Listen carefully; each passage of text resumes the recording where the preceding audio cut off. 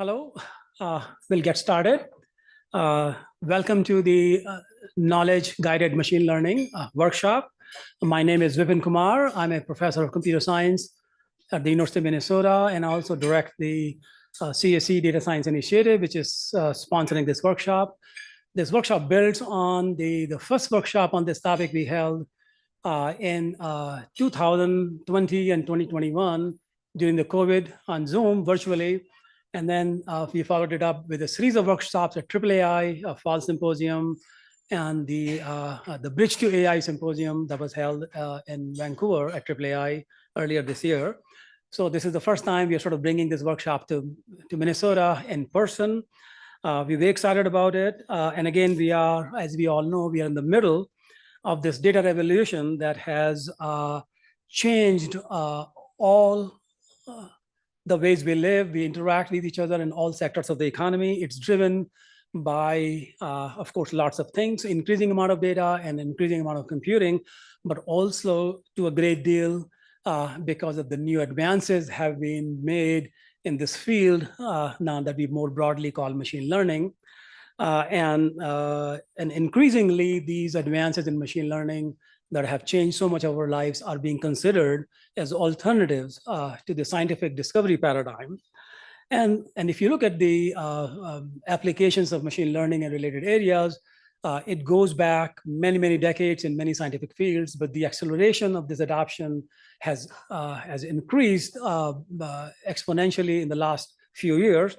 And there have been many, many successes. It's hard to find a single discipline of science which is not using machine learning, but there also have been many failures, which make it hard to trust these algorithms, to see them working in scenarios that are not seen before. And as a result, people are hesitant to use them in applications that are life critical or critical for the health of the environment and so forth. And one of the reasons for these limitations is that these machine learning algorithms, even though they're very advanced and they have come quite distance, but they ignore, for the most part, the scientific knowledge that has been accumulated by the scientific community over decades and centuries.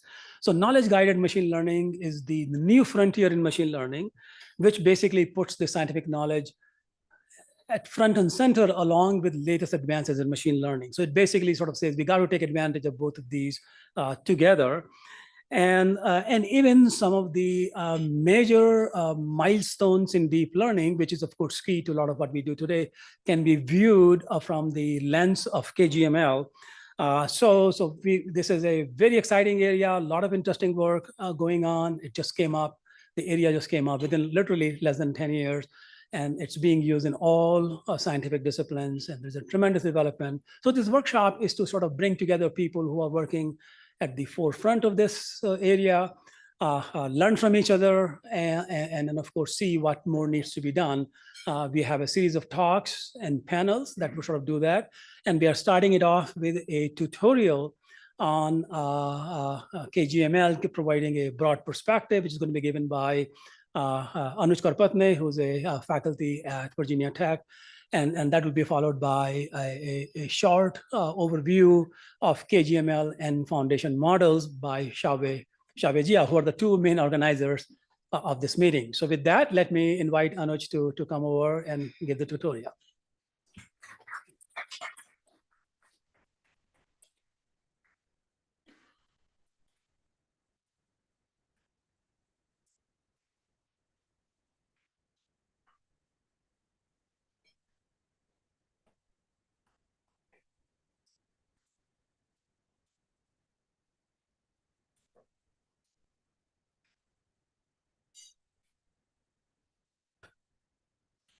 All right. Thank you, Vipin, for the opening remarks. And thank you, everyone, for coming for this tutorial, for this workshop, both in person and those who are joining on Zoom. So the goal of this tutorial is to provide an overview of what is KGML and what's happening in KGML using examples of recent work that has happened in this field, which is evolving very rapidly in the last few years. So certainly this won't cover all of the exciting work happening in KGML, but will provide some illustrative case studies too. And we welcome feedback from the community. So we'll have some time at the end to take questions from the audience. So here is the agenda for today. For this tutorial, we will first talk about what is KGML and why KGML, what is the motivation for integrating that knowledge in machine learning. We'll provide a multidimensional view to structure existing research in KGML. We'll describe some of the research methods, some of the research problems that are being explored in KGML, and finally conclude with summary and future directions. So as Vipin mentioned, we are going through some of the most exciting times for AI research as large-scale foundation models such as ChatGPT continue to revolutionize almost every aspect of our life. They are changing the entire landscape of products and technologies, especially in the commercial arena. They're driven by the needs of the tech industry.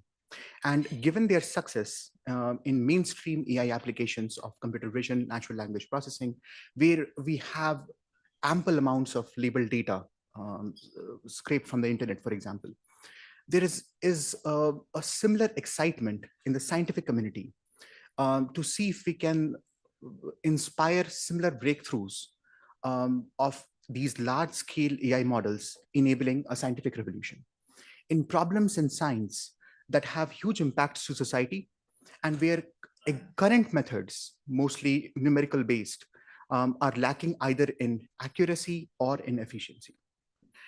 This promise or this opportunity is especially likely or possible today, given that many scientific disciplines are transitioning from being data poor to data rich. Right? We have growing availability of scientific data of different forms in different disciplines. For example, simulations in climate science and fluid dynamics. We have observational data from satellites monitoring the Earth. We have images of organisms in biology. We have high throughput experiments. We have scientific literature as a large form of scientific data. So given this availability of data, it seems possible that we can inspire large-scale AI models to solve problems that really have an impact on science and society. To the extent that some have even referred to the rise of black box AI models, models that are solely reliant on the supervision contained in data as the end of theory. Right? So the question is data the key enabler to scientific revolution? If we provide lots of data and lots of compute, would large-scale AI models replace existing scientific theory-based models that have been the workhorse in many scientific disciplines for advancing our knowledge? This sentiment keeps resurfacing, especially in mainstream media at different points and at several points of time, which is reflected in these snippets of articles. For example, in 2008, there was a Wired magazine article claiming that we have reached the end of theory, right? That we can fully embrace the complexity of large models back in 2008 and do away with the scientific method of starting with theories, performing experiments, analyzing results, and refining our theories. There is, in 2012, in 2022, you can see many other articles having a similar sentiment. And this is many times a reflection of how we exaggerate the fear or even the trust that we put in these AI models.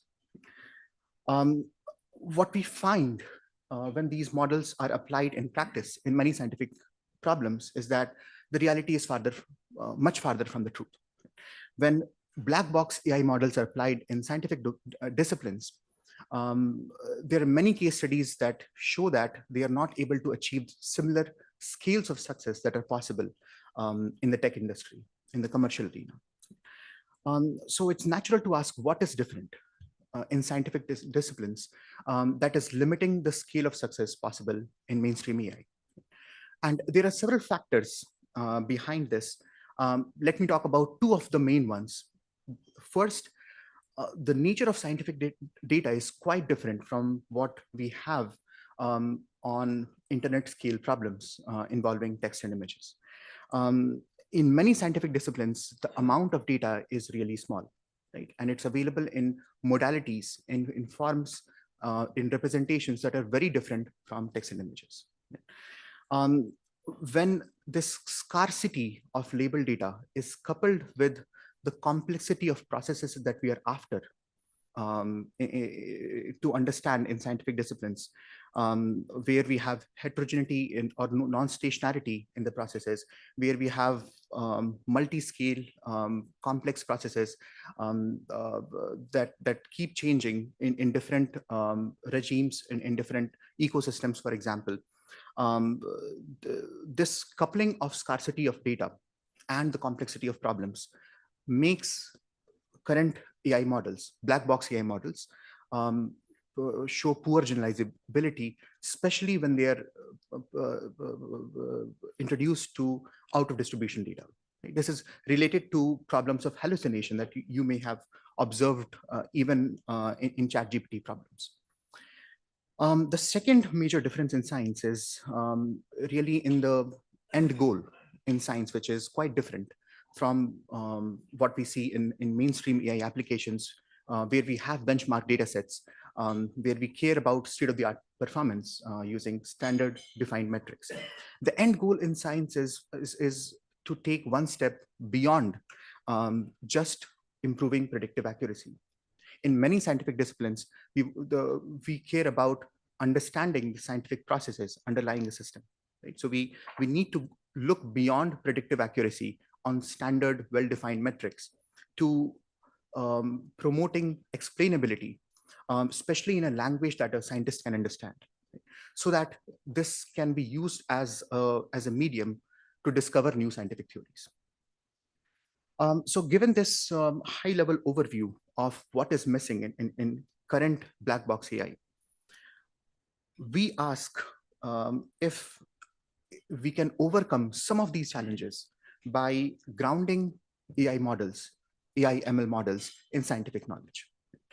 And this leads us to this paradigm of knowledge-guided machine learning, which is reflected in this two-dimensional figure.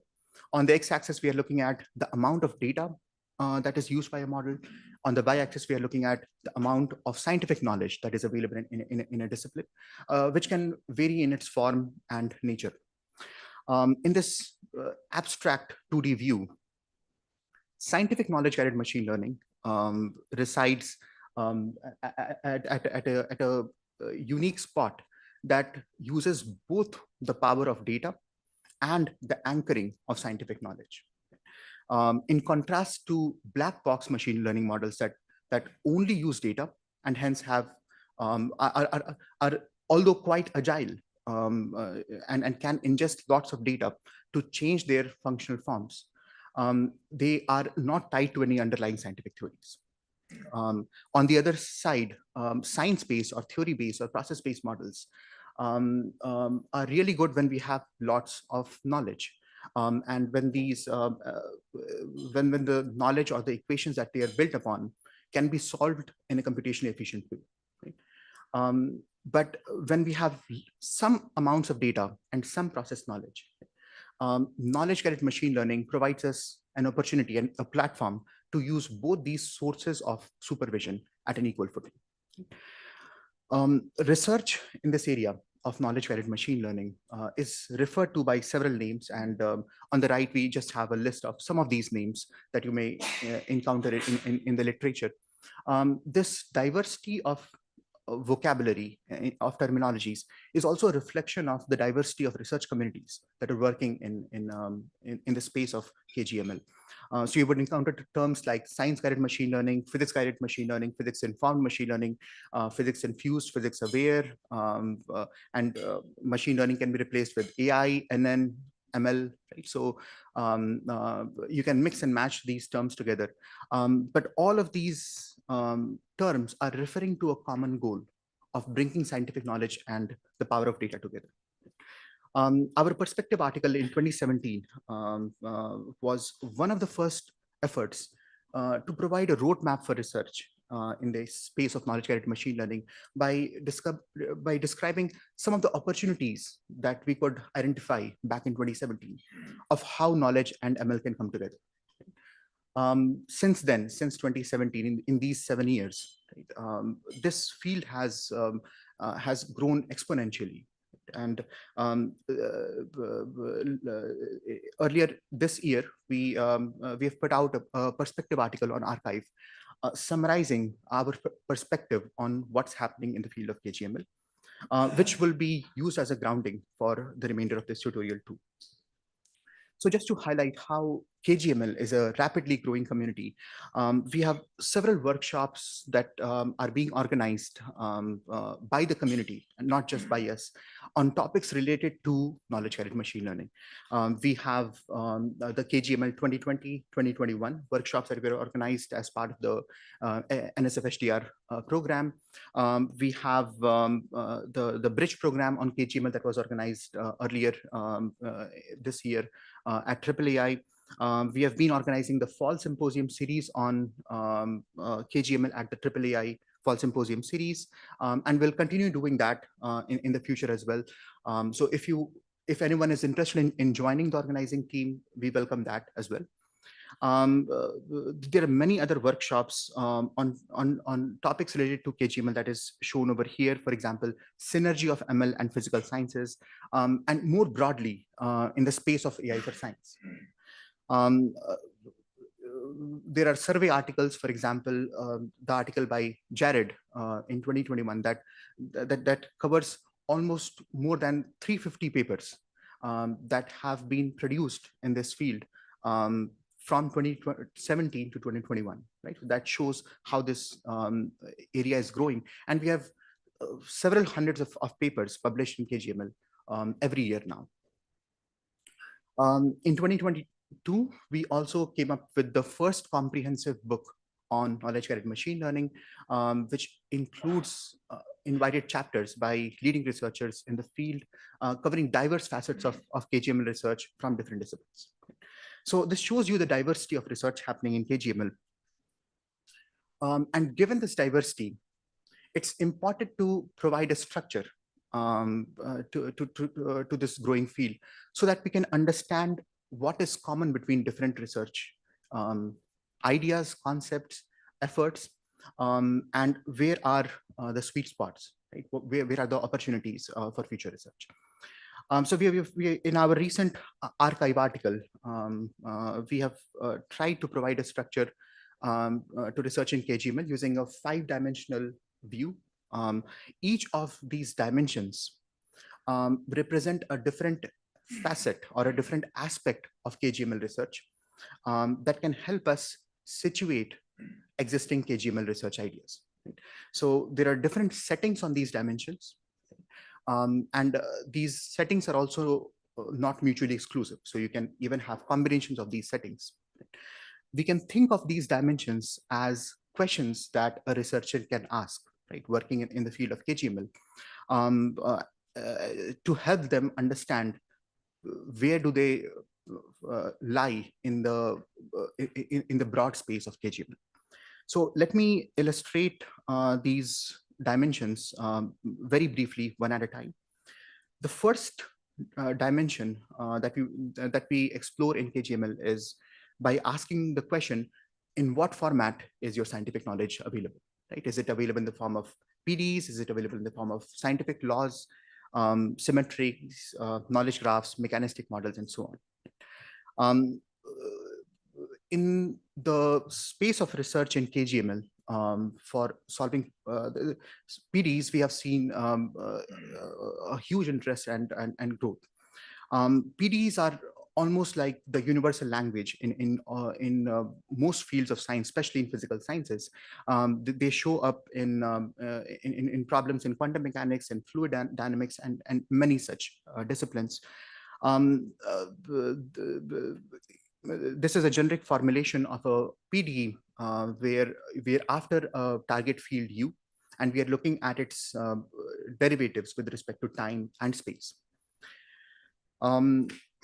While PDEs are universal in almost all fields of science, solving them in complex problems requires computationally expensive numerical methods.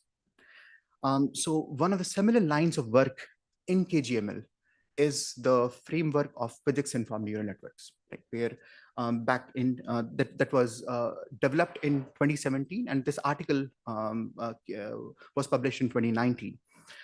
Physics-informed neural networks, or PINs, use neural networks to solve PDEs, right? For any arbitrary location and time, we can predict the target variable U by using the knowledge of the PD.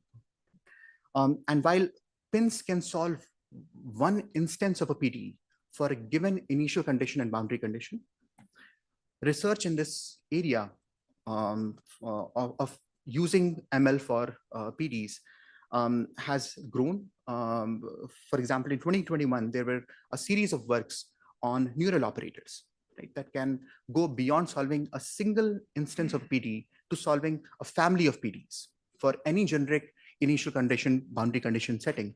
We can now obtain solutions of PDs at arbitrary resolutions. Right? So there's a lot of work that is happening in the space of KGML for PDs. But there are many other forms of scientific knowledge that we have in many disciplines.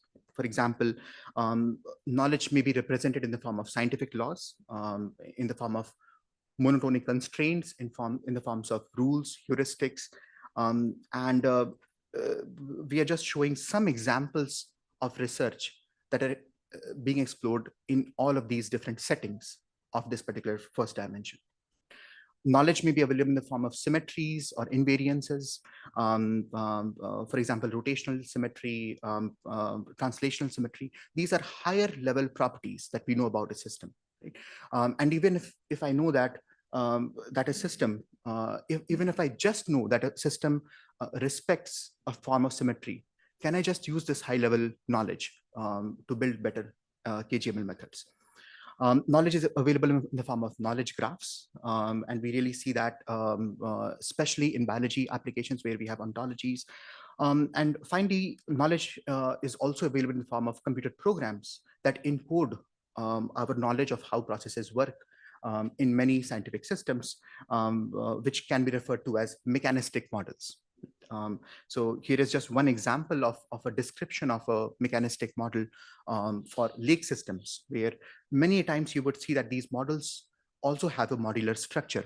Right? You have different modules capturing individual processes of a system that come together in complex ways to govern the underlying dynamics. And these boxes at the bottom are just showing some illustrative research in KGML targeting different formats of scientific knowledge. The second dimension is the type of scientific knowledge. So a researcher can ask whether their knowledge is available in perfect and complete form or whether it's imperfect and partial. So in some scientific problems, we can assume that we have the perfect knowledge of the system. Right? So for example, we may be interested in solving idealized PDs, for example, the Navier-Stokes equation. Given this equation, right, we can completely describe all of the dynamics of the system that we care about. Right? So if we care about the pressure velocity fields, solving the Navier-Stokes equation can give us the complete information of the system that we are after. In this space of research in KGML, the primary objective of using ML is to see if we can improve the computational efficiency. And PINs, DPONets, FNOs, they fall in this particular setting of this dimension. But in many other disciplines, knowledge may be available in imperfect forms in the form of models that have approximations. They may involve parameters that are not fully known, right? They need to be calibrated from data, which may have their challenges too. And in many problems, we may be missing the knowledge of some underlying processes completely, right? Or we may have simplified the model to make these models scalable for practical reasons. In such problems, along with improving the computational efficiency, the additional objective is to see if we can improve the accuracy of mapping the input drivers to the response variables. And some of the works that we have developed fall in this particular category, where we are using imperfect and partial knowledge. The third form or the third dimension of KGML research is the very form in which we integrate knowledge and ML methods. This is a continuum where we have process-centric formulations on one side and ML-centric formulations on other side. When we're looking at process-centric formulations in KGML, the role of an ML model here is limited to fixing terms or learning parameters embedded inside a process-based model. So in this particular setting, the mapping from the input drivers to the target response variables is primarily driven by a process-based model, and the ML model is embedded within it to fix its deficiencies. The other side of the spectrum is where we can take an ML-centric formulation in KGML, right? Where the mapping from inputs to outputs is driven by an ML model, and scientific knowledge is used as a guide in varying forms to make sure that our learning is physically or scientifically consistent.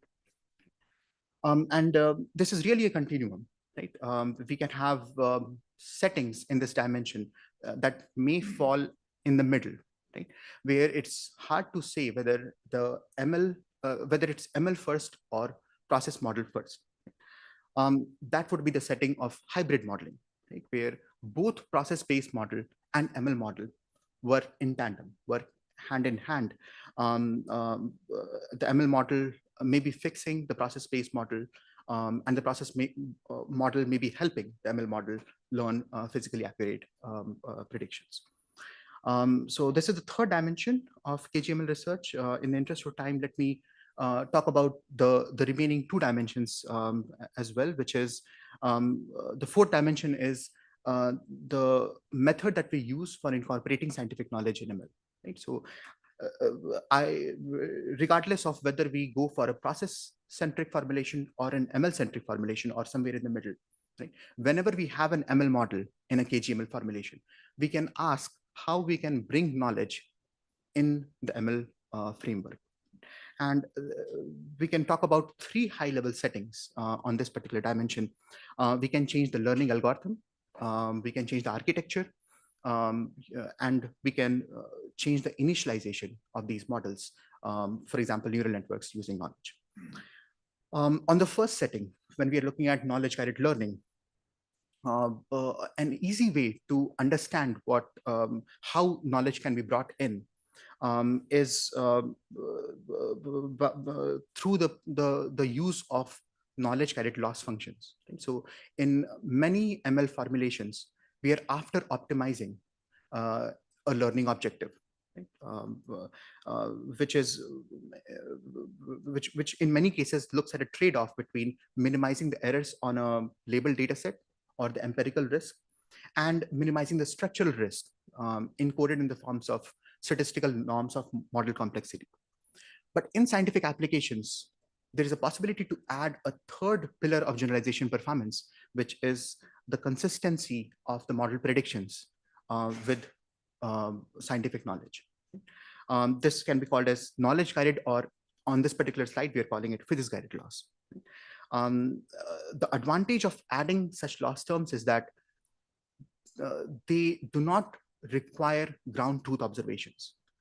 To check for consistency of model predictions with scientific knowledge, we don't need ground truth. So they can be applied even when we have unlabeled data, which in many scientific disciplines we have ample availability of. Knowledge-guided learning formulations have been explored for various settings, for the imperfect, incomplete setting, in the context of modeling lakes, and even in the context of perfect and complete settings through the work of PINs that are also looking at adding loss functions for solving PDs. But there are many other ways of bringing in scientific knowledge, for example, by changing the architecture of neural networks. You can encode invariants and symmetries directly in the neural network architecture. Popular example of a mainstream AI model that does that is convolutional neural networks that encodes our information about translational invariance, right? So if you have an object that you're after in an image, for example, a cat, regardless of where the cat is present in the image, right? A classifier, a convolutional neural network based classifier can detect the presence of the cat. But can we go beyond translational invariance to other forms of invariance that we see in chemistry and many other disciplines? So this is just some examples of research exploring this flavor of KGML. You can bring in knowledge in the architecture through many other ways. For example, in lake modeling, we have explored a variant of the LSTM architecture where the connections between the nodes in the LSTM formulation respect density depth constraints that are available in lake modeling.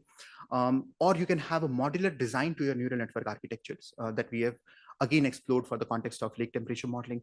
Or you can ensure that the hidden intermediate layers of a neural network express physically meaningful quantities. So this is something that we have explored in the context of fluid dynamics. The third setting or the third approach for integrating knowledge in ML is knowledge-guided pre-training, right? For example, we can use process-based model simulations to initialize a neural network, right?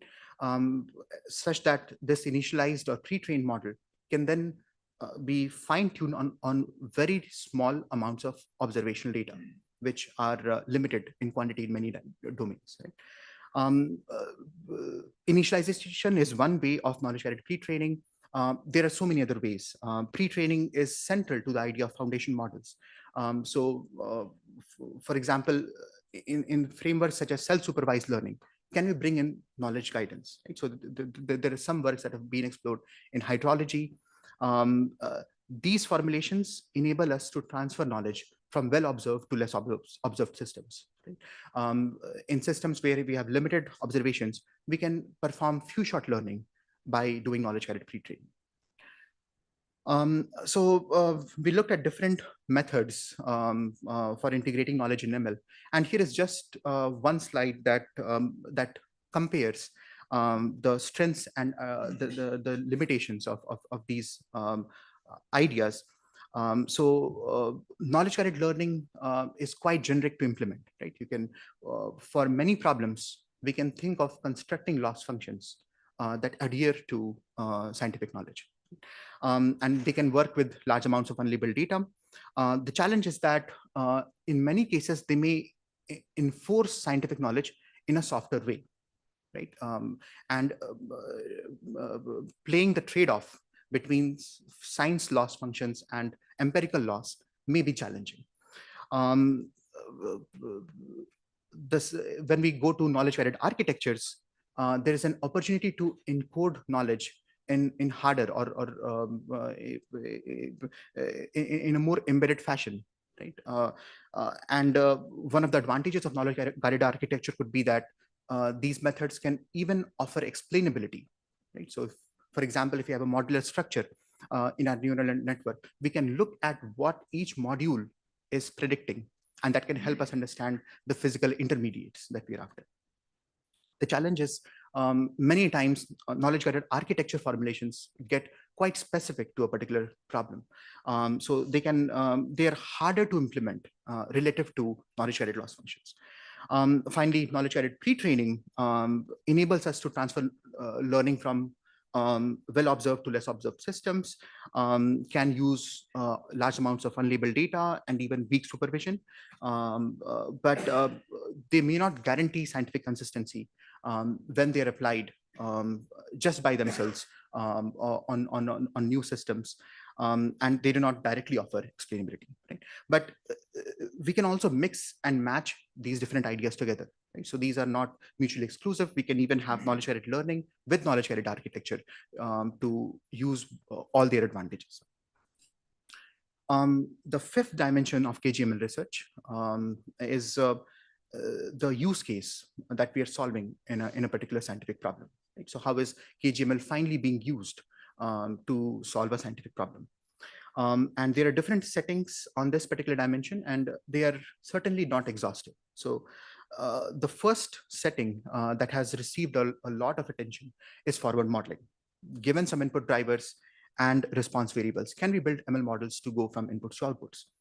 And there are two different flavors of this particular setting. We can either have these models looking at the goal of improving the predictive accuracy, where we have some ground truth observations of the response variables, or we can look at the use case of surrogate modeling, where we may not have ground truth observations. We may just have simulations, simulation outputs coming from a process-based model. And the goal could be to improve the computational efficiency of these surrogate ML models. Quite the opposite use case of forward modeling is inverse modeling, where we are given data of input drivers and response variables, and we are also given a forward model, process-based forward model that involves parameters. The goal of inverse modeling is to estimate the parameters that, when fed into the process-based model, produces realizations of the outputs that match the observations. And there are many other scientific use cases of KGML2. For example, you can do reduced order modeling, which is almost like dimensionality reduction for process-based models. We can look at generative modeling problems where we are after producing distributions of variables of interest. We can look at equation discovery. So going from data of inputs and outputs, can we discover the underlying laws like the Navier-Stokes equation directly from data, and downscaling applications. And there are many other settings too. Just a note that this is not exhaustive. So this summarizes the 5 different dimensions that we just discussed of research in KGML. Here is just one table that contextualizes some examples of prior research in the space of KGML using this 5-dimensional view, right? And we invite the speakers for today, and more generally for people in the audience, to think of how these 5 dimensions can help them situate their KGML research. So these are certainly not exhaustive. These are just 5 or 7 examples. For each of these examples of prior research, we can see what variety of forms of knowledge that they have explored, ranging from PDEs to scientific laws to symmetries, the type of knowledge ranging from perfect and complete to imperfect and partial. There are ML-centric formulations. There are some that are exploring process-centric formulations, different KGML methods for different use cases, and additional comments about them. Right? So we can keep adding to this list to understand where the gaps lie in current state of KGML research. So with that, I'll conclude. So we, just to summarize, we talked about this 5-dimensional view of KGML research, and we welcome feedback from the community on the structure. There are many future research directions. Some of these are listed over here. We want to explore how we can improve explainability, generalizability, how can we bring causality in KGML formulations, how can we do uncertainty quantification. So all of these are open problems. And in the light of the rise of foundation models, another interesting problem is how do we build foundation models that are anchored in knowledge using the principles of KGML. So, which is the precursor to Xiaowei's presentation. But I'll stop right here and happy to take any questions.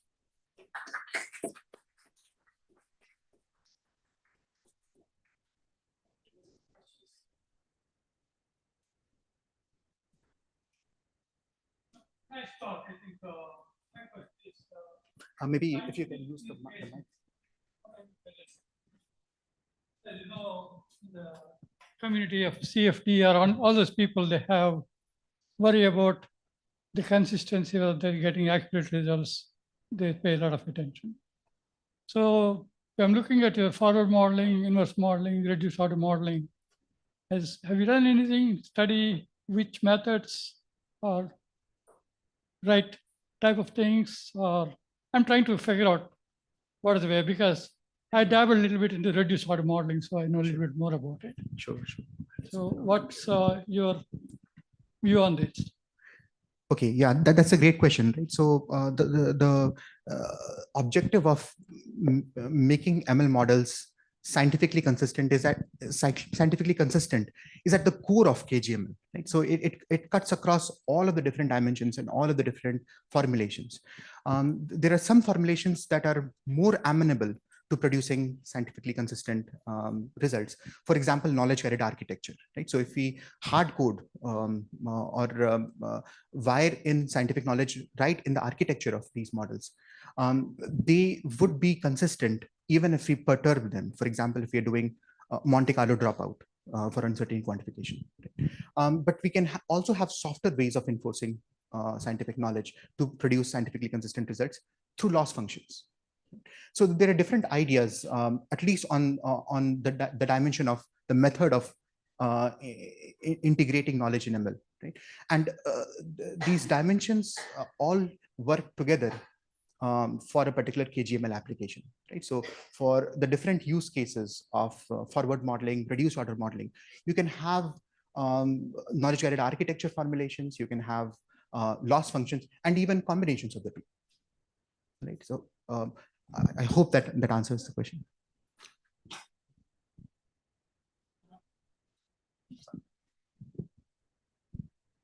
Anuj, thank you so much. That was a wonderful talk. Let me follow up on that question. So you take this philosophy that you add let me take that specific example. Sure. So let's say Raju is interested in incompressible flow, and so you have to make sure that over different subdomains, your flow is incompressible. In other words, the mass is maintained across, or the flux is maintained across boundaries. So your solution to that is to fit that into a loss function term. I think there was a term that you added there. And you could think of conservation of energy, conservation of mass, any of these as constraints. But a scientist would probably tell you that that's a constraint, not a loss term. And that makes your optimization problem impossible. In other words, if you think of that constraint is on the input-output variables, not on the model parameters. So when you're trying to do any kind of a gradient descent or even something smarter than gradient descent, it doesn't, I mean, it's not trivial how to do that if it's a constraint, not a loss term. So I don't know what your thoughts on that. And my second question perhaps is a more naive, simpler question. I think one of the things you started off by saying is that we want generalizability. Yeah. What forces generalizability? I don't see anything that forces generalizability or even introspects as to how generalizable a model is. And I suspect there are two different problems there. So those are my two questions. Okay, yeah, thank you, Anand, for the question, sir. So let me talk about the second question first. So what promotes generalizability and how do we check for it? What forces generalizability? Right? So accuracy that we observe on training data could be one view of generalizability, something that is accurate on training data. We hope optimistically that it may work well on novel unseen testing scenarios, which would be the generalizability that we are after. But that may not always be the case. Right?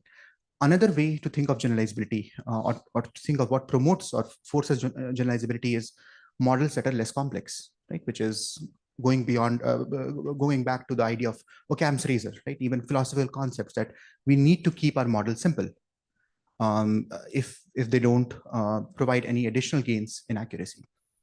So there is a trade-off between accuracy and complexity that is at the heart of machine learning.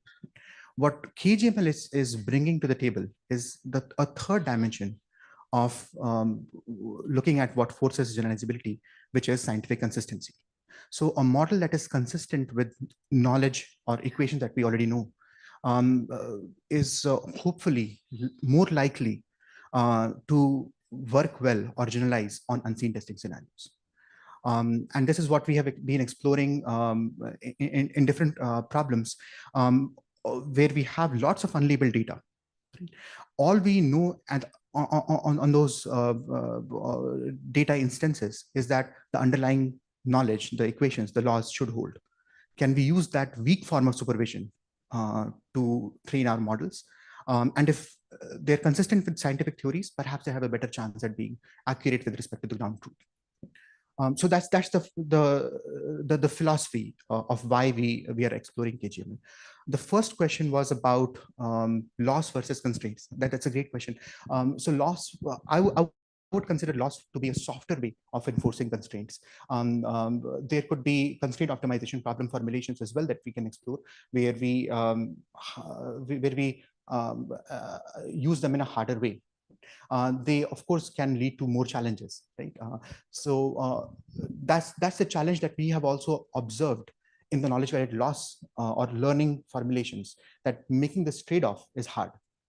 Knowledge guided architecture certainly provide a way forward. So there could be, for example, divergence-free neural network architectures that would look at mass energy conservation in a harder way. But those are certainly future directions. Is there really a benefit? So if you go, okay, I'm sorry. So if I've always wondered about this, and you can educate me. So once you get to that point of enforcing sort of a null divergence basis, you're pretty much in the world of what looks like finite elements, and all you've done is replace the finite element basis with a neural basis. Yeah. What is the win there? And I've never quite understood that. Yeah. So one of the wins could be the ability to use GPUs to make these models scalable beyond what we have in numerical methods. One of the advantages of using AI/ML surrogates is that they can be really fast during inference. So I think it's not that they would have the exact same aspects as a finite element model. They may have advantages of efficiency. There was another question. So just following up on the constraints versus regularizer, it also has implication on learning algorithm, right? If you are just hung up on back propagation, which is a greedy, right, 200-year-old stuff, right? Yeah, it's not going to give you hard constraint satisfaction. It's not even guaranteeing very good solution quality. Yeah. But in your whole discussion, you never bring up this learning algorithm. Should there be another dimension to your classification based on what kind of learning algorithm should be used and so on? Certainly. So that's a great question. So learning algorithms are exploring knowledge guided learning, right? Which we have as one of the settings of a dimension. But the current progress that we see in the field with gradient descent only points us to more research that needs to be done. So we hope that by looking at problems in science, we can identify where gradient descent is lacking, and that can motivate us to develop better algorithms and look at the broader literature on optimization to do this in a better way. Gradient descent has its advantages, which is scalability for large parameter models, which is what we are seeing in the modern day. But certainly we can look at other approaches, and that's, I think, the intent to see what are the future opportunities. Great questions, and thank you, Anuj. I just want to remind everybody that there is a large audience on the internet that's sort of watching this on Zoom webinar, and I just also want to remind the people on the internet that they can ask questions, and I'm monitoring them. And one of the questions that came up is that would the slide be posted? And actually not just the slides, but the entire video of the lectures would be posted after on the web after the meeting is over. So this is this entire discussion, presentations, questions for everybody from until the afternoon, including the panel discussion, would be available for the wider community at large, as we have been doing it for the previous workshop. So to the internet audience, please keep the questions coming, and I'll be happy to take them and bring to the audience. Our next speaker in the morning session is Xiaowei, who will be, yeah, thank you.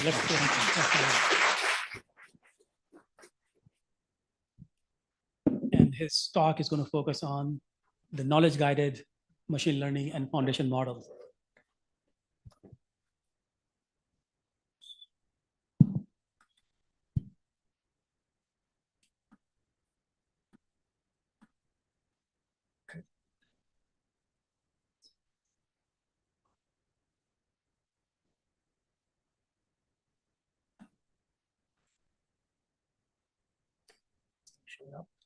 Okay. All right. Good morning, everyone. So I'm going to continue on this tutorial, and I'm going to focus on knowledge-guided foundation models. So we know that foundation models are just transforming almost every walk of our life. And they also actually provide a lot of opportunities for doing scientific modeling. For example, many of these foundation models are able to harness like large and complex data collected from different sources. This is very promising because in many scientific domains, because of this technology advancement, we actually also have more and more data being collected in the scientific domains. So that's why we can make use of these large models to harness this large and complex data. And also many of these foundation models are very flexible in the setting their like input and output structures by proper like prompt tuning. For example, we can incorporate like new observations through this in-context learning. So it's very similar to like data assimilation in many scientific domains. And also we can try to incorporate more information, more constraints in the prompt. And also we can specify different output variables that is desired output of the user of the model, right? And also because these models have been pre-trained using a massive amount of data, so there's, at least for some problems, there's a better chance for these models to be transferred across different scenarios. So despite these promises, there are also many other challenges faced by these foundation models if we simply just directly apply them to different scientific problems. So first thing is there are many challenges actually, especially when we talk about specific applications, but here just at least a few major challenges. The first one is many of these scientific problems right now still require large amount of like human generated or human collected data. Like for example, we have to do field surveys, we have to deploy sensors to collect many data. So right now I would say that the size of data is still much smaller than what is needed to train a foundation model from scratch. Right?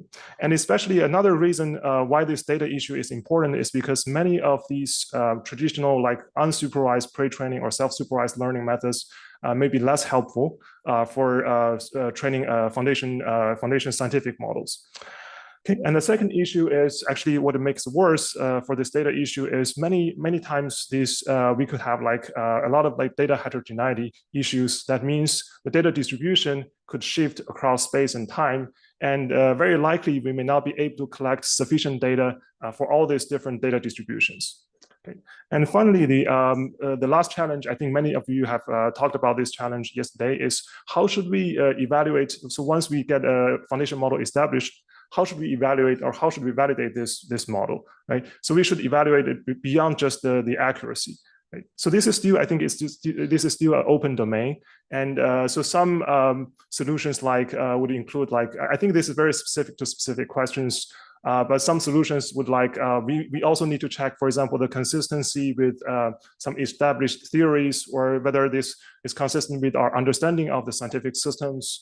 And also sometimes when we just deliver these foundation models to the users, to stakeholders, can we give more interpretation? Like, for example, can we simulate some intermediate processes to give more information to the stakeholders so they can do some diagnosis of the model and so on. Okay. So to address these issues, so one promising direction is we can incorporate more of the scientific knowledge in building these foundation models.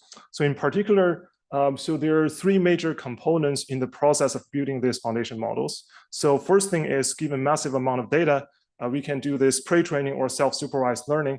So this would be the first step. And also the second thing is, how should we design the architecture of these foundation models? And once this model has been built, so when we are given a downstream task, we can either do fine-tuning of this model, or we can do some prompt engineering of this model to adapt this model to different downstream tasks, right? So actually for each of these components, there are lots of opportunities to inject or to incorporate knowledge into each of these components. So I think today I will mostly focus on the first two parts. So the first part is about the knowledge-guided self-supervised learning. So again, just self-supervised learning is trying to extract a latent embedding space from the original input space.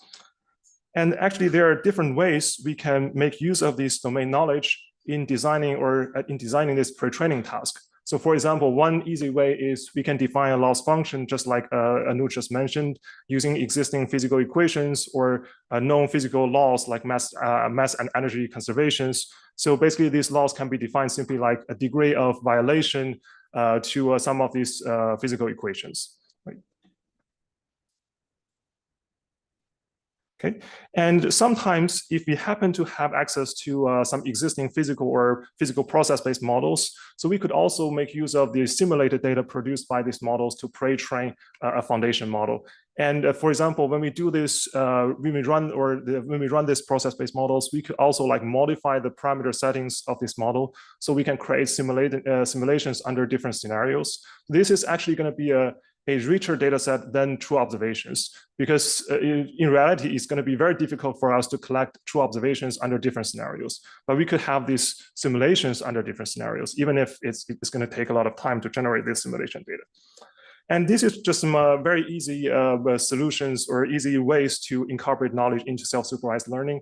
There are also many other ways. For example, we can modify existing self-supervised learning methods like contrastive learning by incorporating more knowledge, like for example, how to design, how to sample the triplets, how to design the distance measures, and so on.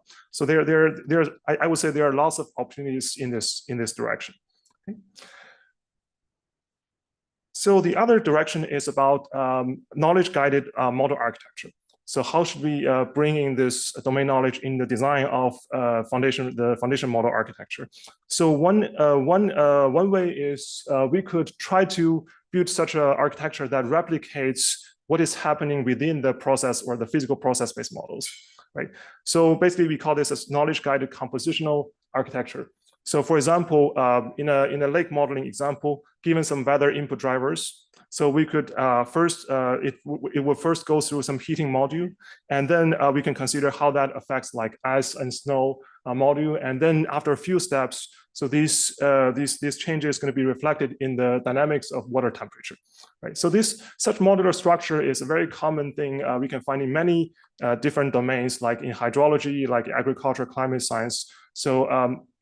So here we don't need to know exactly the equations, but we just need to know the dependencies between these different relationships, different modules, and so on. Right. So clearly by doing this, so it gives us several advantages. One thing is we can very naturally enforce these foundation models to memorize these dependencies between these physical processes, these equations, or this relationship. So one thing is one difference between this and physical laws is actually this relationship can still be preserved in the testing phase as well, because it's encoded in the architecture, right? And another promise is that it is able to give us more like the simulation of intermediate processes. So we can not only provide the final output, but a lot of intermediate outputs as well. And finally, because we use machine learning in the design of many of these intermediate processes, so actually remember that there could be some imperfection, like traditional physical equations could use some approximations, so they may not be perfect. But machine learning, because we allow these modules to be further fine-tuned using data, so there's a chance that we can fix this bias, fix this gap by using machine learning in this process. All right. So next, I'm going to quickly show you a case study of one of the ongoing work from our lab, which is about using these knowledge-guided foundation models for modeling agricultural systems. So this is a collaborative work with Li Cheng and Dr. Zhenong Jin, who will give a talk later today. So just to give you some background, so agricultural ecosystem would involve a lot of like complex physical processes, and these processes evolve and interact with each other in a very complex manner. And these processes jointly form kind of like different modules like carbon cycle, water cycle, energy cycle, and nitrogen, and so on. Okay. So right now there have been multiple physical process-based models that have been developed in this domain, but many of these models, let's say different groups of people may develop different models, and each of these models may be developed under a specific context, right? So that simply means so each of these models may be more suitable for certain situations. And as a user or a stakeholder, they may not know like which model is more suitable for their purpose. Right. So the idea or the objective here of why we want to build this foundation model, the first thing is for users, for stakeholders, we want to automatically find the most relevant models for their use, for their purpose. And also we want to model like multiple related physical variables like carbon emission, nitrogen emission, crop yield, crop height, and all these variables by using these foundation models. So this model generally follows such an encoder-decoder architecture. So within the encoder part, basically it contains multiple modules following this compositional architecture. So we have carbon cycle, water cycle, nitrogen, energy, and so on. Okay, and each of these modules would include multiple, the surrogates of multiple process-based models. And this encoder, each of these modules would produce a set of intermediate variables, like the carbon module would produce like R equal NE and some intermediate variables. Water module would produce like soil water and so on. Okay, so once this information has been produced, so the decoder part, which is essentially a language model, would combine this information, model their interactions, and finally convert them into the final output of a set of desired outputs of for the agricultural system. So we're going to train this model in the pre-training phase. We're going to train this model using the simulated data that are created under different scenarios and by using different process-based models. And when we are given a downstream task, let's say we have 2 observations for specific regions. So we're going to do a process called the model selection, so which uses some set of a limited number of like input and output pairs, and to assign weights for different process-based models. And this is actually a very fine-grained weight assignment. For example, for the carbon model, maybe the model think the first process-based model is more relevant. And for the water cycle, maybe the second process-based model is more relevant. So we can do this assignment with respect to each of these module. And after that, if we have enough observations, we can also fine-tune this model a little bit. So this is actually a quite flexible foundation model because it can accept different types of observations. For example, for some regions, we may only have observations of CO2. Right? And maybe for other regions, we only have observations of N2O and maybe just a subset of these output variables. And this model can still handle that. Okay. So we do some preliminary test of this model. And here we just consider 2 process-based model, EcoSys and DayCent. And we find this foundation model actually give us better or at least similar performance for predicting like N2O, GPP, and actually CO2 as well. And the user actually doesn't need to worry about which process-based models to choose. So it's all handled within this foundation model. Okay. So there are actually lots of opportunities in this domain, in this direction I haven't covered today. But here I just want to quickly summarize from my understanding what is needed next in this domain. So right now, I think foundation models have shown a lot of promise in scientific domains, but still we need foundation models that can really give us some groundbreaking changes or findings in solving scientific problems. And also we really care about the foundation models that can simultaneously handle or model multiple related processes or variables. For example, if we want to build a lake model or like aquatic foundation model, can we simultaneously predict multiple, let's say, water quality variables or quantity variables at the same time? And also whether these foundation models can really respect like established theories or scientific relationship. And finally, we also care about the computational efficiency because right now the inference time for like some embedding time for the foundation models could still take a lot of time. And this is important, especially if we want to simulate at a very high spatial resolution over long periods, over large regions. So this is still a major issue. And also energy cost of this model is another concern. Okay, so that's pretty much I want to cover today, and thank you. Thank you. Thank you, Shadi. Questions? Any? Yes, Anna.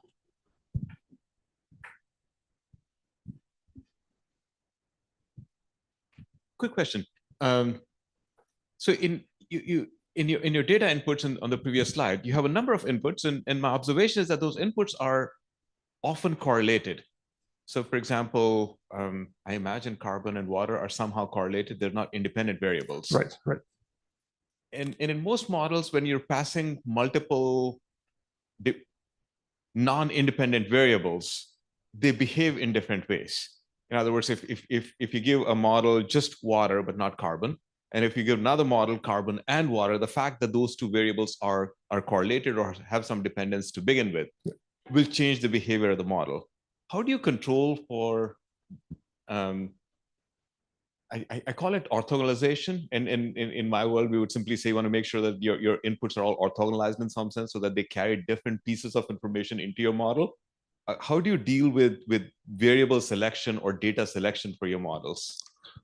Yeah, I think that's a very good question. Right now, I think we just do some preliminary things. So we didn't do this this processing steps for the data. So what we did is we trust these models. We believe, even though, because many variables, they are kind of correlated with each other. Sometimes we use one set of features to predict the other ones when they are missing, right? So actually, right now, we just believe the model can handle such kind of some sort of correlations between the features, and we just directly feed them into the model. And also, we have the decoder part actually is trying to explicitly model the interactions between different modules, like say, like some of actually in the final output, some of these let's say some of the carbon related variables is going to be produced again because we believe that previously when we just consider the output of each of the encoder module, maybe we don't have sufficient capacity to consider the interactions with other modules, and the decoder part would consider that and produce the final outputs.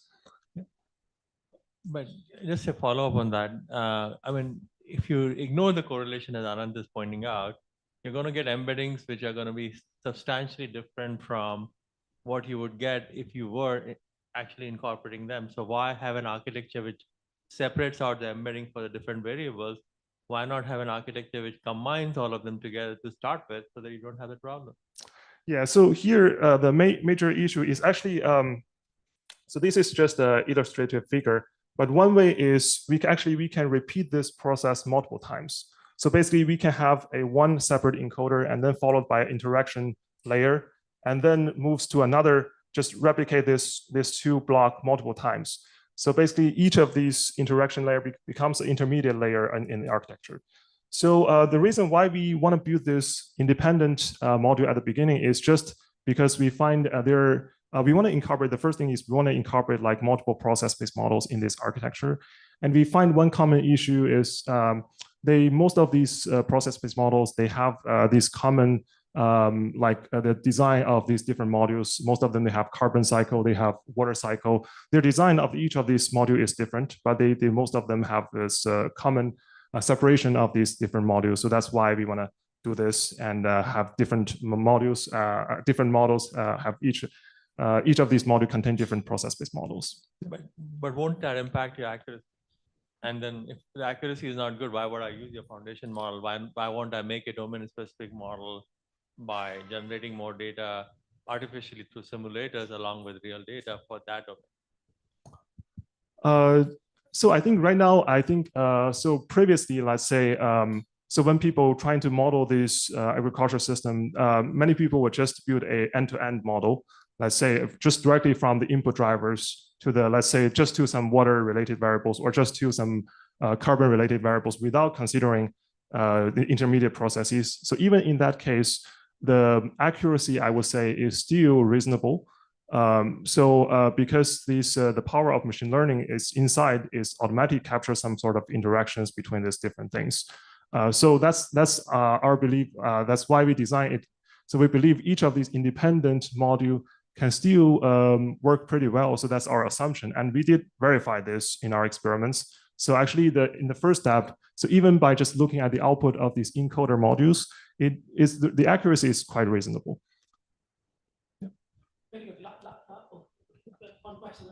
Yeah, thanks for the great talk. One thing I was wondering is when we talk about foundation models for standard modalities like text and vision, there is this another characteristic of scaling laws where as a function of parameters and data, we see these emergent behaviors in terms of discontinuous jumps in accuracies. Have you started seeing them something for like foundation model for sciences, like scaling laws? Yeah, actually, we haven't considered that, but I think that's a very good point because right now what we are trying to do is we try to maintain the size of the model to be as small as possible because of the size of the observation data we have. So right now the reason why we want to incorporate knowledge into the model is basically we're trying to reduce the parameter size, right? So we hope like by just this I mean, the knowledge can be, part of the knowledge can be automatically learned from data, and the part of knowledge can be brought in by our understanding to the system. Okay, so I kind of want to go back to the earlier discussion about separating sort of these different modules. And I mean, part of the challenge we have is we're in a complex system and all of these processes are not independent. They're fully coupled. In fact, there's a whole lot of work in sort of the domain science space of trying to couple these processes so you can capture the interactions between carbon, water, and nitrogen, right? So when you start to do this, you're losing that coupling between the different processes and sort of going back to that, why don't you just combine all of them? And maybe the model can learn some of these relationships between the different models that perhaps independent modules can't represent. Right. So that's actually something that's why the reason why we use the decoder here. Actually, like I mentioned, so this encoder and decoder process can be repeated multiple times. And this decoder layer basically serves as a way to combine these different modules. And right now we are trying to enrich these outputs from each of these modules from the encoder. So we're trying to extract all the necessary, all the important information from the water, like a carbon. And then we have the decoder layer trying to combine this information, model their interactions. And then we can feed them into another layers of another series of encoder and decoder, and we can repeat it multiple times.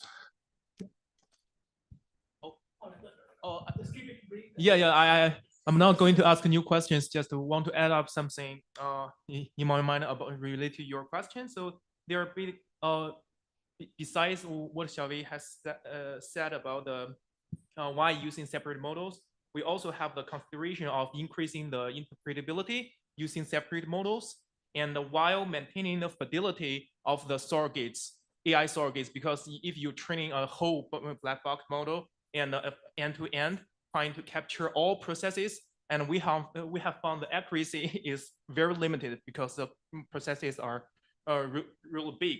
As you can see, that's why we group those variables together within carbon, water, and nitrogen to make sure they are highly correlated with each other and boost each other without hating each other's performance.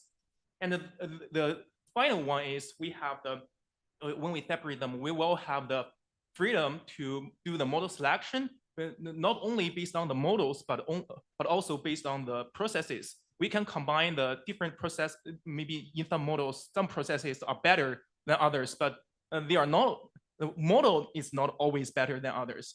So that's why we have done this kind of separation.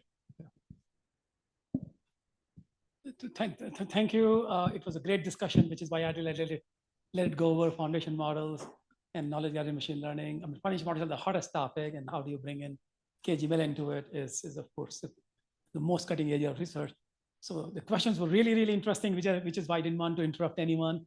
We're a little bit, we are 15 minutes behind, but we'll take it out of, we have Slack, we have breaks, we have lunch, we can make it a little shorter. So no panic, everybody would just be in the schedule. Let's thank Xiaowei and Anuj for the great presentation. And our next session chair for the next 4 talks is Professor John Niebuhr, one of my colleagues. And actually, you will see many of these questions that you're asking being answered in some of the talks that follow. Hi, I'm John Niebuhr. I'm in the Department of Bioproducts and Biosystems Engineering here at the University of Minnesota. And I'm a domain scientist in the area of hydrology and water resources. And I'm very pleased. I feel very comfortable here because there's so many domain scientists that are in related areas. We've got agri-ecologists, we got aquatic ecologists, we got a number of hydrologists and so forth, geologists and so forth. And so it gives me pleasure to be able to sit here with them, as we interact with the computer scientists. And I'm not going to take much time here. I just want to talk. We got a series of 4 presentations that are related to water resources, hydrology, water quality, and so forth. And one of the goals of I think that from my perspective is to have models that have explainability. I'm interested in the processes that actually generate the output, not just having a model that gives the output that is correct, that gives the correct answer, but we want to have models that give the correct answer for the right reasons. And this is a phrase from James Kirchner from Switzerland. So I didn't make that up myself, but we want to have models that do the right thing for the right reasons and gives the right answers, not just black box models that give the right answer, because then you can't really trust them.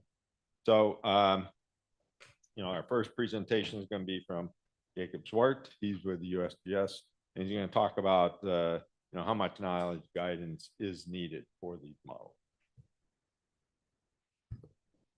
Thanks, John.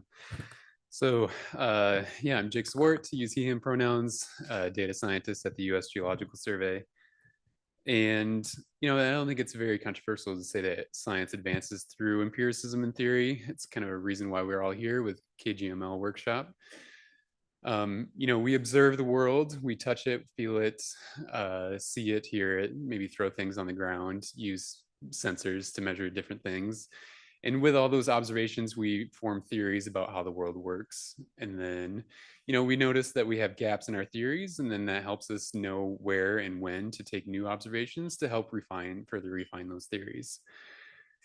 And then in the age of big data and machine learning, we can actually allow algorithms to discover patterns about how the world works themselves. But Anuj pointed out great in his talk this morning that, despite having these very powerful tools, we still need empiricism and theory, and is the reason why we're here today about integrating science and knowledge into these machine learning models.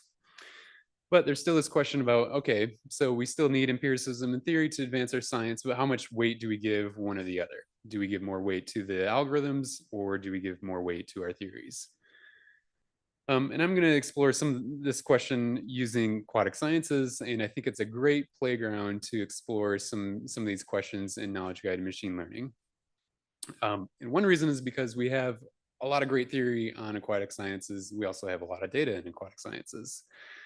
One thing that we're interested in learning or in predicting in aquatic sciences is water temperature. Water temperature governs a lot of biogeochemical processes. It impacts harmful algal blooms.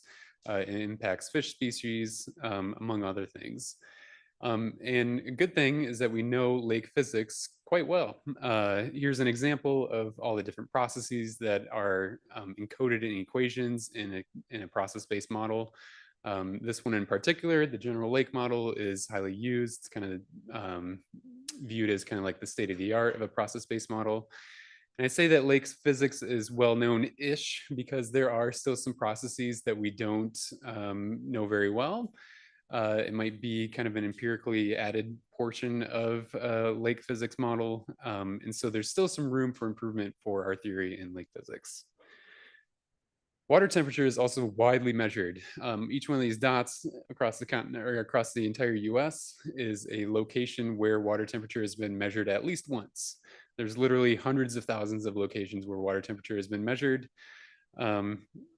But, most locations just have like one observation. And so this graph here, where the years of data on the x-axis and the amount of sites with this amount of data is on the y-axis, you can see that most sites, actually hundreds of thousands of sites, just have one point in time where they've had water temperature data, where there's this long tail of, maybe there's a few sites with 50 years of data, some that have even more than that, but it's very rare to have sites with lots and lots of data.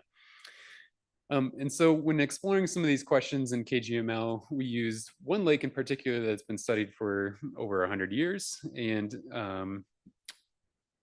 asked some of the questions around, okay, how much knowledge or how much weight do we give to our theory versus the data or empirical models? And so for when we're predicting lake temperature, we're comparing 3 different types of models that kind of represent these 2 camps. So one camp being, I guess, like the empirical only camp. So we're applying a deep learning model to make predictions of lake temperature.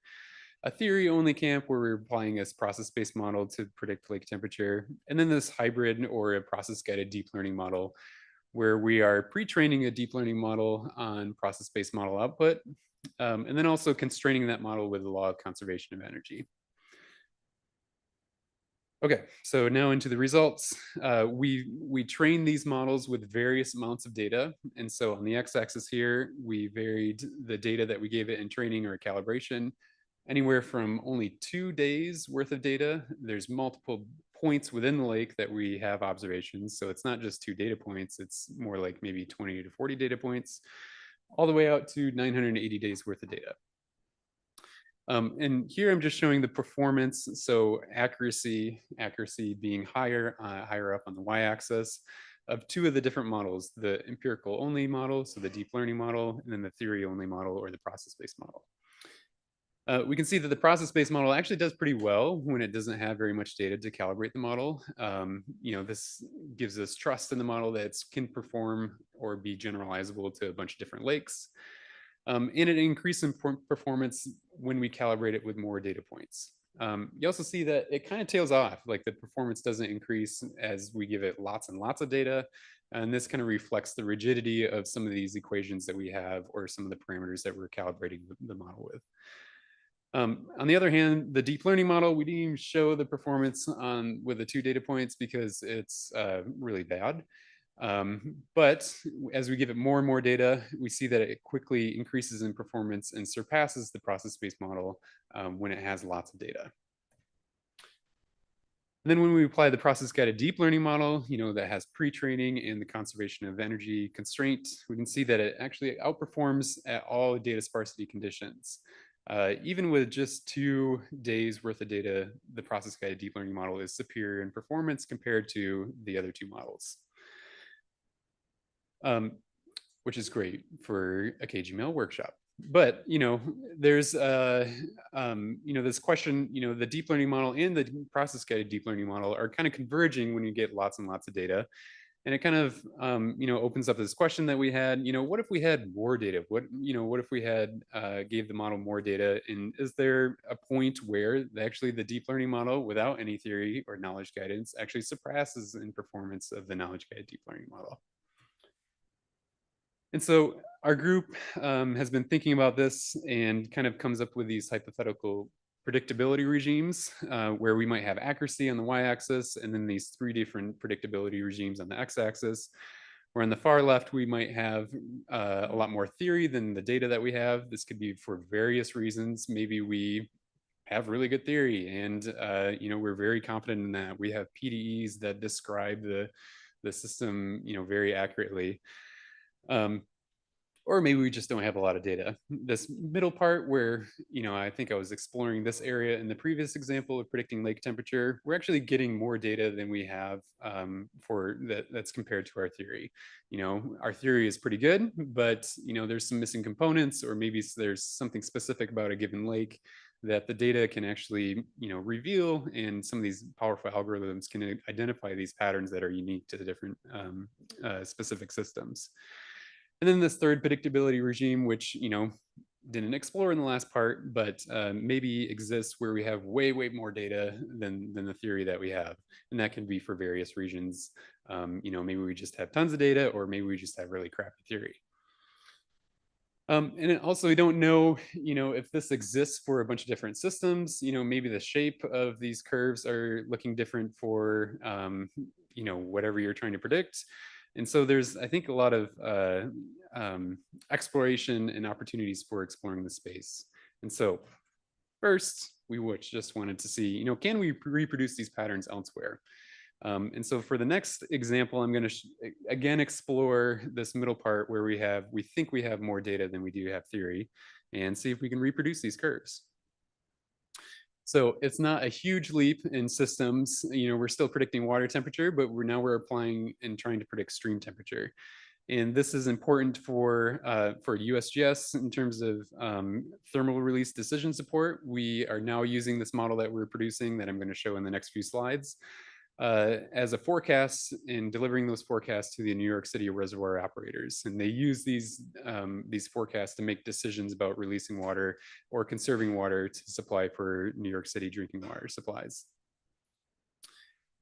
And we're applying this in the Delaware River Basin. The Delaware River Basin, again, has lots of observations. Each one of these yellow points on the graph are different locations that have been observed or have water temperature observations. And the number of observations has grown through time. We have observations, I think the earliest one is in the late 1800s. This graph is only showing from the 1960s, but drastically the number of observations have increased in recent years.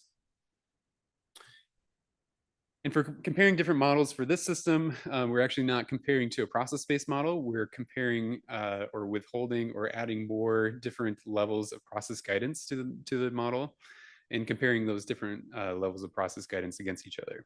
So the first level of process guidance that we're adding is temporal awareness. This may not seem like much of a knowledge guidance, but in environmental sciences and especially stream temperature, what happened yesterday impacts what's happening today, or what your prediction is for today. And so we're using an LSTM to, in comparing that to an artificial neural network without any temporal awareness to see, how much more accurate can we make our model when we're giving it some temporal awareness. And the graph on the right shows that, yeah, we do improve our accuracy in predictions slightly, not a ton, but it is slightly improved with adding in temporal awareness. And then we're also adding in spatial awareness, because stream networks also are making a prediction at a given place in a stream is impacted by things that are happening upstream. So we're telling the model how close stream segment A is to B, how close stream segment C is to D and is to E. And it learns about how these different stream segments are related to each other. And when we add in the spatial awareness on top of the temporal awareness, we improve our accuracy even more. And finally, we're doing something similar that we did in the lake temperature prediction. We're pre-training on a process-based model output. And so we're showing it many, many thousands of examples of how we think the weather information should be translated into water information. And so it kind of learns the physics of the system. And when we add that on top of the temporal and spatial awareness, we get improved accuracy. And so similar to the lake example, we also varied the amount of training data that we gave these different models, anywhere from 0.1% of the amount of data available all the way up to 100% of the data available. And we can show that as we add more process guidance onto this deep learning model, we improve the accuracy, especially in the data sparse conditions. We also see that vanishing return as we give more and more data available to all these different models. And it looks fairly similar to our lake temperature predictions. So I would say pretty confidently that, yeah, we can produce some of these curves, at least in these two different systems. But we still haven't, the process guided deep learning or knowledge guided machine learning model is still outperforming across all data sparsity conditions. We haven't explored this space where we have more data than we have theory. And so now I'm going to show an example from a different part of the aquatic sciences. It's more about streamflow prediction. It probably rivals, streamflow data probably rivals the amount of temperature data that we have. In terms of abundance. And so it's also a good test case of where, we might have way more data than we have theory. And this graph is not from our group, it's from Freddie Kratzerts and others. And they're trying to predict streamflow and specifically looking at the error in their error in their peak flow predictions. So when they're predicting floods. And the x-axis is the return period of different floods, anywhere from very frequent flooding events, so one that would happen every 1 to 5 years, all the way to very rare events, so something that would happen every 100 years. And so the axes are swapped compared to what the previous figures that I was showing. So there's more data in the more frequent floods on the left side of this x-axis and less data on the far right. And then the more accurate is on the bottom rather than the top. So these axes are switched, but it's kind of the same concept. And they were comparing an LSTM to a knowledge guided LSTM, which was conserving mass. And so they have this mass conserving LSTM, and then comparing those to two different process-based models. And you can see that when they have lots of data, their LSTM is actually outperforming all the different models, even the process-guided deep learning model or their mass-conserving LSTM. So it might be a evidence of, this is approaching, where we have lots and lots of data, and maybe the LSTM is just going to outperform any knowledge-guided deep learning models. Then we can look at the other end of the spectrum where they're trying to predict these very rare events or these 100-year flooding events. And you can see that the mass conserving LSTM and the LSTM are more comparable in their performance. And actually the process-based models are actually doing quite well and maybe outperforming some of the deep learning models. And so that kind of adds a little bit more evidence for, what we were seeing in the lake temperature and stream temperature and some of these data sparse conditions, some of these process-guided or process-based models or models that are rooted more in theory tend to outperform some of the purely data-driven approaches. And hopefully this is a softball up to the next set of talks. But one advantage of having this process guidance is the explainability. And what they're showing with this mass conserving LSTM is that you can actually have pretty good predictions of explainable states that you didn't even measure. And so this the blue line is a observation of the snow water equivalent at a given location that they were predicting for this mass conserving LSTM. And the yellow line is a sum of different cell states within that mass conserving LSTM, and see that they can mirror each other quite closely. And this is surprising because they didn't show the model any information about snow water equivalent. The model kind of figured out how to represent snow water equivalent within its cell states. And this has great opportunity for data assimilation or making predictions of something that you're not actually trying to make a prediction at by looking at these and investigating these cell states.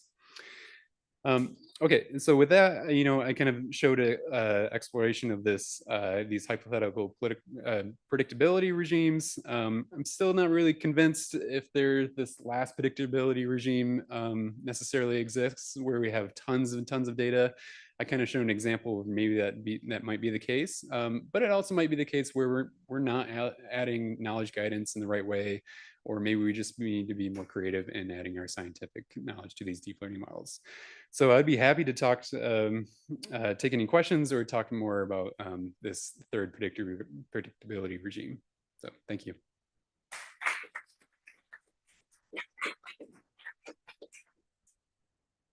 Any questions?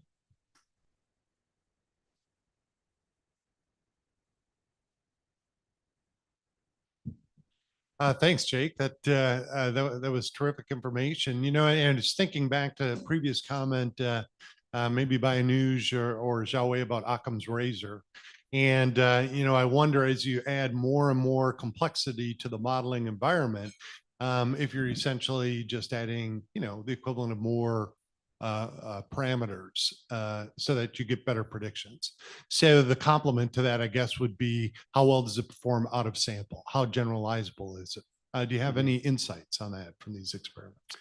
Yeah, well, I guess the structure of the deep learning models stayed the same. So the number of parameters and everything kind of stayed the same across all those different levels of process guidance.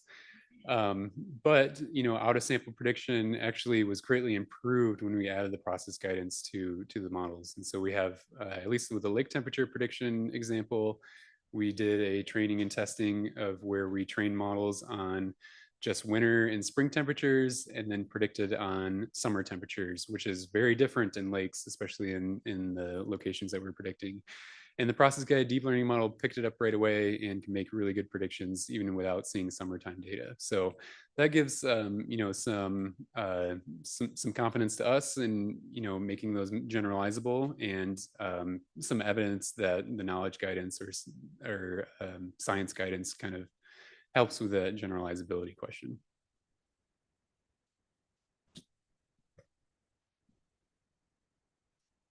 Thanks. So when I was looking at actually this plot exactly, it occurred to me that where you have the intermediate regime where the process guided deep learning outperforms everything in that, right? Yeah. I think earlier in your talk, you described that the model you had inside there, the law was conservation of energy, right? Which is fundamental.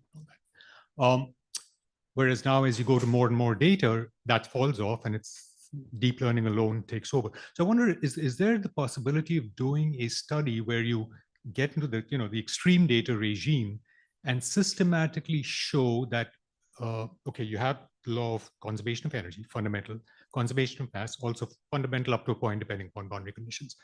But as you go to more and more data, you could have the possibility of adding more and more chemistry, for instance, where initially you have more general sort of chemical balance equations which are satisfied, but then you get more and more specific models, and you can have this kind of ordering of the important, the general, the generality of these models. Is there the possibility of doing that sort of study? Of course, the deep learning would also have to be very good. So maybe foundation models or something like that, right? Which can keep getting better. Sorry, long question. Yeah, that'd be great. We haven't explored that yet. We are applying some of these models to different variables that would benefit from something like that. Dissolved oxygen, salinity, carbon, a lot of these different variables that require an extension of some of those laws. So it's not a very satisfying answer, but yeah, I would agree that that's feasible.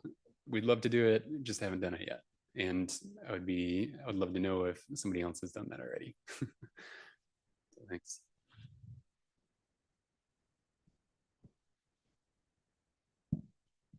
Yeah, thank you so much. This is a wonderful talk. I have the question about this particular slide.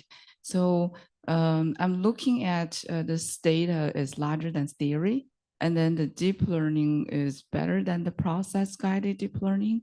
Can you explain why that you think that deep learning will be better than the process-guided deep learning in that process? Because typically that you can think of when you have additional knowledge, it probably will not improve the performance when you have a significant amount of data. And obviously it can also help reduce the noise and supposedly to be more robust in there. So just, I guess, why that you think deep learning will be better?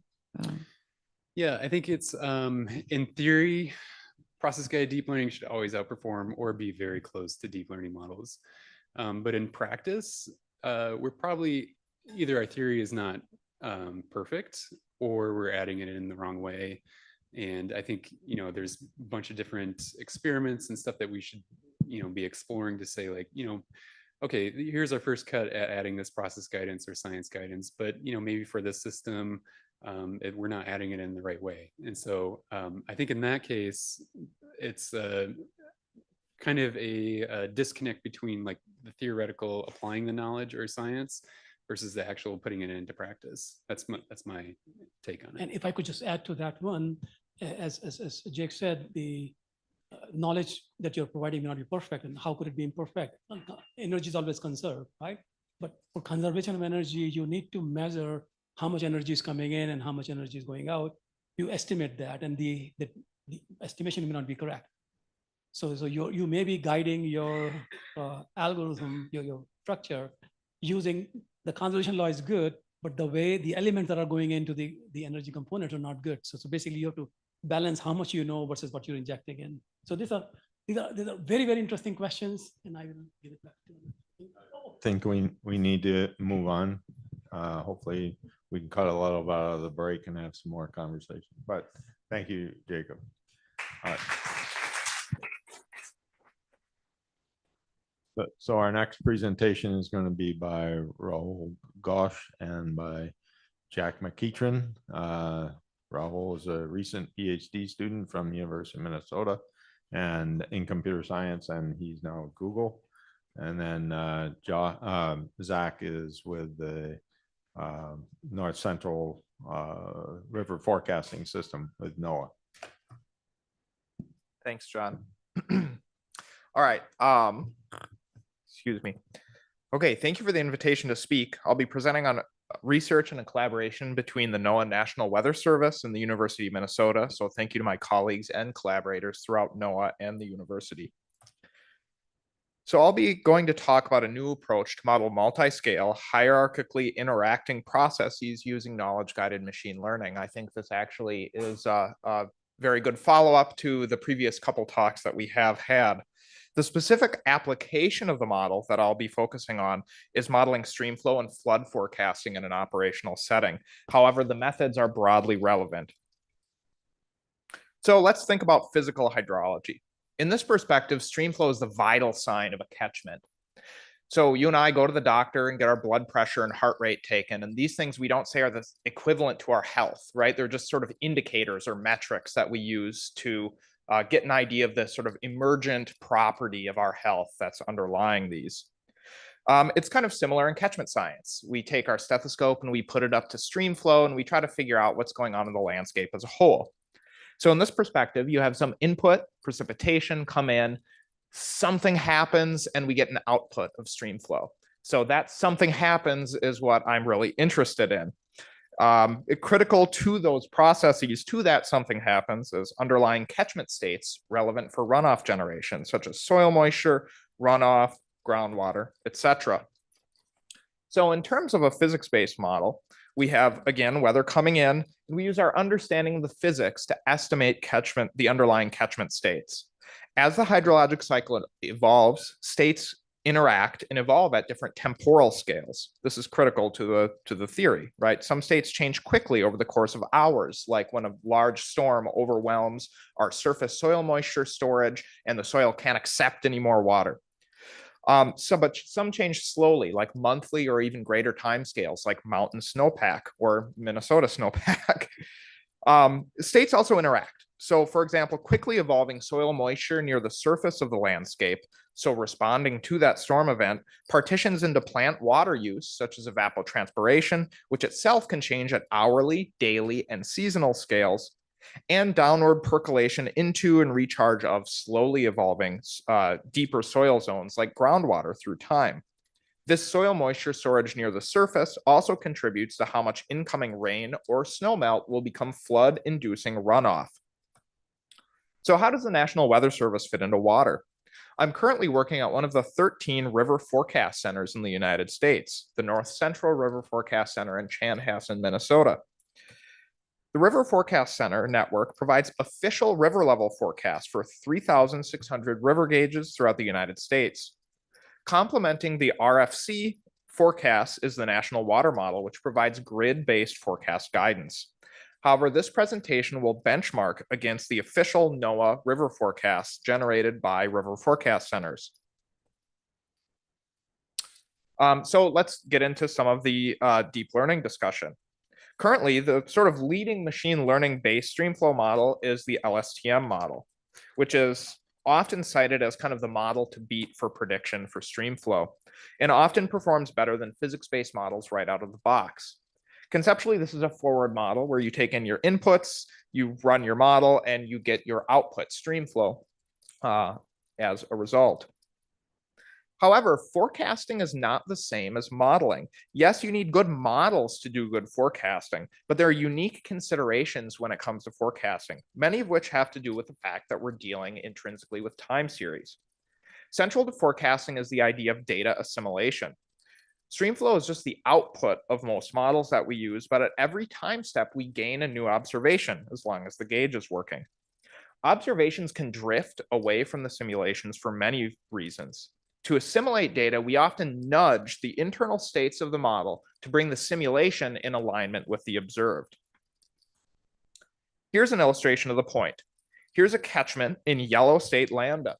We can see the target time series we're forecasting here, streamflow through time. The vertical yellow line represents T naught, so the observations that will eventually occur, the black line, are unknown to us to the right of the yellow line. The simulation of our catchment model is shown on the yellow dotted line. Now let's advance our T naught. Now in between the yellow and red lines, the black line is the observed streamflow, and the yellow is what our simulation had for that time period. Obviously, something is wrong. So we nudge our internal catchment state, either manually or through an automatic method such as Ensemble-Kalman filtering. The new state is alpha. This lines up the forecast with the observed between the yellow and red initialization lines. And if we look into the future, we can see that our forecast was much better after having adjusted our catchment states. At river forecast centers, a manual process is used where an expert forecaster synthesizes many different sources of information, such as satellite imagery, field reports, and historical analogs to make best judgment modifiers of catchment states. This is a manual data assimilation process that uses a sort of human in the loop paradigm. I'll give you an example here from a forecaster shift log. So here's a forecaster writing during a spring snowmelt flooding event. Generally speaking, the eastern basins are showing more melt than the western basins based on the response. This goes for the entire region. So I did a lot of letting the melt ride or positive melt factor corrections on the eastern basins and some slowing of the melt on the western basins. I used the Sentinel-2 pass from April 12th as a way to determine where snowpack was ripe and melting. In another region, these took off in the middle of the night.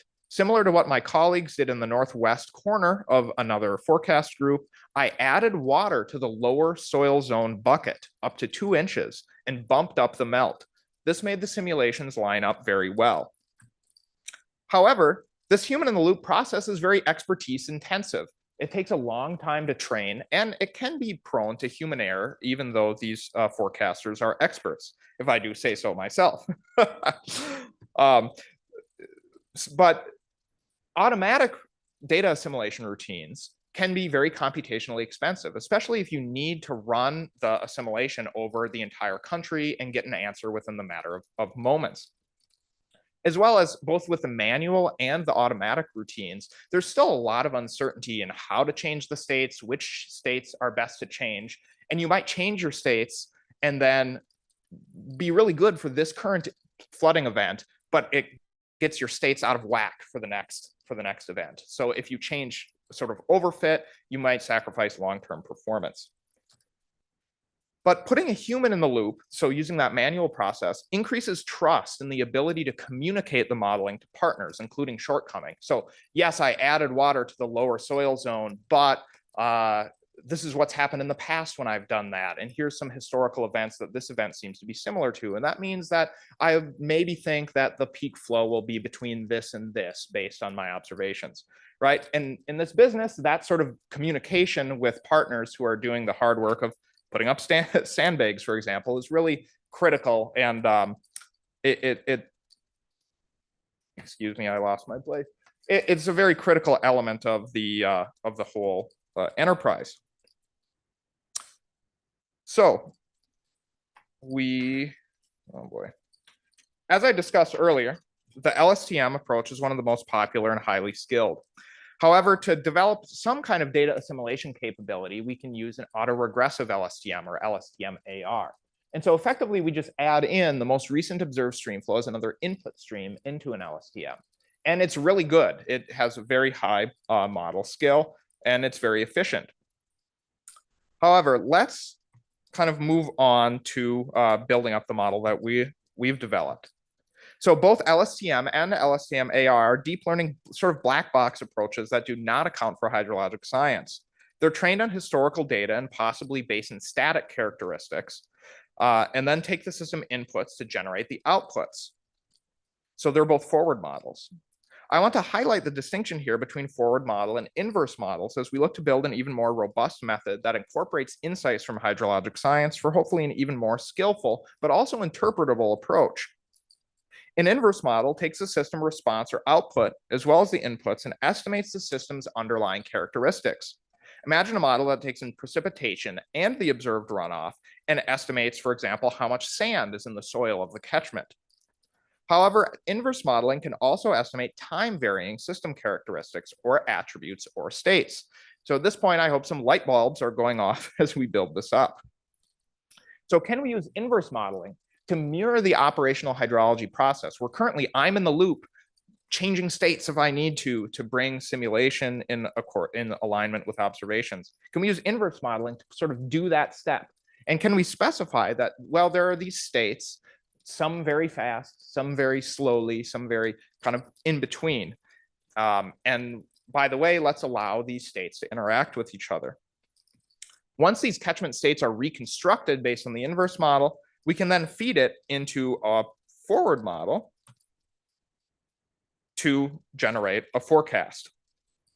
So here's the overall diagram for our modeling approach, which we've termed the Factorized Hierarchical Neural Network, or FHNN. Now we're going to look to see how the FHNN performs compared to NWS physics-based model, the Sacramento Soil Moisture Accounting Model, or SAXMA, and the LSTM and the LSTM-AR. So note that our FHNN approach is going to take in the same inputs as the LSTM-AR: precipitation, temperature, and the most recent observed stream flow. It's run at a 6-hourly time step, and it's at the catchment scale. I'll be reporting model performance using the Nash-Sutcliffe model efficiency, known outside of hydrology as the coefficient of determination. So 1 is the best and 0 is really bad. So here are some results for the coefficient for the Nash-Sutcliffe efficiency for 7-day forecasts. The wide bottom table are for all 14 catchments for which we're doing the test. The summary statistics of the model performance NSE values are at the top table. You can see that the LSTM has more skill. The FHNN has more skill than the LSTM and the LSTM AR in all categories, in addition to more skill than the NWS physics-based model used at the River Forecast Center, the SAXMA model. Given the same input information, the FHNN and the LSTM AR, the only difference is the sort of model architecture. The minimum model performance of the FHNN has about the same level of skill as the median SAXMA performance. You can also see substantial skill improvement, particularly for poorly performing catchments. The minimum is much better for FHNN compared to the competitors. On the high end, FHNN shows the best performance of all options. We know that machine learning models live on data and are improved with more and more. So if we build a global model where we're able to look at all of the catchments at once, we can compare this, the model performance of the basin by basin ML models. So we can see here that when a global model is trained, the minimum performance for the FHNN improves significantly. The FHNN outperforms all other state-of-the-art machine learning approaches within streamflow prediction for the performance categories and quantiles. And the performance advantage of the FHNN still obtains compared to the physics-based model. Another benefit of machine learning models, particularly those influenced by physical process knowledge, is they can learn the basic physics from a physics-based model during training. So if we use the SAXMA model that NWS uses, which does incorporate important physics, it's incomplete. But we can generate decades of hydrographs from the SAXMA model. So we can train on that SAXMA model, which is that right-hand column, and the left-hand columns does not train on SAXMA. So we can see on the leftmost columns then, we can see how many true observations we're using in the training period. So we train on 50 years of SAXMA plus just a little bit of observed data. And we can see that the inclusion of SAXMA in the training period, adjusted by observation, considerably increases model skill. Let's look at the case where we have the SAXMA model and only half a year of observations to train on. The median NSE here is 0.75, compared to 0.3, where only that half year of observations was used to train the FHNN with no SAXMA. Additionally, the 75th percentile model performance for SAXMA itself has an NSE of 0.73. So using SAXMA plus only a half year of observations is already better performing than 3/4 of all SAXMA models we tested. So now we've compared the FHNN to other models in question, right? But here's a nice, any Next Generation fans out there, it's from the episode called Measure of a Man, and the Captain Picard has to argue like, what makes somebody human? Oh no, 2 minutes left. And so what makes, Data, the android, is he a human? Is he a person or not?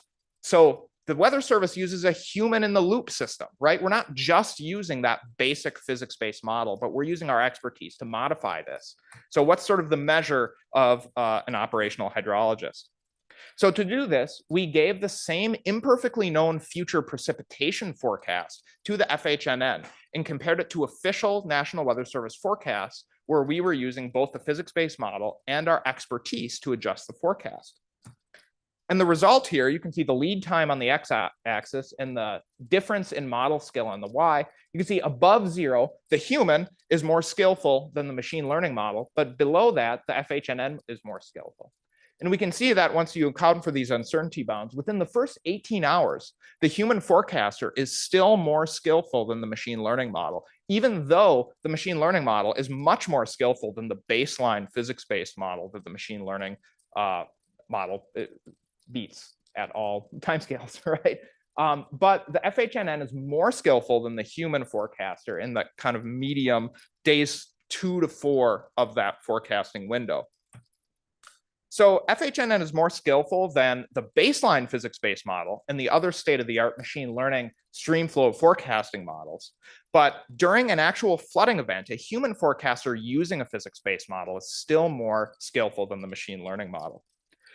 However, is the FHNN model interpretable, and could a human adjust or interpret the machine learning model to get the same skill increase that the forecaster can gain on top of the physics-based model?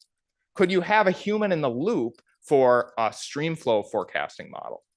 And this is my final point here, I promise. So to test this, we trained the FHNN model on precipitation, temperature, and the historical simulated streamflow from SAXMA. So here we didn't show it any of the underlying states or anything like this. But inside of the FHNN, we can see that, so here's the soil moisture in the summer of 2013 in a basin in Iowa, the state value on the Y, just arbitrary, and the time on the X. You can see that the internals of the FHNN is uniquely suited to and does build an internal representation of the states that may be interpretable by a forecaster. So we're hoping that across, if we're able to better integrate human expertise on top of the kind of knowledge guided expertise within the FHNN, we can improve forecast skill at those long lead times based on the automatic sort of architecture of the model, but in the short lead times based on the expertise being able to interpret the model and hopefully improve upon the model using those manual data assimilation processes that the Weather Service already has in place. And I'm happy to take questions whenever there's time. Thank you. Nice job there. We have time for questions. So who is this?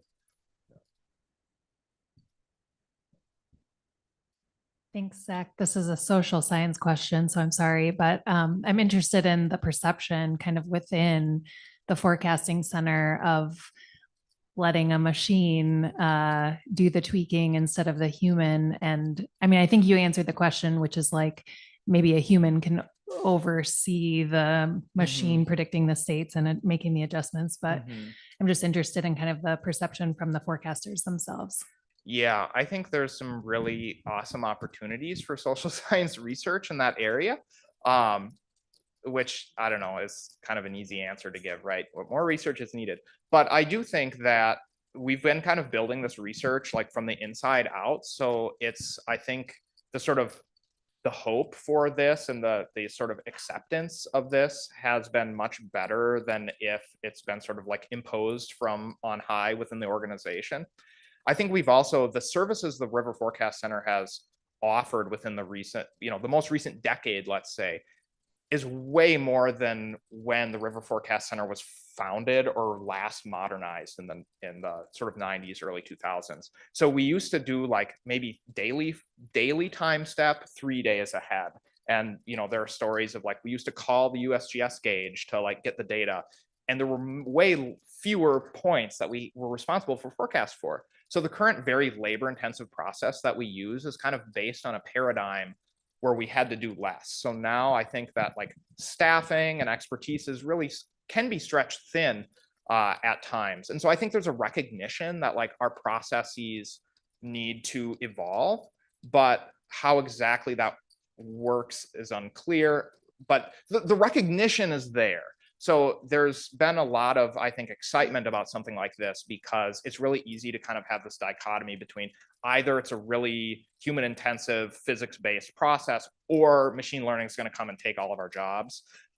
We've kind of been able to thread the needle in the communication between like, hopefully we get a little bit of the best of both worlds here. But I think the sort of broader sense of perception as well as where the agency is going, like those discussions are above my pay grade, right? But I think there are discussions at very high levels ongoing right now about what's the future of the NWS forecaster look like. And I think there's a certain, faction that hopes that we can eliminate the human from the sort of like hydrology part of the forecast. And I think what our work is showing is like, if we do that, there might be a service degradation. Like, even though we can show the machine learning models can blow the physics-based models out of the water every time on paper, when you actually compare to the forecasts that are issued to the public, where we've been able to add our value, like it's not a given that just model skill is just going to improve to the moon.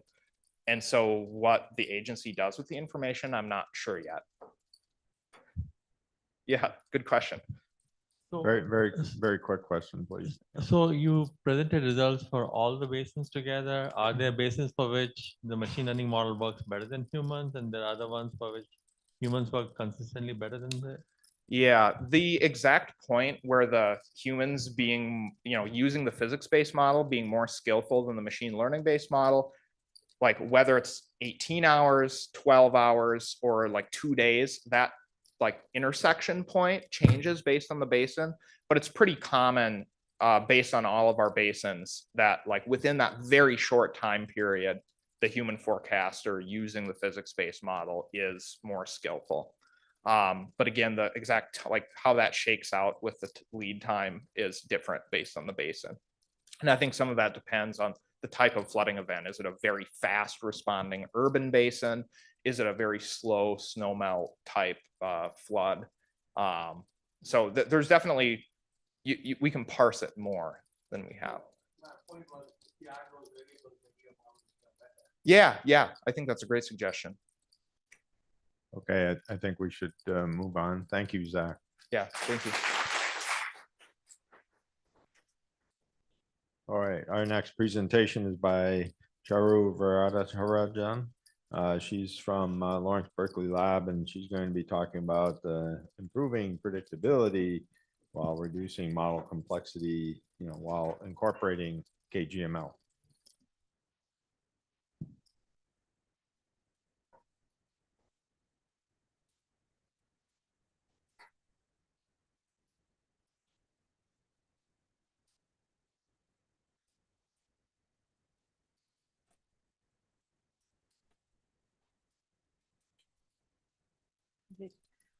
Well, thank you, everyone.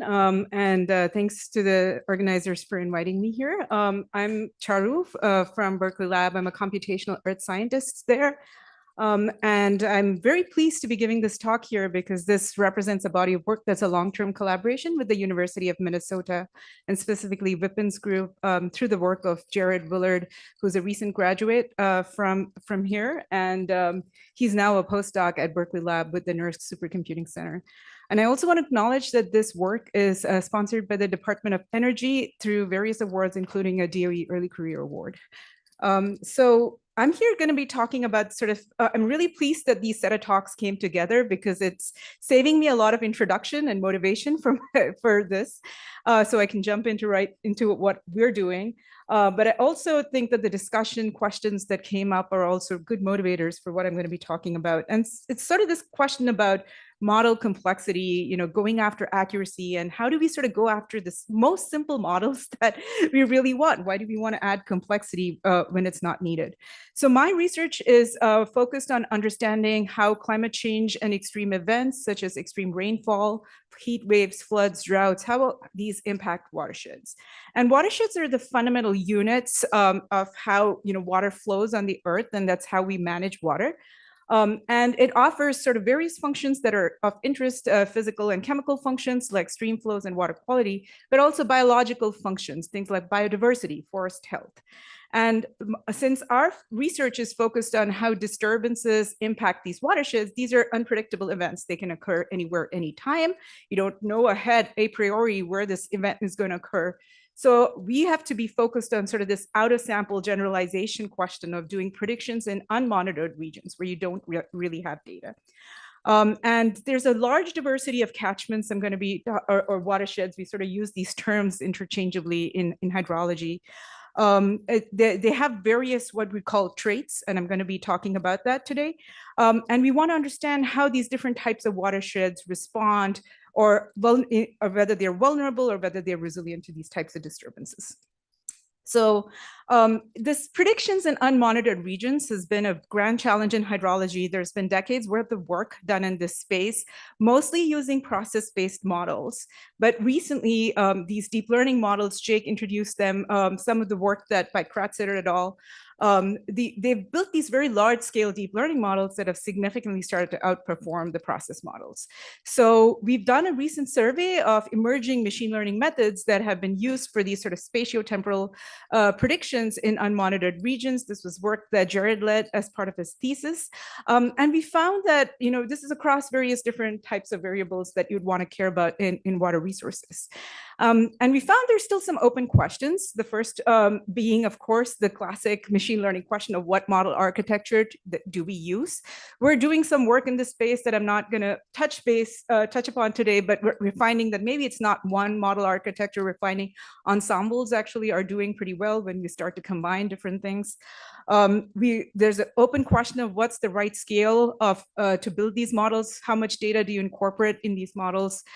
So do you want to build one large model that incorporates all the data, or do you want to build subsets or groups that maybe are smaller models? Do you use transfer learning to extrapolate from local predictions to larger predictions?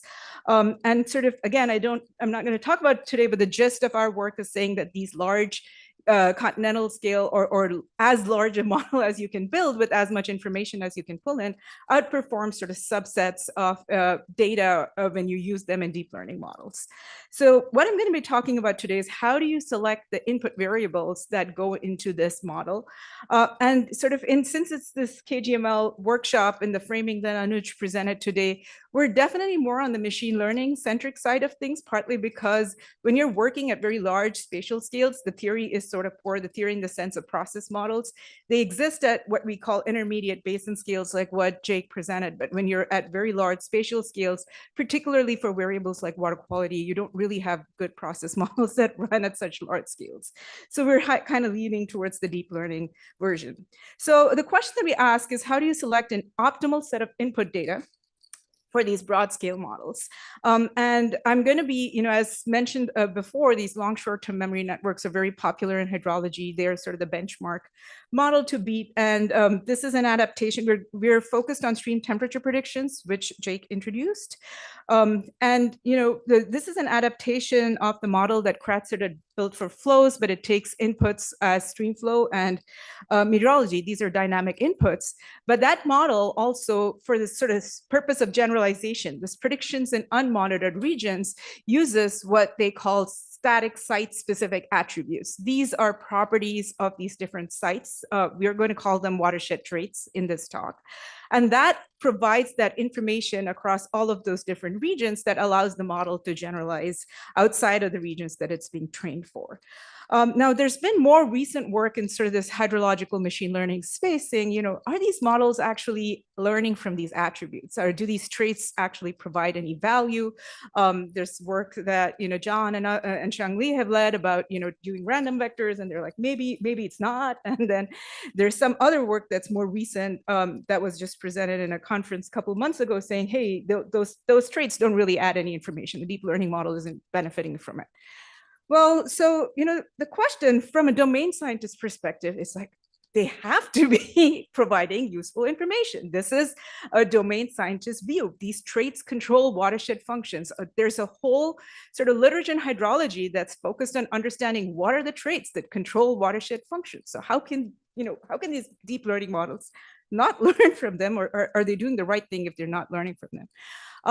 So what are these traits, right? So these are questions about things like their average climate, their topography, their geology, their vegetation, their land use. And I want to point out that they're not static. Actually, some of them, these traits co-evolve, they co-vary with each other. But from at least a deep learning perspective, and for today, we're going to treat them as static. And they do influence various types of functions. In fact, we have a very large Department of Energy project in the Colorado River Basin that's using an extraordinarily large process model to model various functions like stream flow, forest health, as well as biogeochemistry by incorporating trait information into the model. So how do you do that? In a process model, we call this concept functional traits. When you incorporate the trait in a model, they become a functional trait because they're trying to predict a function of interest. And in a process model, you would do this using parameters or things like it can be used for defining model structure or some threshold variables. There's various ways to do this. How do you do that in machine learning models? And that's a big question. I don't think that's really been explored. And more importantly, which of these functional traits have the most predictive power, or do they even have predictive power at this point? So fortunately, we're now in this sort of era of big data where we have a lot of trait information. There's plenty of remote sensing data sets from which you can glean all these sorts of different traits. And now there's a lot of trait data products that are out there that are that we can start to leverage. And so the one that I'm going to be talking about today is called the Gauges 2. It's put out by the USGS. It has information actually on a lot of traits, of over 300 traits, but 274 of them are non-categorical for over 9,000 catchments. But there's others that also exist that provide information at more detailed levels. And again, for those of you who are ML people, computational folks, these are tabular data. These are not images, and they're providing a lot of information on properties such as climate, land cover, vegetation, even human disturbance, like things like dams, et cetera. So the first question is, you have 274 traits. You know, how do you incorporate that into a model? And then you come down to the classic approach of let's do dimensionality reduction, right? So the traditional way to do this would be let's cluster them using some unsupervised clustering approach like k-means or hierarchical clustering. We've used a different approach. I've had a talented postdoc, Fabio Chula, who was a physicist trained in network science, and he came up with this new method to use networks to do the dimensionality reduction. And we found that actually this approach allows you to sort of outperform the traditional k-means and hierarchical clustering because those are based on Euclidean distance, whereas the networks allow you to use alternative distance metrics like a cosine distance. In sort of this figure here, we published a paper that came out earlier this year on how we did this network approach. We actually did a PCA to reduce the dimensions, but it doesn't reduce it enough. It's still in a high dimensional space after the PCA. And then you build two networks. You build a network of traits and a network of catchments, and then you can sort of do the classification for both traits and catchments. We since then improved upon this method where you eliminate that PCA step and you can directly go to the catchment and trait networks. So what you end up resulting in, looks like the format's a little bit off on this version, but like there basically you can condense this information from the 274 traits into 25 trait categories. And you can end up, so drastically, because these traits are highly correlated, they're, things like, just to give you an example, if you think about precipitation, you'll have August precipitation, September precipitation, July, each one of those is a trait, right? Obviously, they're highly correlated. So you reduce the redundancy in this information using this approach. And then what you can do is to start to classify these catchments based on that attribute information, the trait information. And what we find is that actually, surprisingly, we didn't put any spatial information there's no spatial information in these traits. But when you do the classification, you find that there's spatial patterns that are emerging because of these traits. These are not arbitrary. They're all sort of, the traits are co-evolving, and these catchments end up being in similar regions. And so that's pretty remarkable to see that geographic clustering is happening just based on their properties, no spatial information provided. The other thing you can start to do is to now start to get interpretability because of this trait information. So here on the top, I'm showing you a map of one cluster that is not geographically clustered, and it's the human developed areas, primarily cities and things like that, which are geographically spread out. That kind of makes sense. And in that network, you see that overexpressed area on the top here.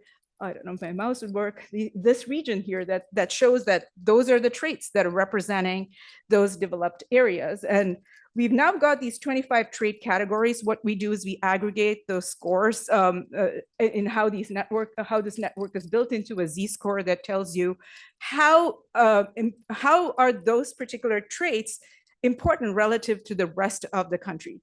So in this case, this cluster of catchments has an overexpression of developed areas, and we can then start to relate that to hydrological behavior. So there are things called stream flow indices. They're sort of summary statistics of, oh, okay, I got to speed up here, of things, and we can find that developed areas are more prone to flooding. So we now able to reduce this redundancy in this trait information. And so we now apply this into a deep learning model that we've done for stream temperature prediction at over 1,400 sites. And we've created a fake unmonitored scenario with about sites that have low observations, about 580 sites. And we did a model experiment here with these different trait combinations. So one, we did all the 274 sites. The second one that we did with just some hand-selected experts, some extremely good experts selecting about 21 sites. And then there's this sort of this network approach that we use to see whether this can help reduce the model complexity. And this is work that Jared did. And sort of the bottom line message here is that, we can, all these models actually are kind of comparable. You can pretty much get away with 1/10 the information that you put into the models with very similar accuracy. Yeah, there's some second decimal place errors somewhere, but more or less they perform well. But this doesn't tell you the whole story. We are also interested in sort of the warmest 10% because we're looking at extreme events and how those influence these catchments. And even from that perspective, these models are comparable. But when you look at across the time series, this graph, I think, is more illustrative of what's going on here. The expert hand-selected, the domain-selected sort of performance, which is in the blue line, it's sort of off, particularly in those peak summer periods, and the bias is really high. But that Z-score, that network approach, actually mirrors very closely this Uber model that has all the 274 traits. It's kind of probably over parameterized. It's got a lot of information. You can actually reduce your model complexity very significantly, but do almost as well in terms of predictive accuracy as well as bias. And so that kind of gives you hope that you can really do this and you can really reduce the model complexity. But sort of that's not the end of the story. When you look at the individual sites and how individual sites are performing, now that's actually pretty surprising. You would think that if the deep learning model were able to handle redundancy, you'd throw in all the information, it would always outperform something that's smaller. It doesn't. And it doesn't, and there's no clear patterns on whether which of these three different models perform well for all sites. There are some sites where the entire 274 traits perform slightly better, some where the other two approaches perform better. So we're now trying to understand these model errors and trying to figure out when and where do these models predict well. So I'm almost done. Here, this is sort of our error analysis where we're using this trait information and saying, are there properties of sites that make them less predictable? And I don't have time to get into this, but in general, what we can say is there's pretty significant consistency across the three different approaches that we've used in terms of which perform well and which do not perform well. In general, we found that sites that have deep groundwater influence and base flow, for example, are less predicted, and there are good reasons for why that might be happening. But this is sort of the kind of thing that you can start to do when you have this attribute information. But overall, I just want to say that these traits do matter from a machine learning model. If you do just a simple permutation importance, Jared did something very clever by just throwing in the combined gauges attributes, and you find that they do come pretty high up in that importance ratio. And we were wondering if that's maybe encoded in one of the dynamic inputs. So we took that dynamic input stream flow out, and you still see that that's being important. So sort of the key takeaway from this is, we want to use our scientific knowledge so that we can optimize sort of this trade-off between model accuracy and complexity for real world problems. You might lose some second decimal place accuracy, but it's acceptable in a real world scenario. And you really want to use models that perform well with the least amount of data, because we're in data sparse scenarios almost all the time in scientific machine learning. And so I want to say that, our results are showing that this sort of choice of traits are important, but adding more features isn't necessarily helpful. This network-based dimensionality reduction can help us reduce this input feature redundancy and reduce this model complexity, which is really important when you kind of think about ensembles and you want to do large ensembles. You really don't want to increase your compute needs because of large models. But that there's still a very open question about how you select these ideal input features that have the greatest predictive performance, but with meaningful process knowledge that makes sense from a domain perspective. I think that's still a good open question for discussion. So thank you. And I want to.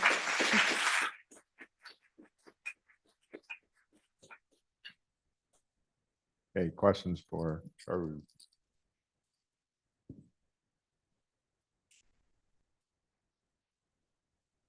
Thanks for the great talk. And I applaud you for trying to reduce complexity. And my question is related to that.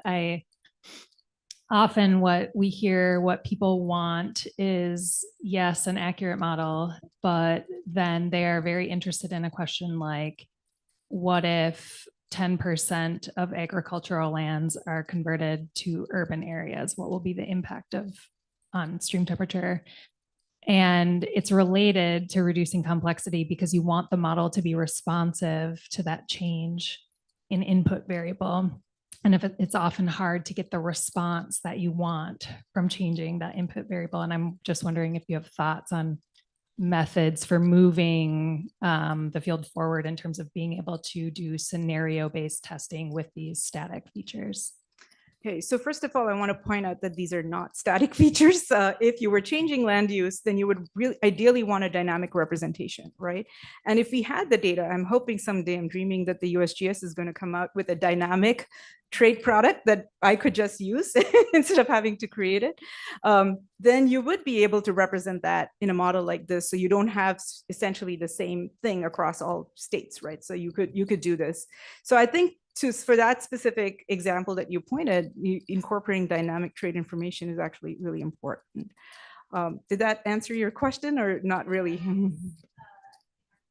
Sometimes even when you do have the dynamic in the case of like stream flow prediction, if you change the knob of like how much water is being released, sometimes you don't get the response that you expect, even though overall the model is performing well. Yeah, that's something I think we're starting to explore with because we're starting to look at the influence of dams, but I don't have a good answer for you. I think we're finding similar things at this point. Yeah. One quick question, then we got to go on. I don't know if it's quick, but it's a follow-up on the previous one. So this approach of we need only 10% or 5% of data to get the same accuracy, I think biases two things. One is accuracy as a metric of performance. And you've alluded to this, that it doesn't actually cover all areas at all times. And so then getting away from accuracy, how do we look at, and it's also not all 10% of data are good. Not you need quite often to get to the other 90% to figure out which 10% you actually need to get to this model performance. And so how do we then maybe refocus the process on the long tail, which typically is where interesting things are actually happening and where policy decisions or interventions have the most impact, or any changes in the uncertainty of the data or the selection of which 10% have the most impact? Yeah, you hit on two of my most favorite topics, so I could go on for a long time, but I'll keep it brief. I think we do need to think about metrics as a community. I've brought this up multiple times in different workshops, and as sort of as a domain scientist perspective, it's not just accuracy. I mean, there's bias and other more quantitative metrics, but we do want to think about how we evaluate these models, particularly when you're applying them for real world scenarios for decision making. And so I'm kind of trying to find a group of people who would want to work on metrics as sort of a separate question. Your second thing about data, I think that's extraordinarily important, and this is a point I've been trying to make for a while, is that there's a lot of focus on architectures and models and fixing the models and building the right models. And there's unfortunately not as much in the domain side, at least, focus on the data and figuring out what types of data are best suited to put into the models. And I think this is an area that's very rich. We need to, these are data-driven models. They learn from data, and we have to focus on what data are important, what quality they are, and how, what does AI-ready data mean? I actually am a data expert. It's not clear to me what that means. So I think that's a very rich area of research as well. So thanks for allowing me to sort of talk about two of my favorite topics. Thank you. We're going to have to move on. A bunch of excellent questions, and I can imagine there's a lot more that could be asked, and hopefully there'll be some more discussion. Okay, so our last presentation of this section is Samantha Oliver. She was USGS, and she's going to be talking about how machine learning, KGML is being used in the USGS or in federal government.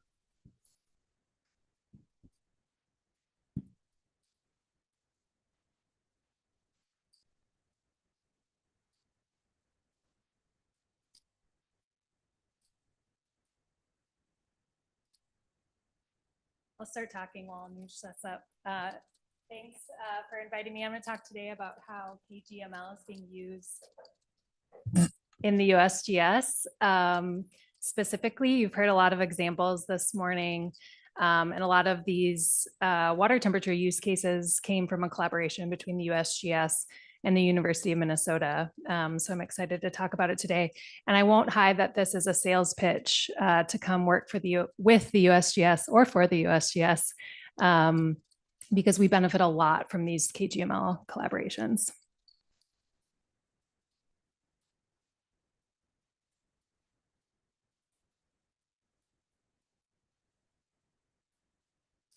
Thank you. All right, so I'm briefly going to talk about how this collaboration started, and then I'm going to talk about a few USGS prediction problems and how we benefit from KGML. I'm not going to spend a ton of time on that, although our benefits are great. I'm going to talk mostly about what USGS can bring to the KGML space to get you to call us up and help us solve our problems. Okay, so how did it all start? This has been referenced a lot today, but we originally were in the business of lake temperature water predictions. And we use process-based models to do that. And Jake talked a little bit about the general lake model. Oh, let's see, no photos for me.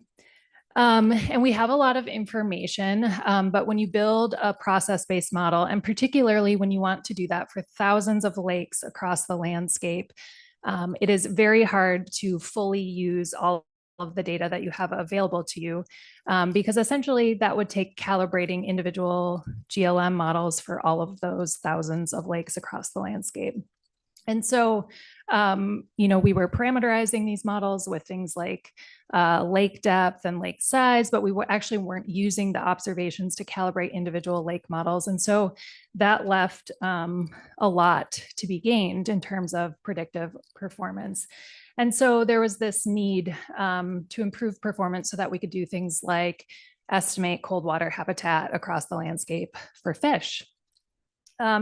And so that was when we partnered with the University of Minnesota in this KGML space. And it has been said many times, we introduced or brought in theory into machine learning models in a variety of different ways. And this is just telling you more of what's already been said, but this collaboration led to many, many more problem spaces being solved with KGML, everything from extreme water temperature prediction, solving how to make predictions in rivers, and it's been a really fruitful collaboration. So I hope I can convince you today to collaborate with the USGS for advancing KGML. Okay, so kind of the mission of the USGS Water Mission Area, which is where I work.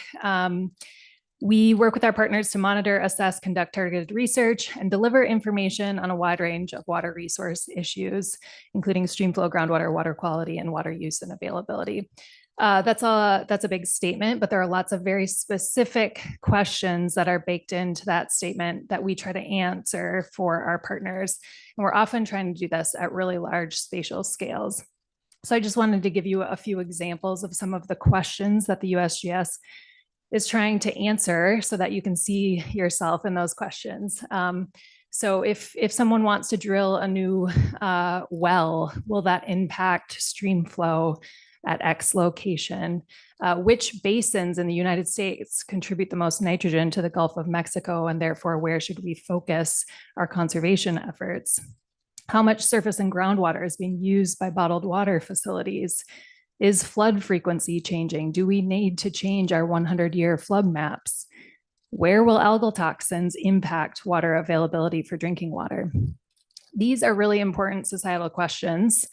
They need to be solved at large spatial extents, and they range in complexity from simple water temperature questions that we know the thermodynamics well, to algal toxin production, which I would argue we know very, very little about.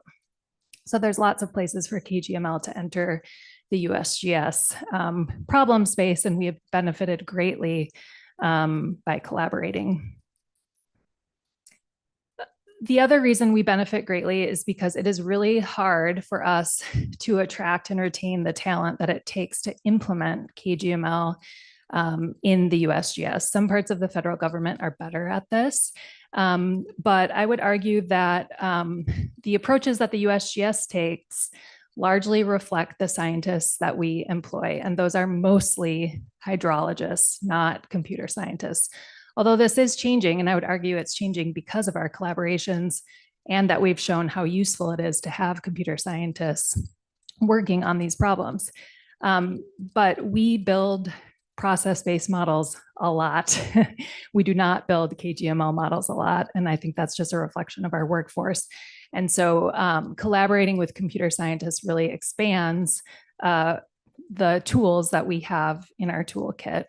So this is a really important mechanism for us to be able to stay on the cutting edge. And I wanted to provide a really concrete example of kind of the difference between how a USGS hydrologist would approach a USGS problem compared to how collaboration with a computer scientist would look in solving that same problem. And so this problem is one that Jake sort of described, but when we're predicting stream temperature on a stream network, it is not just stream processes that are important for determining stream temperature. We also have to consider the embedded reservoirs that are in that network that kind of change the relationship between the weather patterns and the temperature that you're observing. And that is because reservoirs slow down the water and allow for heat storage.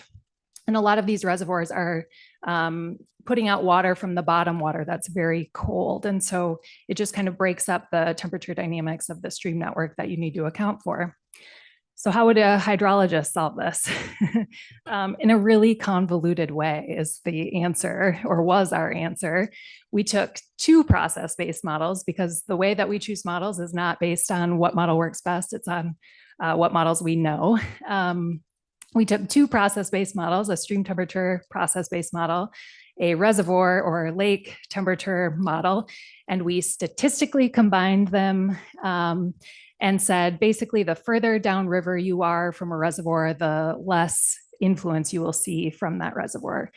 It's not a bad approach. It worked. It improved accuracy.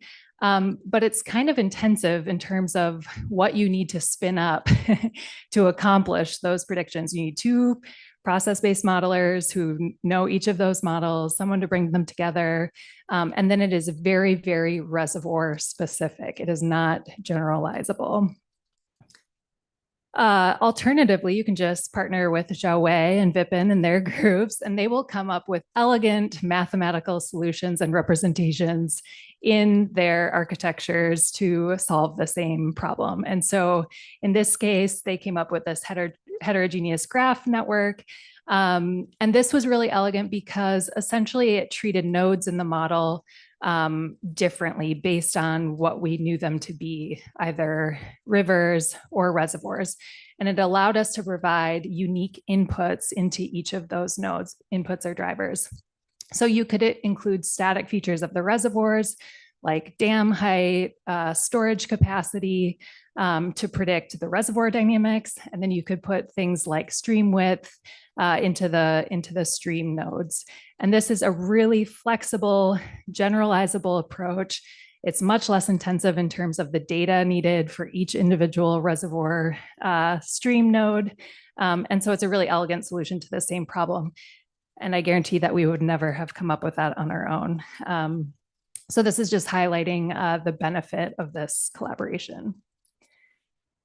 Okay, so what can USGS bring to you all? This is where my sales pitch starts.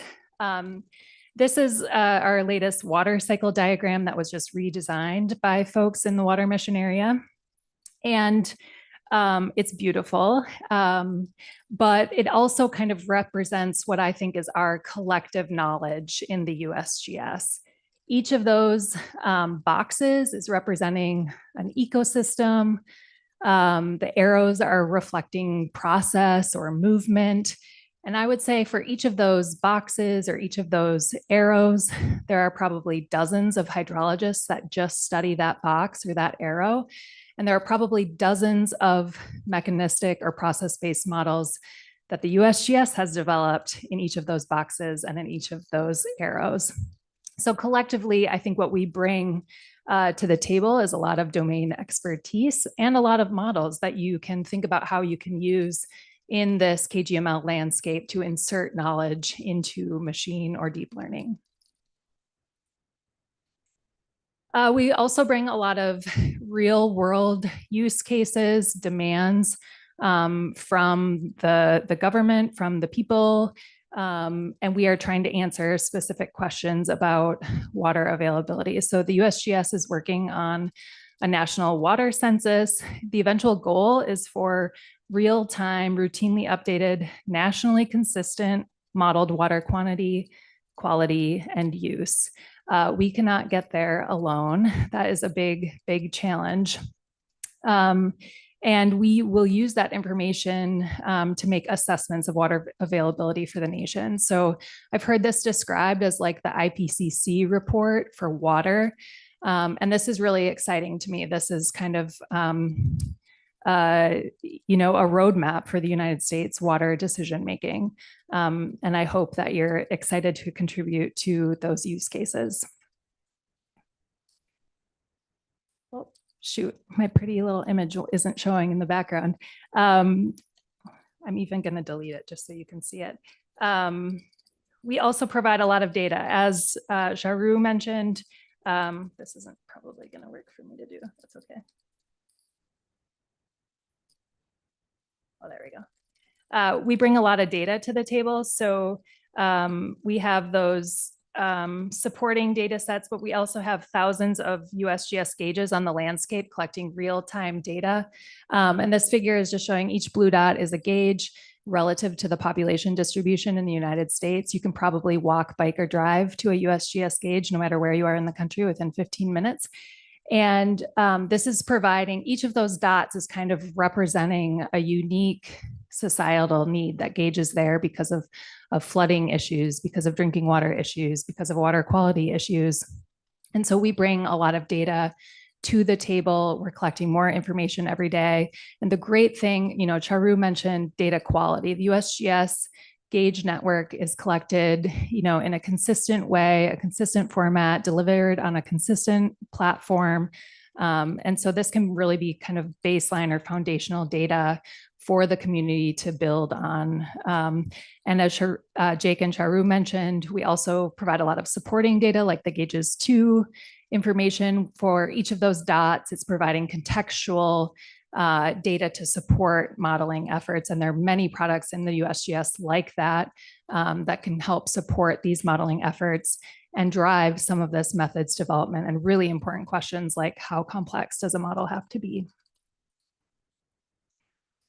And then something else that's been mentioned quite a bit today is how can we trust these models? And I think something that the USGS brings is devotion to this question, because we are often in the space of having to convince someone to trust the information that we're putting out there. And so we spend a lot of time thinking about this. And I think the reason is because we fundamentally do not trust these models. We are skeptics. We are hydrologists that can't possibly believe that static watershed characteristics don't matter. That is like built into our core. And so we're always looking for ways to kind of show how these models are working. Can we trust these models? Can we use these models to answer the very specific questions that our stakeholders have? So the figure on the left is this paper by Simon Topp, where he was showing whether or not we could use these recurrent neural graph networks to make projections into the future. And he did this nice experiment where he's showing the prediction attribution across the stream network and showing, you know, you might not want to believe a model that's using information 100 miles downstream to make a projection into the future. That information might be useful to making a more accurate prediction, but you can imagine all of the ways that that might go wrong if you're projecting out into the future. And so I highly recommend Simon's paper to spur some thinking and some thinking on experiments that we can all do to make sure that we trust these models for the questions at hand.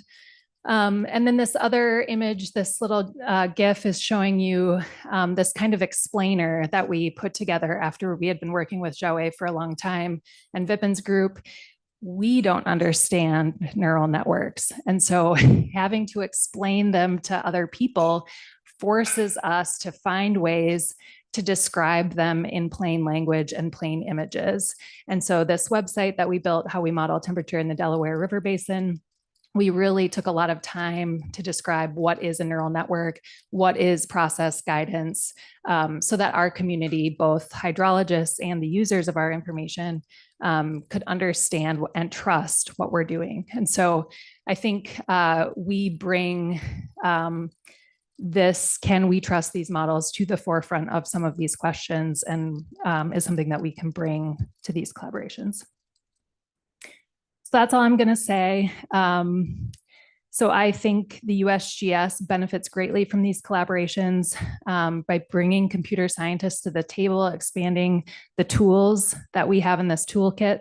The models that come out of KGML tend to be more flexible, accurate, scalable, and quicker, not just computationally, but sometimes we feel like we can't give you data fast enough because you are spinning models up so quickly that it's a great feedback loop for us. What we bring to the KGML collaborations are complex but societally relevant problems to solve. We bring our domain expertise, our process understanding, and our models.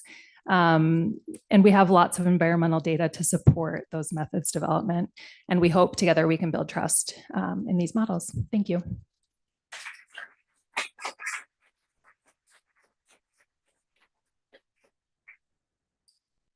Few minutes to ask some questions. Yeah.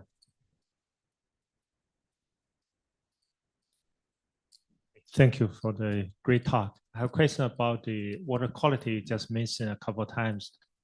Does USGS do some process model trying to establish the machine learning to predict the pollution, water pollution? Yes and no. We do have process-based models that start to get us towards water quality predictions. Temperature is one of those examples, but for something like nitrogen, phosphorus, there are often parts of that we have a good process-based understanding of, like runoff processes that are transporting sediment, for example. But even when we do have process-based models, there are a lot of empirically derived parameters in those models.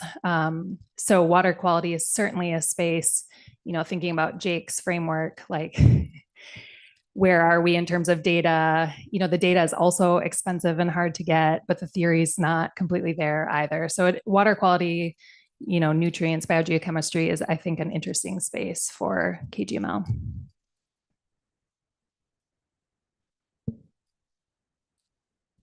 Thank you so much. Your recruitment talk is successful, so I'm very convinced. Great. I also very excited you bring up this particular perspective on building trust among the experts, between experts and also the machine learning model.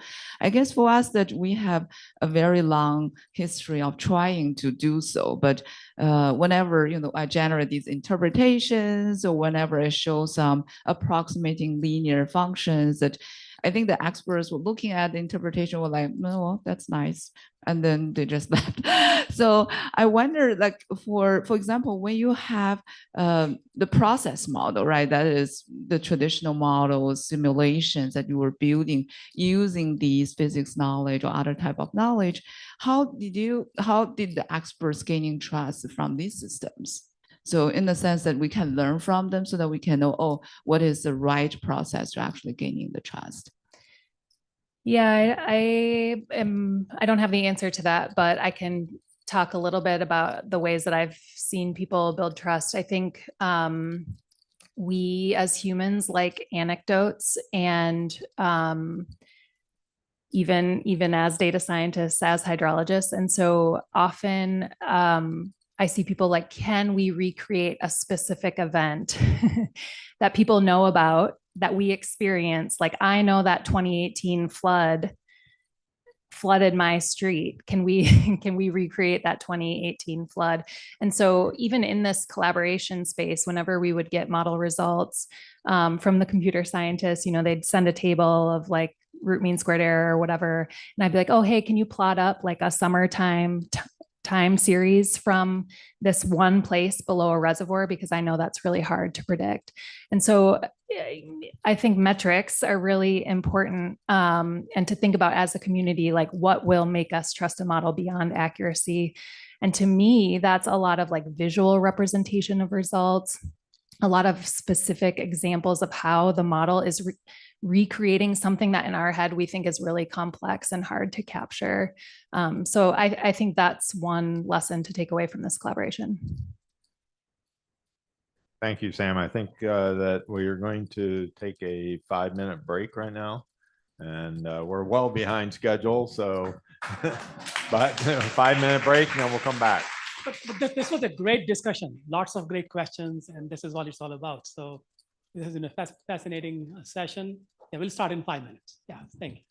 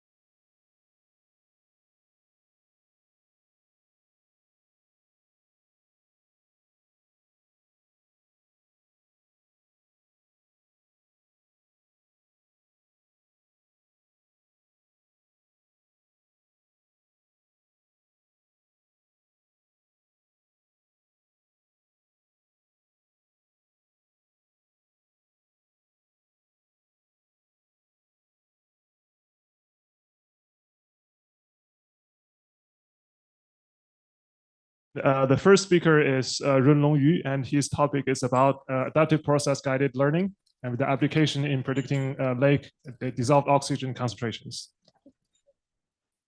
Hello, everyone. It's my great honor to be here to share our recent work on predicting dissolved oxygen concentration.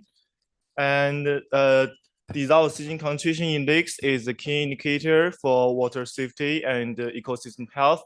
And indeed, dissolved oxygen concentration can be shaped not just by the exchange of oxygen between air and water, but also by the metabolic process of primary production and respiration. Just like previous talk, given the importance of predicting dissolved oxygen concentrations, scientists in fields like limnology, hydrology, and environmental engineering have developed the process-based model. These models adhere to the first order principles like mass and energy conservation.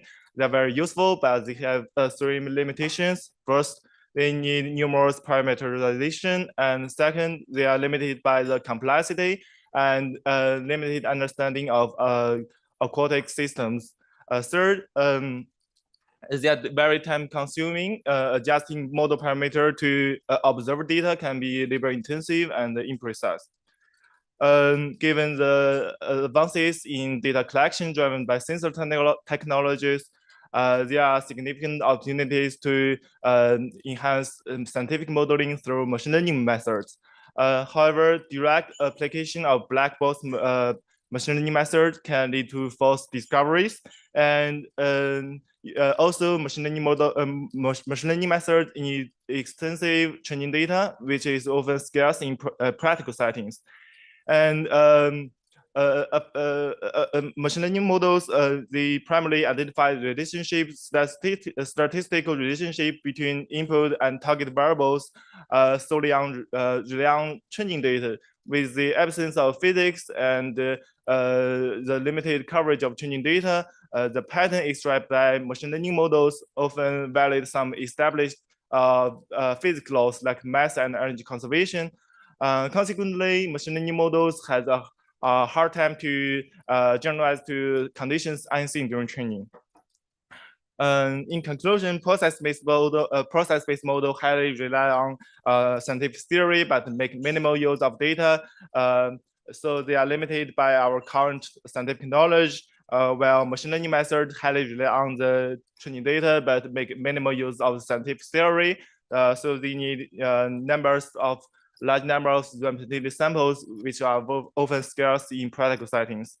To this end, people propose the process-guided learning framework, also known as PRO, to integrate physics laws into machine learning models to overcome the complementary weakness of both. Referring back to this diagram, PRO ideally position itself in the parental front, effectively leveraging both scientific theory and data. In the case of deoxygen prediction, we integrate the deoxygen mass flow into the machine learning process. The idea is to define a physics laws based on the deoxygen mass conservation and incorporate into the machine learning objective of the machine learning model. In contrast to the standard machine learning models that measure the difference between the predict label height y and the observed label y, the physics laws measure the difference between the predict label height y and the simulated label tilde y based on the mass conservation laws.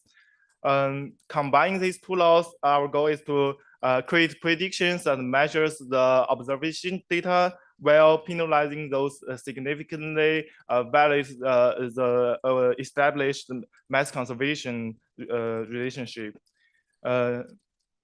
Next, we will explain how the simulated label tilde y is derived by combining the predict label from the previous day and the deoxygen fluxes. From fall to spring, we treated the lake as the completely mixed. During summer conditions, the situation is more complex. We focus on stratified lakes. For simplicity, we treat the water column as 2 layers, the upper epidemial layer and the lower hypodemial layer, each with its own oxygen dynamics. Our method approximates the general ordinary differential equation for dissolved oxygen using a discrete first order linear forward differential solution, and the dynamics can be modeled using a forward Euler scheme with a delayed time step. There are two kinds of scenarios for changes in instrument fluxes, either the oxygen mixed from the hypolimine into the apolimine, or from the apolimine into the hypolimine.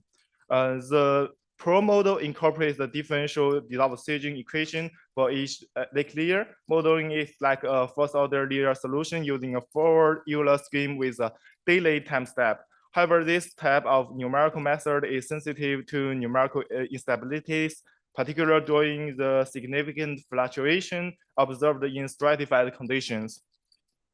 In response, we introduced the adaptive process-guided learning model, also known as APRO. The APRO model consists with two components, the dissolved oxygen generator and a discriminator. The generator creates dissolved oxygen label, predict label height y. We use Pro as the generator, and the discriminator aims to distinguish between days with mild fluctuation and those with drastic fluctuation. This allows us to refine the mass conservation from the mass conservation laws from daily to sub-daily intervals only for days with drastic fluctuation. In particular, we divide each identified day into key parts, which means that we establish a sub-daily time steps of 1/k. We compare our method with some baselines. It turns out that Pro and APRO have significant improvements. And this figure offers a time series comparison of the oxygen prediction from LSTM transformer Pro and APRO against both physical process-based models and observed values. This indicates that in comparison with LSTM and transformer, our model Pro and APRO not only close align with observed values, but also effectively detect this fluctuation. This sensitive is highlighted with both models accurately track the trends in physical process-based models. To demonstrate how Pro and APRO contribute to the physical consistent loss, we display the RMSE and the dissolved oxygen mass inconsistency for each method predictions. We can observe that all clusters and all lakes and tasks, Pro and APRO consistently position nearest to the bottom left corner. This demonstrates they can reduce both prediction RMSE and the dissolved oxygen mass inconsistency. A comparison between Pro and APRO shows that APRO excels in both accuracy and physical consistency. I will end up here, and thank you. I'd like to answer any questions. Thank you.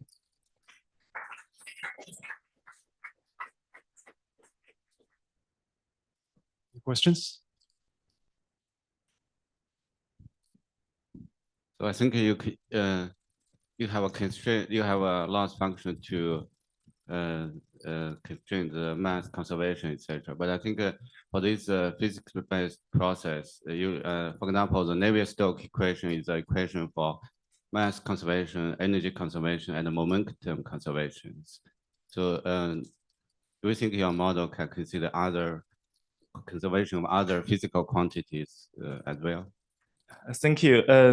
It's a very good question. So the question is, at first, at this moment, we only contain the mass conservation. Do we have the ability to incorporate other conservation like energy conservation and other physics laws? Indeed, we are trying to do this in our recent work. We are trying to integrate the energy conservation into this model, and we use energy conservation to simulate another indicator like water temperature, and we use the predict water temperature into the dissolved oxygen predictions. So in that way, we can both use energy conservation and mass conservation. Because of oxygen is kind of like a mass physical indicator, so in this way, we only incorporate the mass conservation, but for water temperature, we consider like energy conservation more than the mass conservation. So we use like these two different tasks to combine these two conservation into one system and to benefit each other like that. Thank you. Other questions? Yeah, maybe we can move to the next speaker.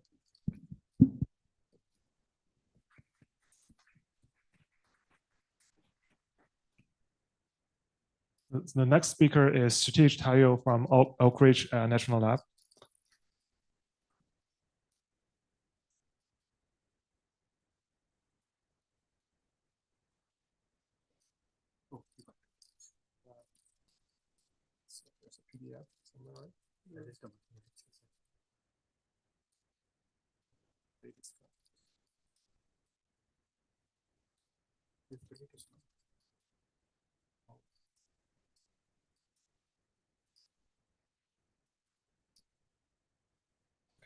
So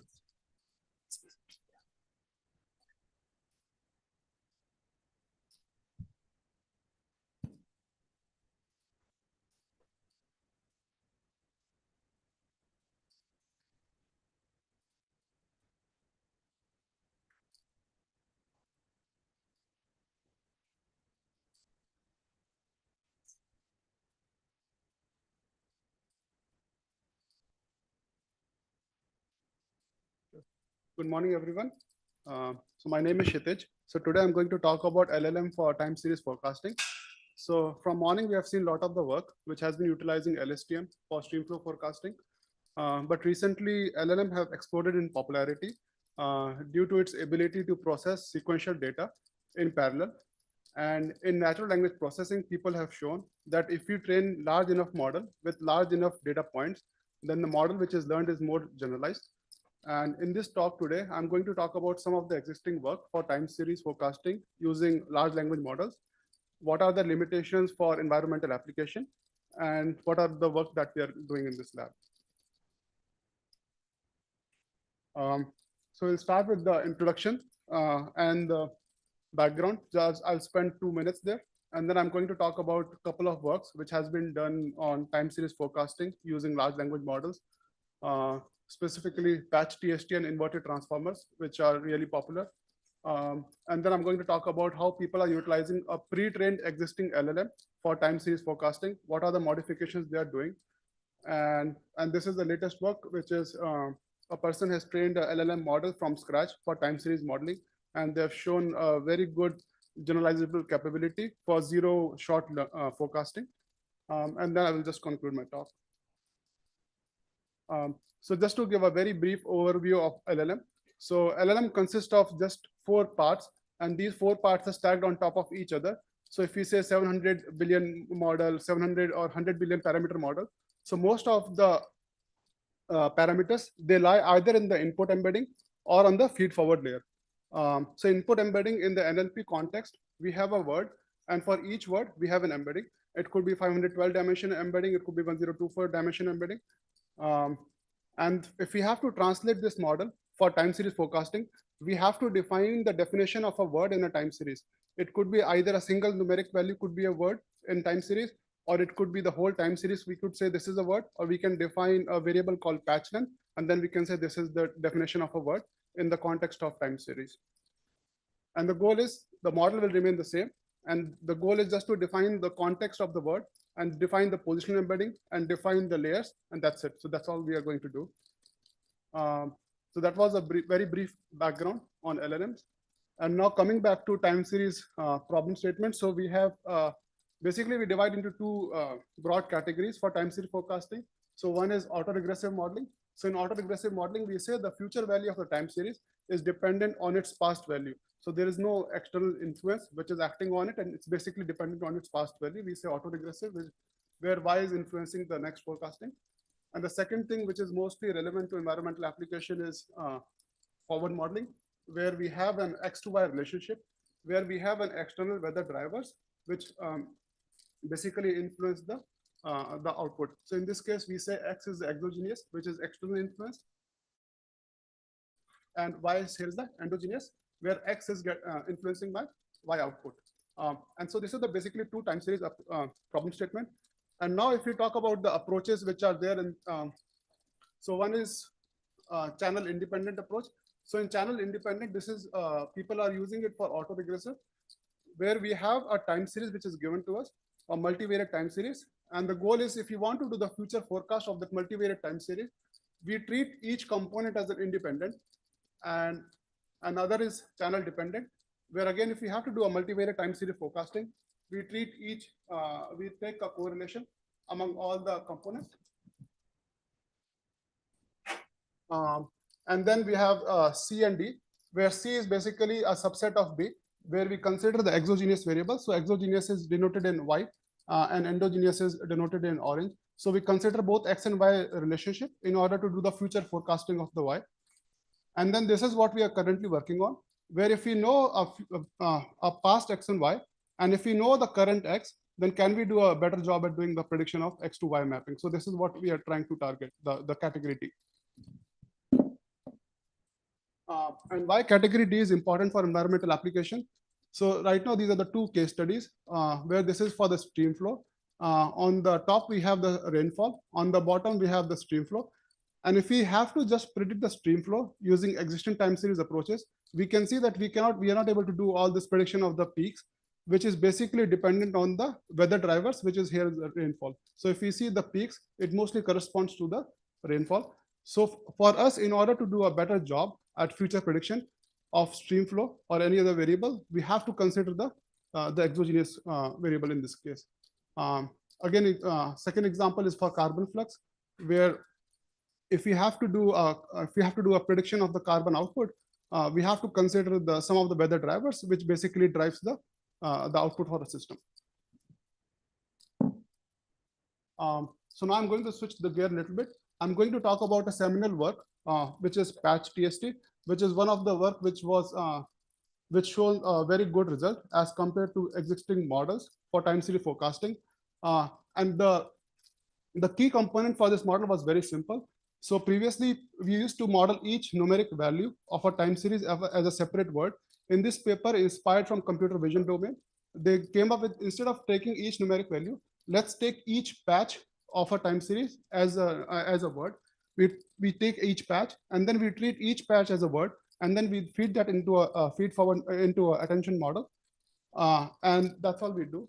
And it retains the local semantic information. It reduces the complexity, and on the result side, we have shown that if we just do the patching, it's able to beat a lot of the linear models as well as the existing transformer-based models, which was prior to this paper coming out. And it basically outperforms the transformer, and it shows, and the future work for this was, can we make sure that there is any cross-channel dependency?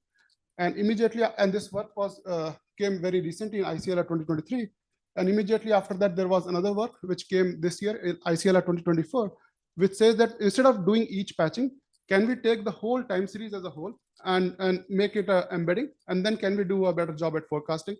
And I'm not going into the results, but the result shows that this approach is more superior as compared to the Patch TST approach. But both of these approaches were again an autoregressive. Where given the previous Y, can we do a better job at future prediction of future? And then this is another work where they try to use existing LLM for time series forecasting. So they have the weights or model weights for an existing LLM. They freeze the multi-head attention, they freeze the feed forward, and they only change the position embedding and layer norm. With this simple architecture modification, and they just train it on 10% of the time series data which is available to us, they were able to show that indeed existing LLM models, their performance are superior or same as compared to the existing model where we train them from the scratch. This is again another model. I'm not going into detail. And this is the work which we are doing. We are trying to see if instead of just going autoregressive, can we also do an X to Y mapping where we have some previous X to Y, and given the current X, can we do a better job as compared to existing models? So we have in our architecture, this is under submission, 2 different encoders to process 2 different time series. And then we have this cross-temporal modality fusion to fuse them. And then we feed them into a decoder in order to get the future forecast. And in the work, we see that if we are able to do this, and if we are doing 120 days ahead future prediction, then as compared to LSTM and encoder decoder LSTM, which considers both the present as well as the X, and as well as if we see the patch TST, we are able to beat the baseline.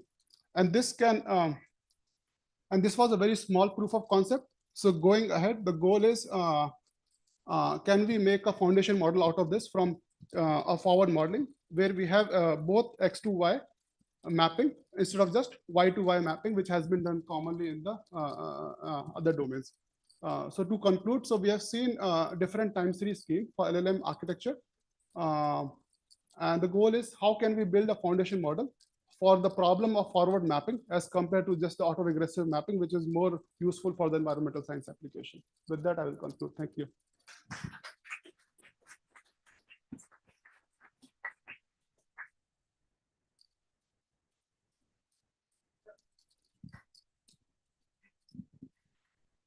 Thank you. Great work. So the biggest problem with using LLMs for time series representation is that they're actually not aware, aware of time. The only component of time series that they capture is sequential aspect of it. So they really represent time as sequence, not without the notion of if you have two time series of different scales, or one is, there's no notion of overlapping intervals or anything like that at all. So with that, one is how do you, I mean, any thoughts on how we actually capture the time series, the time aspect of time series in in all of these architectures? And the other one, the other requirement of using LLM for time series is that all the time series that you're representing are lockstep, same time step scale, or at least well-aligned time step scales, because the n-gram notion, right, has to align. And so how do you deal with then, particularly with exogenous and endogenous factors that do not align on scale? Right. So your first question is there is no notion of time. So the words are the embeddings is permutation invariant. So to handle it, first is we have some kind of overlap, so between different patches. And the second way to deal with sequential is we add a positional embedding, where with the word embedding, we add another embedding on top of it, which defines the notion of the sequence on that notion. And that's how the same which has been done in NLP. And we have shown that it's not as good as what we want, but it is something which is working fine. And for second question is, how do we handle the different time scale for different exogenous input? So one way which we can handle is we can define different encoder structure or different input embedding for different scales. And then later on, we can have some kind of combination scheme where we can combine them at a later stage after processing them. Can you comment on the possibility of using foundation model to handle irregular time series? Foundation model to handle irregular time series. Yeah, so basically the time interval is not equal. Yeah. So we have not seen any work right now, and I think because again, I think the problem will be if we have to do some kind of irregular time series for foundation, we have to again take the notion of time, which will be missing if there's an irregular time series.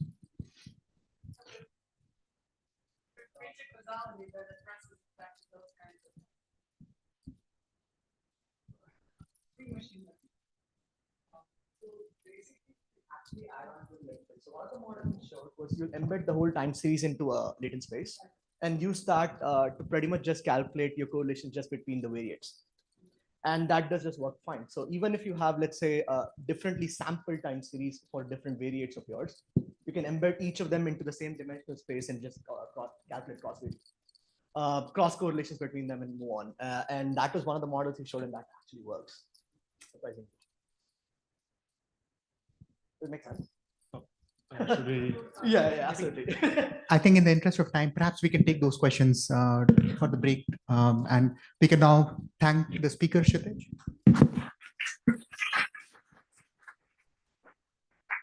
And we are now starting the panel discussion. So Paul, you want to come up? And the panelists, please come up for the podium.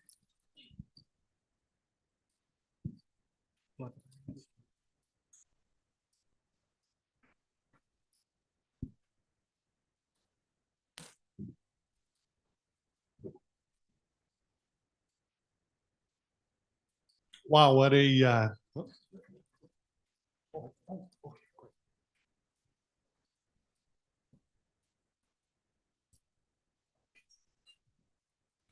what a terrific set of presentations and really robust set of questions and discussions, which I think portends well, for our panel. It's really an opportunity to continue the discussion within the broader group. It's a lot of pressure to put on the panel to answer some pretty big questions that we have about KGML. So of course, we want to expand this discussion into the audience. Get not only your questions from the audience, but your perspectives from the audience. First of all, I'd like to thank the panelists ahead of time. Yan Nu, Jennifer Dai, Chris Duffy, and Wei Wang for participating. And we gave the panelists a few discussions or a few questions ahead of time that all kind of speak to this general notion of how are we going to navigate this landscape of KGML. And the presentations this morning, I think, showed us that this landscape is broad and it's changing pretty rapidly. But there are tremendous opportunities, not only to collaborate within our traditional academic spheres, but well beyond into places like the agencies who are doing some really great work in this space. I think we're fortunate as a group here to have lived through the period well before KGML and through the advent of KGML and now beyond. So we've got some really nice perspectives, I think, to the questions and the discussion that'll help us understand how is the science evolving at the same time as KGML is evolving, because those two things really do go hand in hand. So I've asked the panelists as a way of introduction to address an initial question. So to introduce yourselves and also to give a few thoughts about how one might get begin in KGML, or from your own personal perspective, how did you get started in KGML, and any additional thoughts to follow on that. And then we'll open it up to questions for the audience and follow-up questions that may develop from that. So I think if Chris, if you're okay to start, and then just hand the mic over. This work? Yeah. Okay, so thinking about this question of how to get started, I thought that Anush Karpatny made a really good case for how scientists could get the ball rolling through the different ways to looking at knowledge and learning and that sort of thing. So I thought maybe I'd take a different tack to think about how does KGML fit into sort of theories of knowledge discovery that teachers have, and how do teachers already do things along these same lines. And so so they already have curriculum that does things like this. And so one of the theories, let's say, that they use is something called guided decision-making or guided discovery.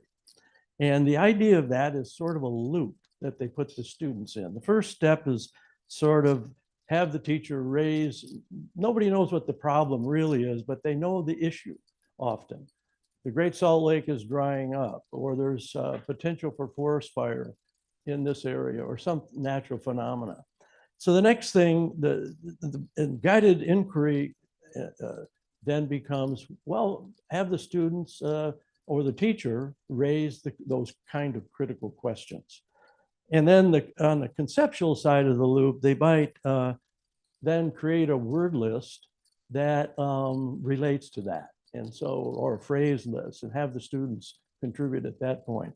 And then perhaps put that into, they will do that by search of some kind, right? And then have that put into a graphic form on a map on the computer.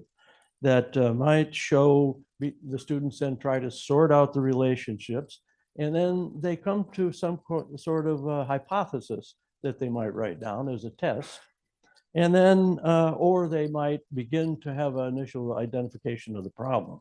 So here's where one part of the KGML can come in, is to have a tool ready for the teacher to build on what the students have put together in the hypothesis to test it.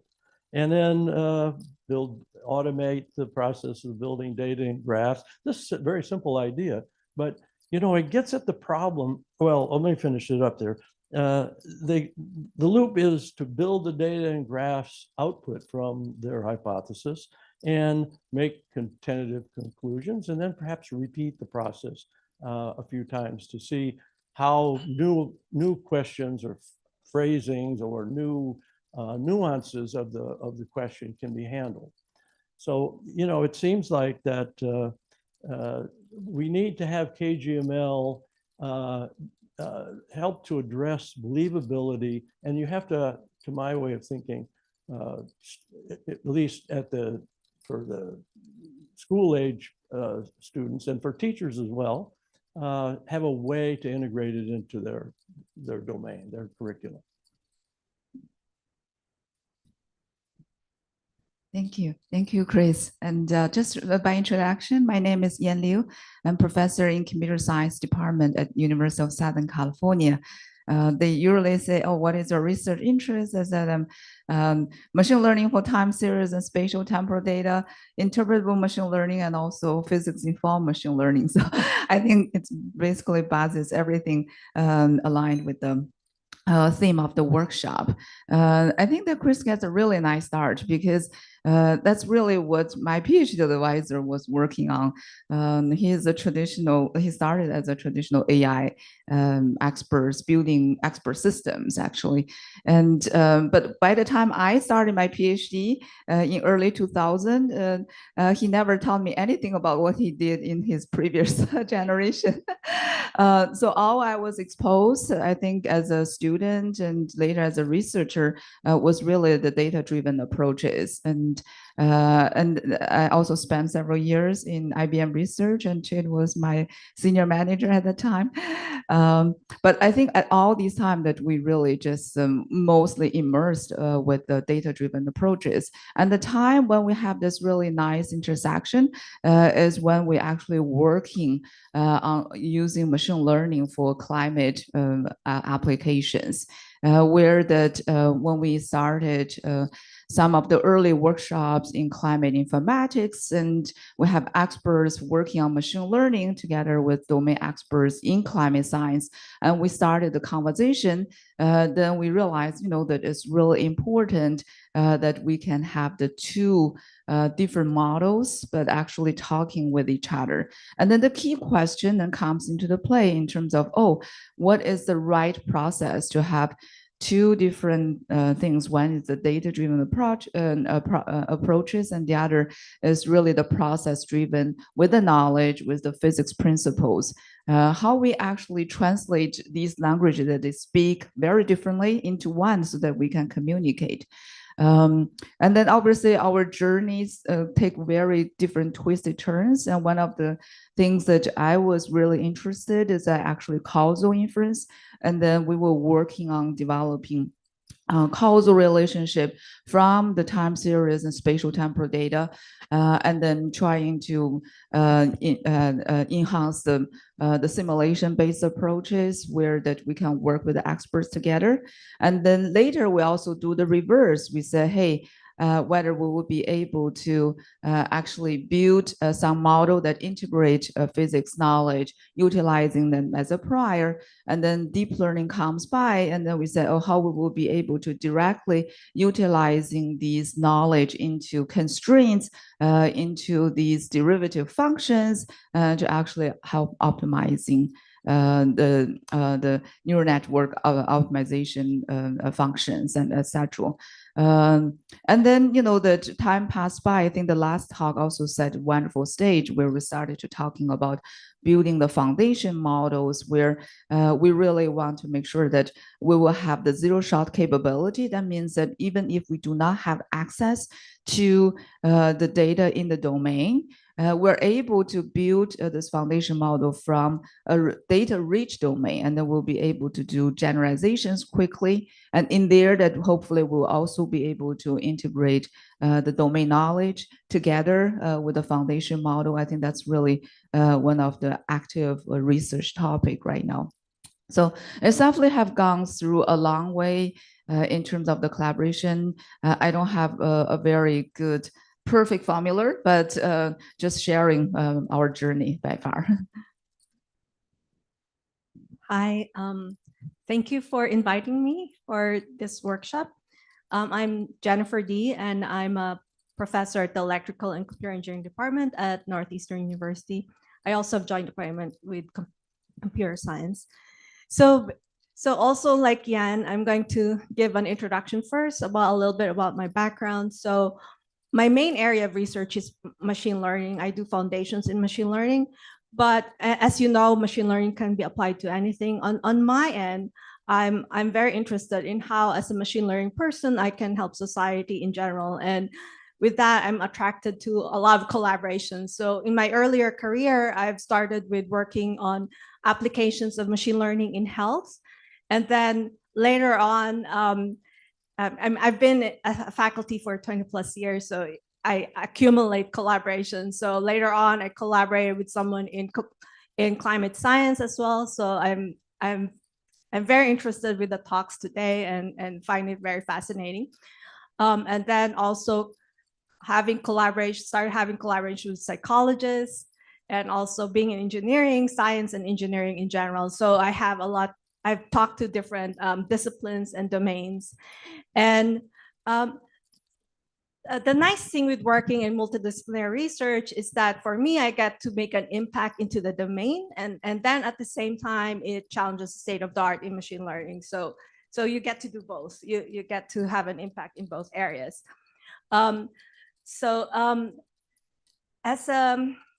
As Yan pointed out, and as many of you pointed out too, when you work in multiple disciplines, actually you realize that explainability is very important. So we need to make sure that the models we built are interpretable and understandable to the domain experts, because they want, most of the time, to advance science, you need to know what's going on, why is this working? And on health side, when we build models, even though the accuracies are so high, they come back and tell me, can I trust this? So they have to understand what's going on, what is the mechanisms influencing that, and also how to make recommendations also on what to study further and or to analyze further and so on. So a lot of the things, interpretability, explainability is important. Now, going back to the original question, what would I advise a student coming in or a young researcher from the machine learning on the AI computer science side? What would I advise if they want to work in KGML in the domain of, really, I would start by saying, find your interests and work with that interest and build it together. And also, it's a partnership. Really, it starts with the partnership with a domain scientist coming in and then working together and figuring out what to solve, and have that mutual respect as well. Understand their field. You have to take time to build this real collaborations, and everyone here who's been in this have struggled with it, right? There's always, like, the first step is first the interest. The next is understanding a common language, figuring out what are they saying, what does it mean to, what is mean to have a model, a process system, what is important in that domain. So you have to understand it. And then at the same time, the domain scientist too has to figure out what a machine learning needs as well. And as a machine learning person, you have to explain also the models and what are the limitations of that models. What can you do? What can you not do? So you have all these conversations, and it takes a while to get there. But I would say to the young researcher, at the end, it is fruitful. It is rewarding at the end. So that's why in the first place, you have to have the interest in the problem too. The next thing I would recommend is that as a machine learning person, to get into this field, I would start by saying also, make sure you understand the learning algorithms well. So you have to know your field well, strengthen that field so that you can model it and change things. And then on the domain scientist, try to explain as much as you can about the model so that the ML person will know how to incorporate it and figure out the strength of that model to ground the ML systems that one builds. And I think all of you have experienced many of that. And then on the ML side, once you build the model, again, interpretability, explainability is important, because then you can have that feedback loop and conversations. And I really like also the talk about how you can modify an ML better when it is also, you have interpretable components in it. So models where you have the domain science can be incorporated in it, because then the domain scientists know what to do and where to figure out. And again, it's really a partnership and building it. And I really like this workshop. So thank you. And I think this is one of a good thing, is to have this community working together and figuring out how to do things better. And then for those really very specific in looking at how to do physics guided ML right now, I would say read Anuj tutorial as a starting point to figure it out. And maybe in general for people is to look at the literature on people who have done that before you to then figure out where you can contribute and advance the field. My name is Wei Wang, and I'm a professor in computer science and computational medicine at UCLA. So little bit of background of myself. So I started myself many years ago. So it's and then I did my PhD completely in computer science. And at that time, when the term like data mining was equivalent to AI these days, right? So it's a buzzword back then. So that's very age revealing. So and that was my PhD thesis. And back then we didn't publish nearly as many papers as now, right? So I couldn't even believe myself, like back then when I was a student, I was able to read every single data mining paper published back then. So you can tell like how many papers were there, right? So it was not many, not nearly as many as nowadays, right? So so my first job was actually at IBM. So but I only spent 3 years there. So I decided that I want to go to academia. Not because IBM was not good. IBM was great, but it's just I feel like I probably would enjoy more in academia, like with like more students to work with, because in a industrial world, right? So you could only work with students in the summer, when you have summer intern. But after they return back to school, you kind of like you have to say goodbye to them, and that's difficult if you try to write papers, and then sometimes they may not have enough cycle for that. So I went to UNC and Chapel Hill. So that's the first time I got exposed to interdisciplinary research. Back then, this was more than 20 years ago. It was very new. It was very new, right? So the norm was like everybody worked within their discipline, and then but people start to recognize and brace the importance of interdisciplinary research. So I was presented the option of like having a faculty position in computer science 100% versus 50% in computer science, 50% in Carolina Center for Genome Science. So I chose the latter one, right? So out of a practical reason, which it was like I could get just do half of my teaching load. So I get 50% teaching relief. I thought that was a nice thing. And back then I was young. I didn't think much more than that, right? I thought that was a great deal for me. So I did. And then I get to know those people. And then my first project is to work with some much more senior researcher in pharmacology. So we study protein structure, a completely new field to me, right? So I learned quite a bit. And then I found that that's a very interesting area. And then back then, everybody was just studying protein sequence as a sequence, right? So I was among the first few to start to use a graph as a representation of protein structure to try to model like the binding site, the properties. And so the result was amazing. And sometimes even sounds like too good to be true, but that was true. So that's actually very encouraging.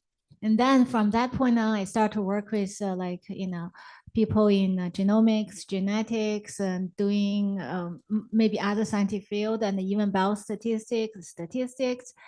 And then 10 years later, I moved to a UCLA, and then I start to work with people more like in healthcare, clinical setting, and as well as like chemistry, material science, social science, and law school. And so it's much more broader now, right? So if I look back the past 20 some years, I feel like, I mean, this is a very rewarding process, right? So my advice to everyone is like, never be afraid of going to a zone that is, you feel maybe initially uncomfortable because you don't know enough about the other discipline.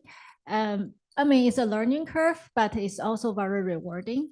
And so, in terms of knowledge-guided machine learning, I feel like that's not an option in AI for science field, right? It's a necessity because we should already go beyond just build a one-off model, completely data-driven, right? Because if you think about human history, how we learn knowledge, build upon existing knowledge, right? That's how we could be better, make progress, right?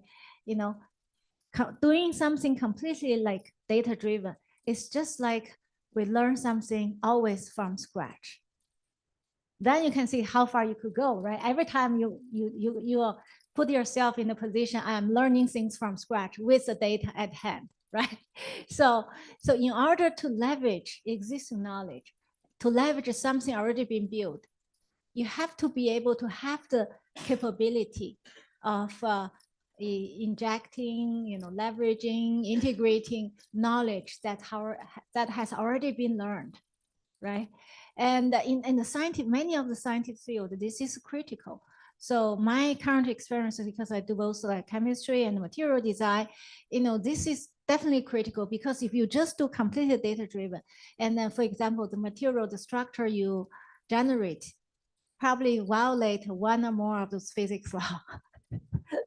If you just do completely data-driven, because data is not 100% accurate, right? Whatever you learn, just even if a little bit off, but that tiny bit of imprecision or error you have, right, then or variance you have may just violate one of these physics laws, and then that are critical.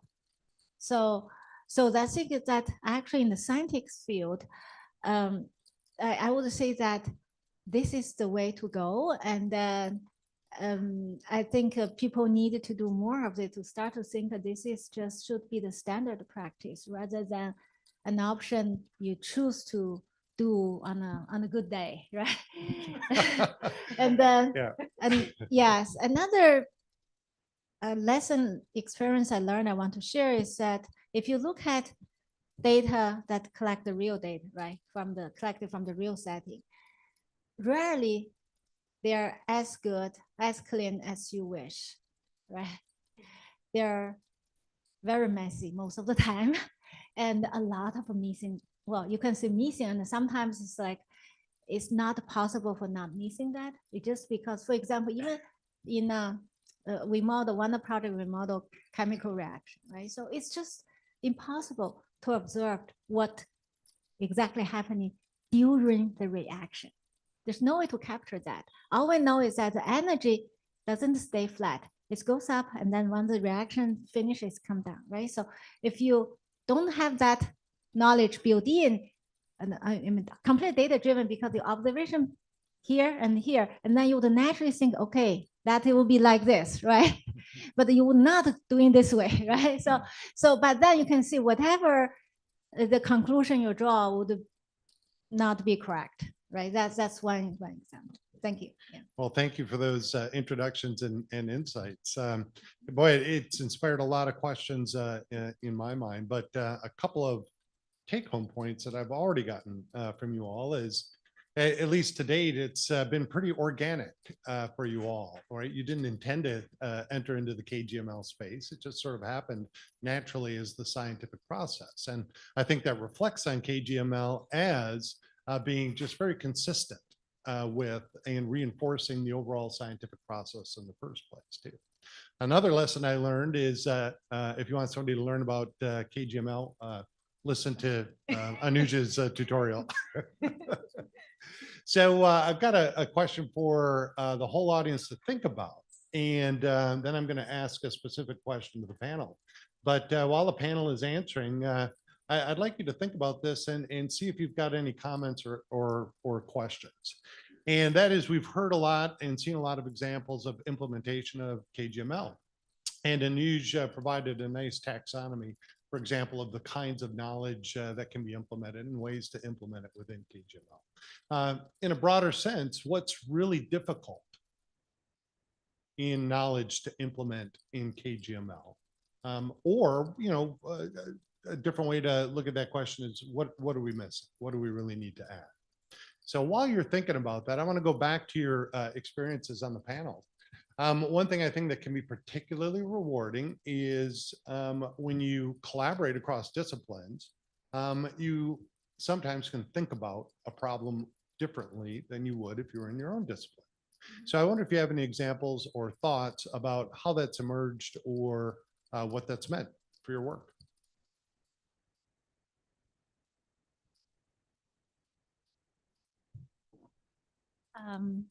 Maybe I can share some of my past examples. So when I start to do, I mean, my first interdisciplinary project was in the field, general field of bioinformatics, right? So I work with people in other like biostatistics, genetics and pharmacologists.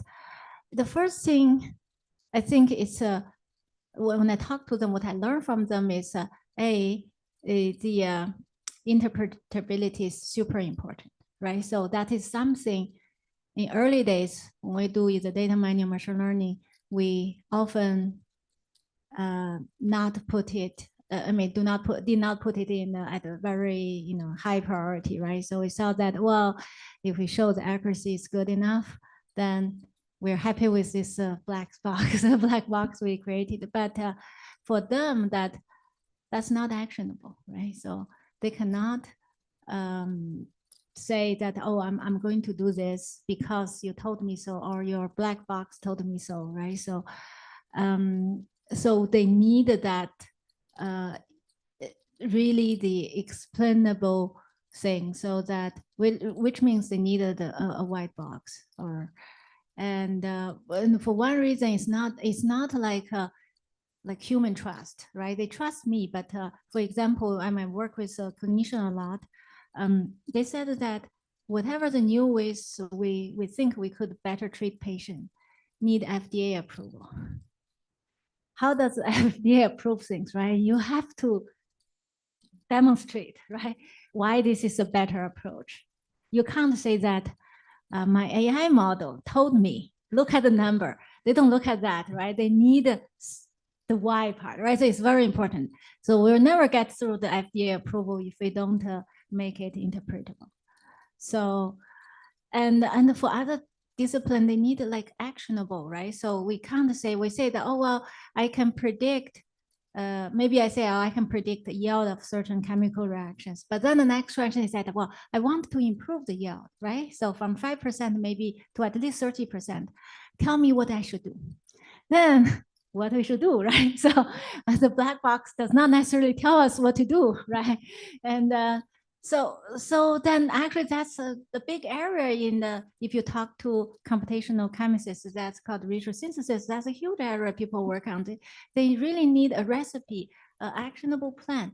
So that is something that I learned that's super important. And nowadays, more and more people in machine learning recognize the important, right? So they start to think, okay, can we, when we develop machine learning model, can we make it interpretable? Can we, that's our responsible. There's many different terms have that flavor or trustworthy. Can we do this and that? But I think originally I would like to think this really inspired by all those, domain scientists. Terrific. Yeah. Other thoughts?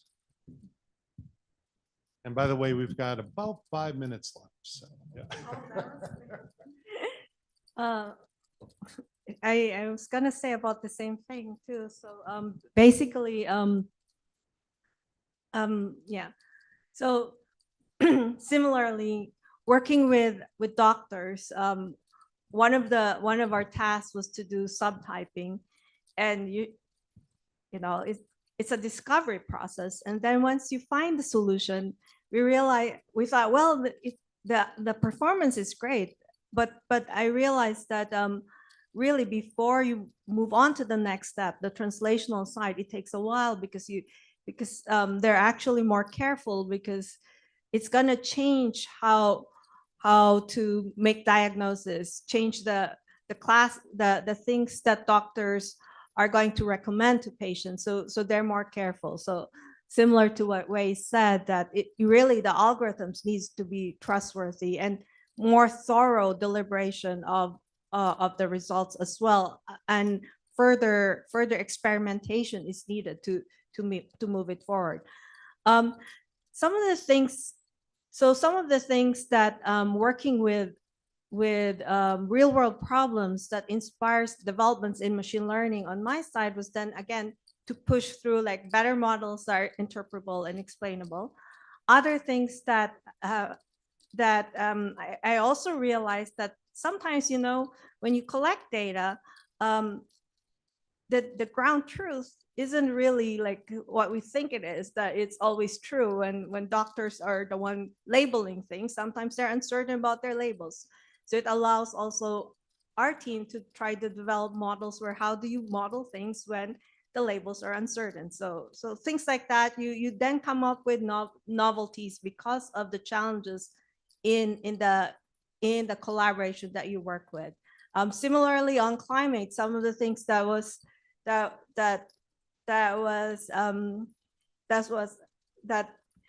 challenges ML models was that how do you do extremes, predictions of extremes? A lot of the things we've been doing in our field has always been like looking at data and then doing well on averages. So now it pushes us to think further, like maybe come up with better models that can allow us to predict extremes, like change the loss function, or doing extreme value predictions. Other things too that are interesting is that even when the accuracies are high, a lot of these things we need to also incorporate uncertainty quantification in the model. So again, that's not very common, and we need to come up with models that allow you to do that. And so there are a lot of lessons learned from the field that allows us to bring back to our community and say, hey, we really have to figure this out. And of course, another important thing is KGML. We've heard that we have to learn how to incorporate knowledge that the science has built through the years. And similarly to the doctors, through a lot of experience, they want to be able to incorporate the rules that they've built through that. How do we leverage that to then update ML models? That's not straightforward. That's not easy. It depends. And also you have to be clever about model representations, learning representations that allow them to merge together well. And I think that is a very wonderful field. And I think all of us are working on it. And there are many ways to do it. So I look forward to the advancement that this community put together with that. Great. Chris, Jan, either of you? Okay, so how many minutes do we have? 0 or negative? I'll keep it short. Yeah, I think that there are a lot of lessons learned, but one of the key things I find is that it's really we have cultural differences and also the fundamentals are different. Because as computer scientists that we're developing tools and we're developing software, developing algorithms, and then, scientists are really interested in scientific discovery. A lot of time, what I found is that what excites me may not necessarily excite the domain experts as much. And then, after all these lessons learned is that we find a common ground. And then trying to, align our interests together to really solve the fundamental problem that I will be interested and also the domain scientists will be interested. And then the second lessons learned is that that we publish all these papers and we also report to funding agency, we made great progress. But I have to acknowledge that the research outcome, all the things that I developed over the years, there's really limited number of times that it really turns into action items for the domain experts to actually use and they find useful and, that making scientific breakthroughs. I gave one example yesterday about, CyberSeas project where I basically working with the civil engineer scientists, and then we were trying to do causal analysis for urban heat island, and then they translating them into actionable policies and return back to the office of Los Angeles mayor's office. That's the example I find that is really that, what I did is really translated into something actual. Most of the time, as I mentioned, that I just show the results. Oh, the doctor's looking at, okay, good, thank you. Or that they were like, hey, what you're doing totally doesn't make sense. Can you look at some other things? So I think from that perspective, that when we try to work with the domain experts, how we actually can translate what we're doing into action items is really important. Interpretable machine learning, trustworthy, and also knowledge guided machine learning. And all these are important steps towards the actual action items that that can be utilized. So yeah, I guess the journey goes on. I'll share you more later. Okay, Chris, in the 1 minute Quick. that we have left, you Yeah. get to kind of wrap it up. Yeah, I just wanted to say, follow up a little bit on that. I think there's another step beyond the explainability and that's between scientists and the domain. Yeah. And that's going to be making it believable for the public. And so we have, experts are under the gun now. And so we really, and AI is right at the top of the list, the darts being thrown, let's put it that way. So I think it's going to be very important for us to take that by the horns and try to find ways. And I spoke about the getting it down to the younger people who certainly are amenable to this kind of thing right off the bat. And so we need to have some infrastructure in KGML that gets it down to their level. Thank you. Well, all remaining questions will have to be answered over lunch amongst you all. Thank you again to the panel for a terrific discussion.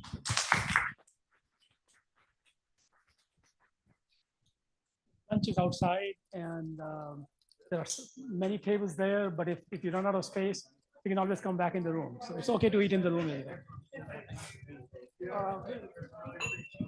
We'll start back at 2. That's fine.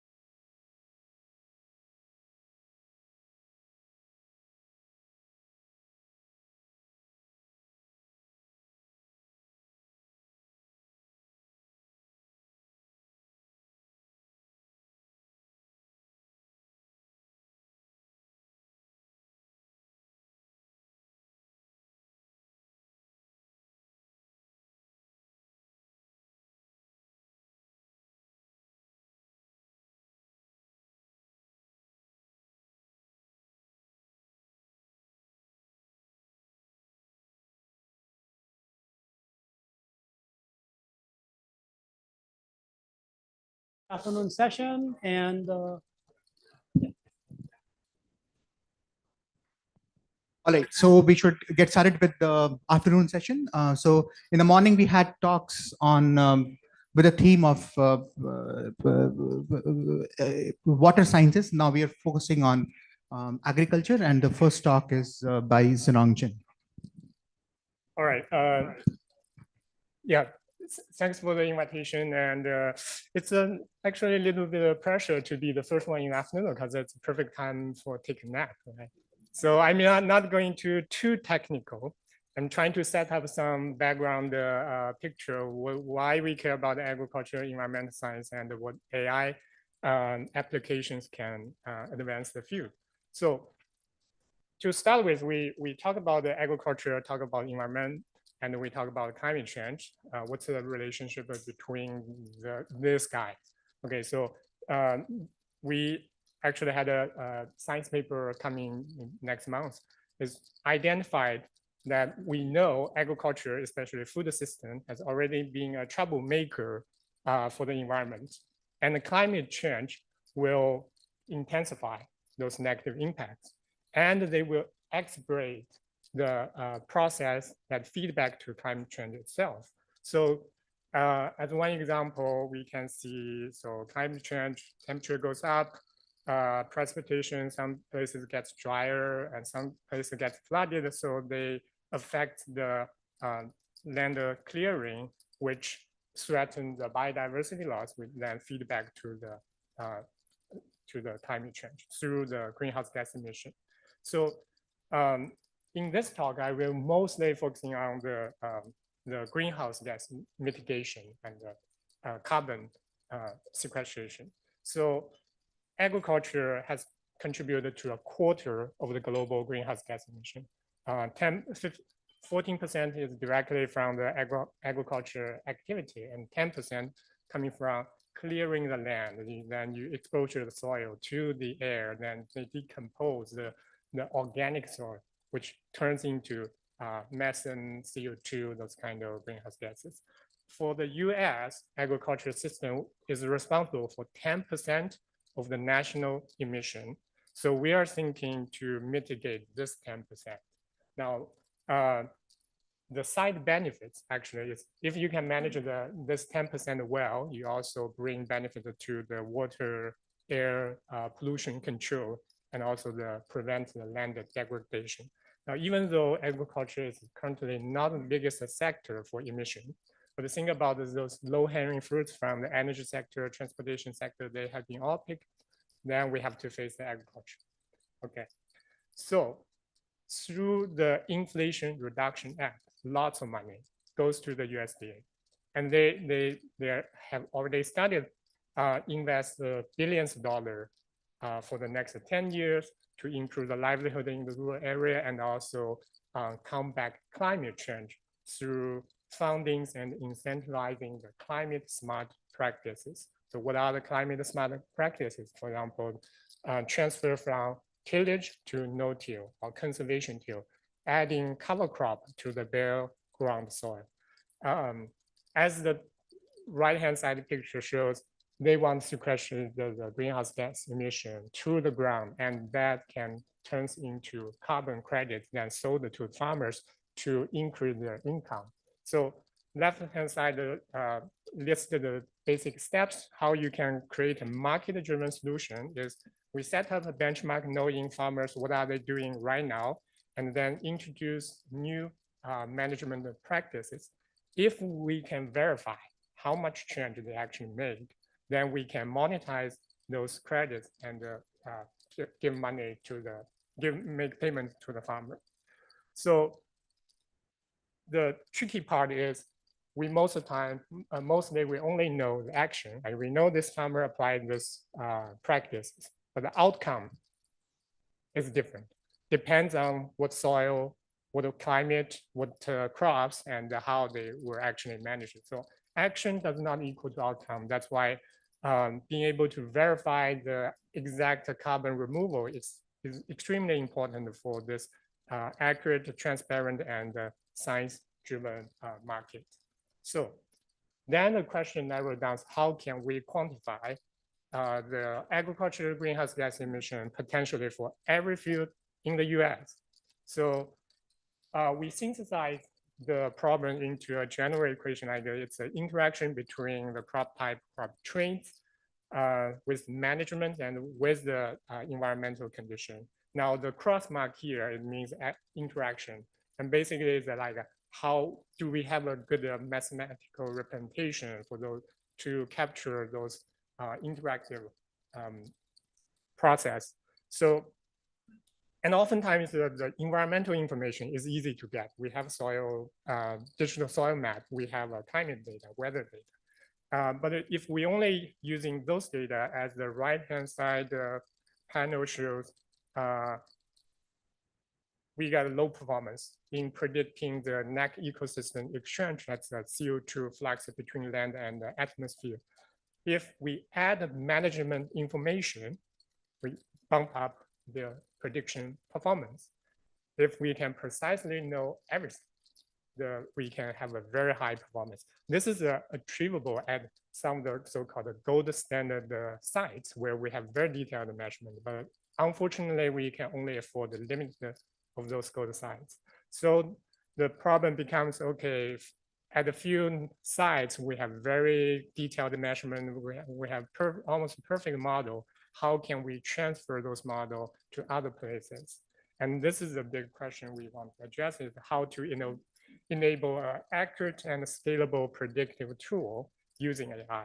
And here I just listed the non-exhaustive points like where AI can help. Is derive the hyperlocal information, like we have so many satellites, we can extract the management information, crop traits from the satellite imagery using AI. And we want to improve the prediction and the key for the key process using KGML or PIM.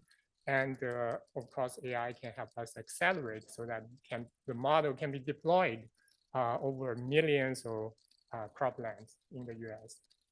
So, and which showed this similar diagram in the morning. There are process-based model for centric research and the machine learning centric. And we are mostly going through the second path, is how we can teach machine learning model, a neural network, to gain more domain knowledge. So as a demonstration case, we try to predict the nitrous oxide, N2O, which is a very potent greenhouse gas, like almost 300 times more powerful than CO2. Okay, and on the left-hand side, that's a observation. As you can see, the spatially, temporally, they change a lot. So what we call hotspots, hot moment pattern of the nitrous oxide emission. So then we derived a hierarchical neural network to mimic the biophysical and biogeochemical drivers for the nitrous oxide production. And as you can see, the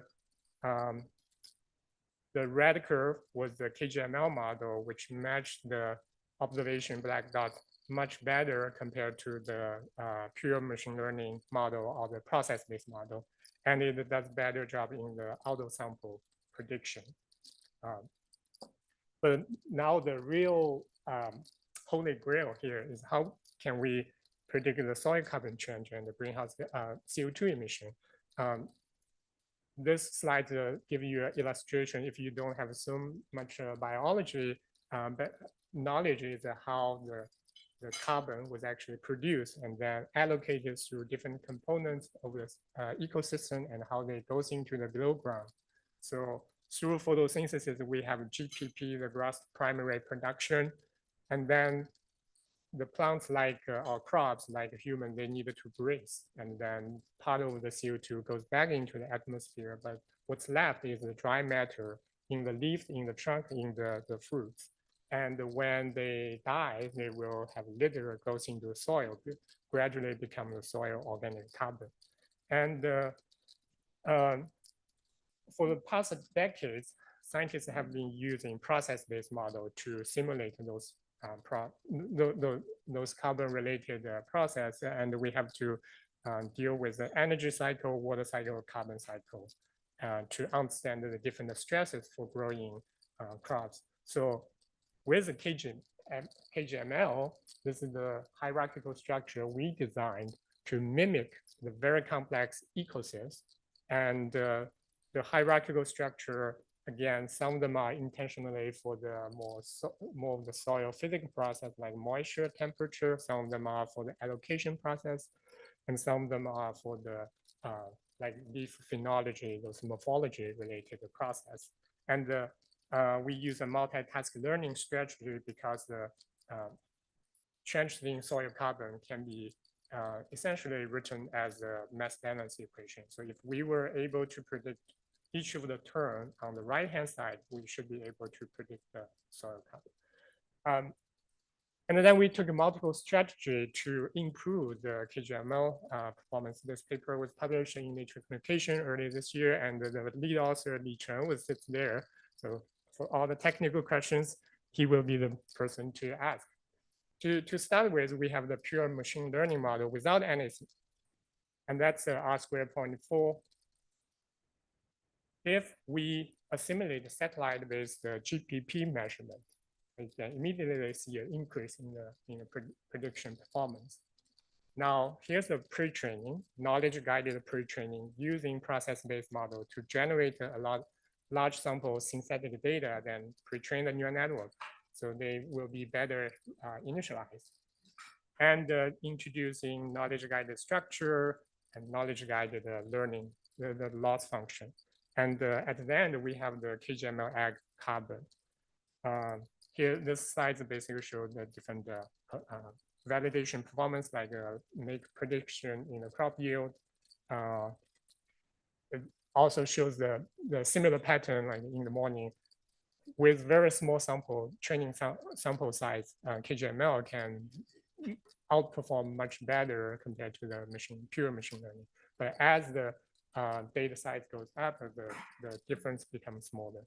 And compared to the Flux Tower, which is the only observational benchmark data, we do have a pretty good correlation between the prediction and the measurements. And this is the validation through those large Earth system models. And the KGML also gets closer. Now, we predict a variable individually on the right-hand side. When we add them up together, do we get a better prediction?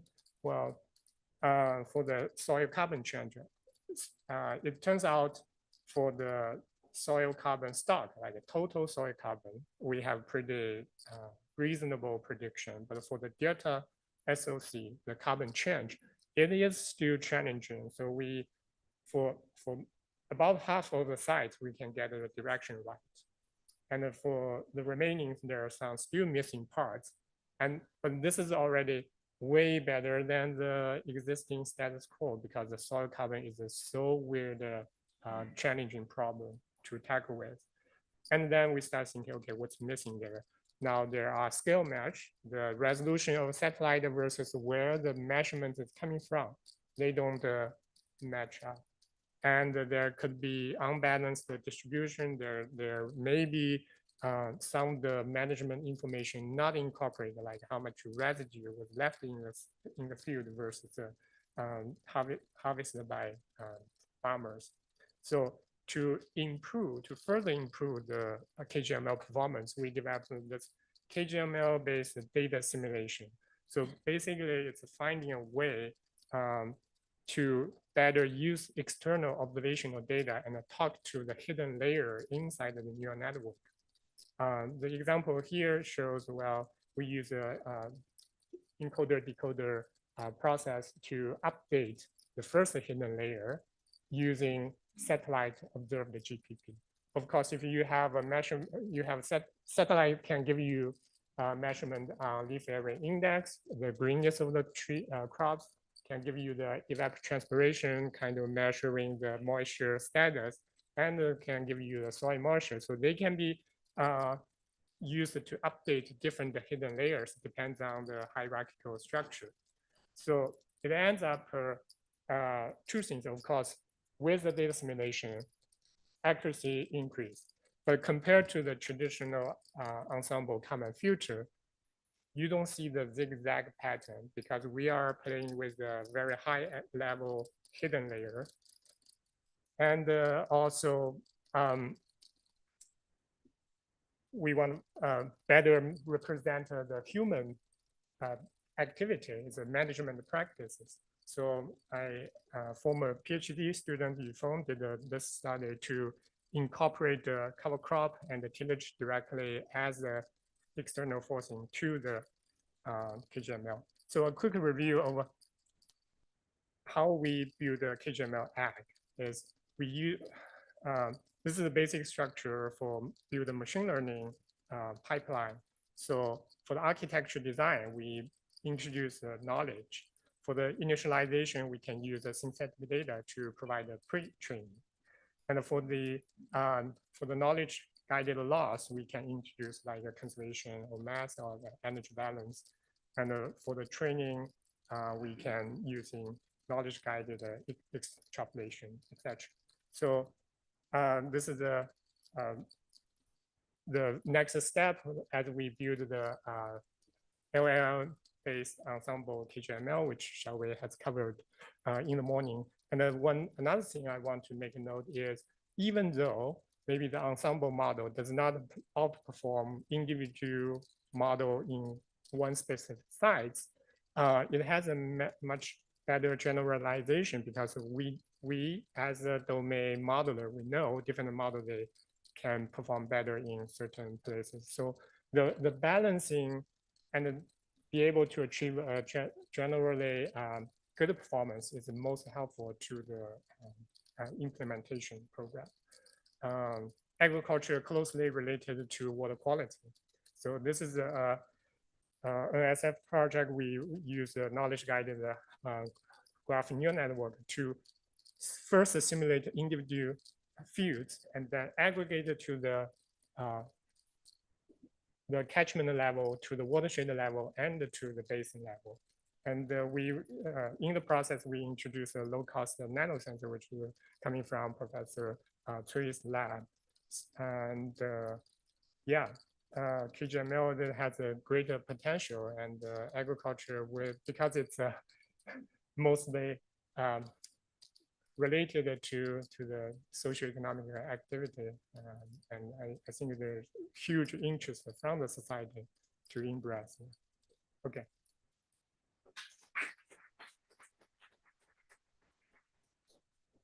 Thank you. Any questions?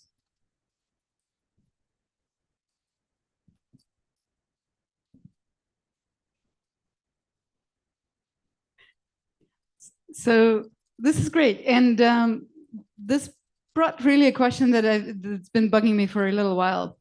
How do we know with KGML models that we don't overfit, particularly in a case like this, right? Where we don't have any other, like traditional machine learning has good metrics, reasonable metrics of overfitting that don't translate very well into KGML framework. How do we control for overfitting here? How do we know that this is not what's going on there? Yeah, that's a great question. And so my answer was, with the existing data, can we address that question? Probably not, especially for agriculture data, super noisy. And so we are lobbying USDA, try to set up a different tier system of data collection. So the first tier, you may have some gold standard site with a very detailed measurement where you develop the model. And then the second tier data system may come from literature, may come from some random trial plot where you have some measurements and you can validate the model. But in order for the model to be like usable and avoid the overfitting issue, we have to go into, let's say, a random field from farmers' farm, right? And we may have some samples, but withhold the data, then test the model. And if the model does not, well, it goes way out of the normal range, we have to go back and fix the issue. But those tiered systems, first people have to get the point, like there are different data. When we talk about data, they have different data quality. And then we have to set up the system. And if we don't do now, 5 years later, we're still asking the same question.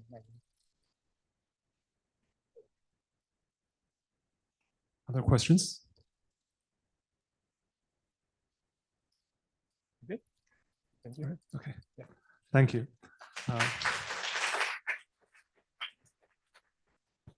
Let's welcome our next speaker, Yichun Xie from the University of Maryland.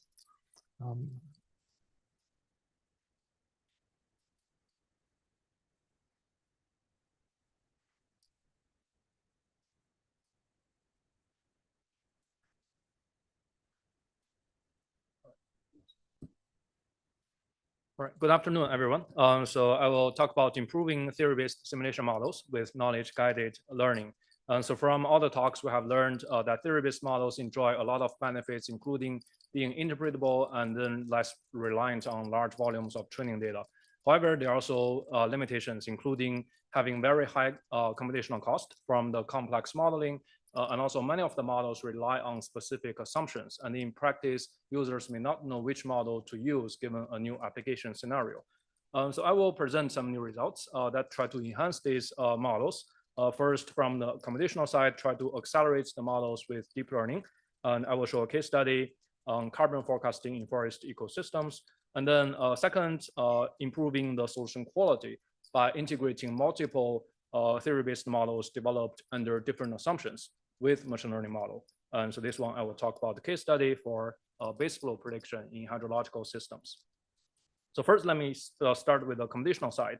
And there have been a lot of efforts trying to scale up theory-based models using deep learning. For example, NVIDIA's recent foundation model called ForecastNet tries to accelerate weather forecasting, climate projection, and according to the results, and they can achieve speed up for hundreds of times while maintaining very similar results. And similarly, Google also has the GraphCast trying to do weather forecasting as well, and similarly for many other different domains. And most of these deep learning emulators, they have specific designs based on the characteristic of the physical model. And so in this work, we are trying to develop the first deep learning based emulator for the carbon forecasting problem in forest ecosystems. And so this is an important area because forest ecosystems play a critical role for carbon neutralization, global carbon budgeting, and looking at the numbers, the terrestrial ecosystems, including forest, they absorb about 1/3 for the carbon dioxide emissions from human activities. And the model we're looking at here is called the ecosystem demography model, the AD model. So this one is responsible for the forest component in the NASA carbon monitoring system, and is also a key component for the new global carbon budget. It's also been deployed for operational uses in the state of Maryland. So we are working with domain experts, George and Lei. So they are the original creators for this ecosystem demography model. And George is also currently the science lead for NASA carbon monitoring system. And so in order to get the very high forecasting quality, AD relies on a large variety of different processes. And so it does the forecasting in a step-by-step manner along the time series. In every step, it considers over 100 variables as the input, and then try to estimate the carbon-related variables on vegetation height, above ground biomass, soil carbon, so on and so forth. So this leads to a very high computational cost. And so I will talk about several challenges for designing the deep learning emulator. So the first one is error accumulation. So this AD model is being used for long-term forecasting. So you're running the model for 40 years, 100 years, 200 years. And during this process, the small errors at local steps can very quickly accumulate to very large errors towards the end of the forecasting. And so we have a couple of designs trying to reduce the error accumulation. So the first one is very intuitive. So basically, along each of the forecasting sequence over the long term, we are trying to encourage error cancellation during the process instead of letting the error becoming compounding errors and then have a very large accumulation. And also we have algorithms that try to make the loss calculation more efficient for this error cancellation. And also when you train the model, if you directly train the model at very fine temporal granularity, and then you will see a large volume of local variations, and also that increases the number of steps, and so more error accumulation. And so in order to address this, we decompose the training into multiple temporal scales. So if you have the combination of the temporal scales, you can still get the forecasting at any time step you want, but you can reduce the error accumulation effects. And the second challenge is looking at the output carbon variables. There are heterogeneous patterns. So someone like the above ground biomass, the second one, it tends to have a more stable growing trend over the years. But if you look at the bottom left, gross primary product, GPP, it doesn't have that pattern. It tends to have very large variance over time. So we are trying to summarize those time series patterns from the training data and then try to insert that as prior knowledge to guide the forecasting of the forecasting process. However, not all of the patterns are actually useful. So some of them, if you have very large variance over time, they actually tend to hurt the forecasting process. So we also have a statistical component in there trying to automatically determine whether the variable forecasting should include the pattern or should skip the pattern. So we did some testing in northeastern US. So the data covers about 40 years under different forest initial conditions. And so this slide just shows some numbers that the proposed DeepAD model outperforms the baselines, but this may be better, this visualization may be better. So on the left side, you're seeing the original AD forecasting results over 40 years. On the right side is the deep learning emulator. So you can see the forecasting can pretty well resemble the original one on the left. Now, in terms of the computational time, this is not really an apple-to-apple comparison because the AD model has to run on CPUs, but the DeepAD is running on GPU. However, looking at the time difference, it still seems to be very promising. So for the AD model, the same task will take 192 CPU hours, but for the DeepAD, it's only 0.02 GPU hours. And so now we are also working to create a global scale data set over maybe 40, 100 years under different climate scenarios with benchmarking machine learning models. So we hope to post the data set online soon so that others can also play with the data and try to further enhance the forecasting of carbon. So this is for the computational side. And then second, I will talk about another work that tries to integrate multiple physical models together to enhance the prediction quality. So for example, in base flow estimation, there have been multiple models developed in the past decades tries to estimate the base flow. And so our domain collaborator, Dr. Liang from University of Pittsburgh, they often find it challenging to determine which model should they use for a new study area. So now in the knowledge-guided machine learning context, this means which model or which models should we use to integrate together to guide the training and adaptation process of these machine learning models. So we developed this physics-guided meta-learning approach. So this is built off the model agnostic meta-learning paradigm. So as you know, it is normally impossible to find one set of parameters that can be optimal for all different tasks. So in the MAML paradigm, basically we try to find the initial condition from where we can quickly adapt to different tasks using very small amount of training examples. So the original MAML algorithm is purely data-driven. It doesn't really consider any physical guidance. So in this work, we try to have different designs to inject the knowledge guidance into the meta update process.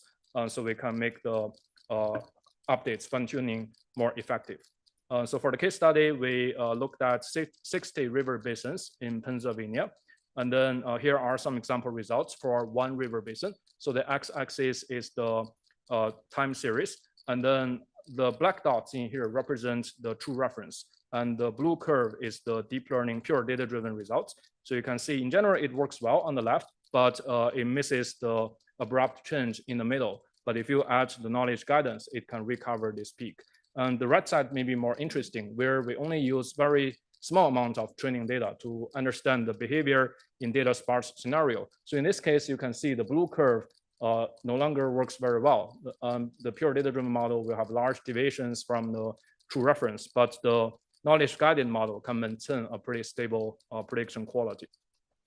So those are the results that tries to integrate learning with the theory-based models. But in many cases, you don't really have the very nice theories being developed. And so I will quickly go over two other examples where you can also incorporate general knowledge, for example, general knowledge about spatial and temporal patterns into the machine learning process to enhance the quality. So the first one is the knowledge-guided self-supervised learning. So from today's and yesterday's talk, we have seen the importance of having close task alignments between the pre-training task and also the downstream task. So in the large language model example, so you can see during the pre-training process, we can mask out part of the sentences and then try to predict it using the previous one. So this is very similar to the actual downstream task where you send a sentence to the ChatGPT and then based on that, it try to write you a response.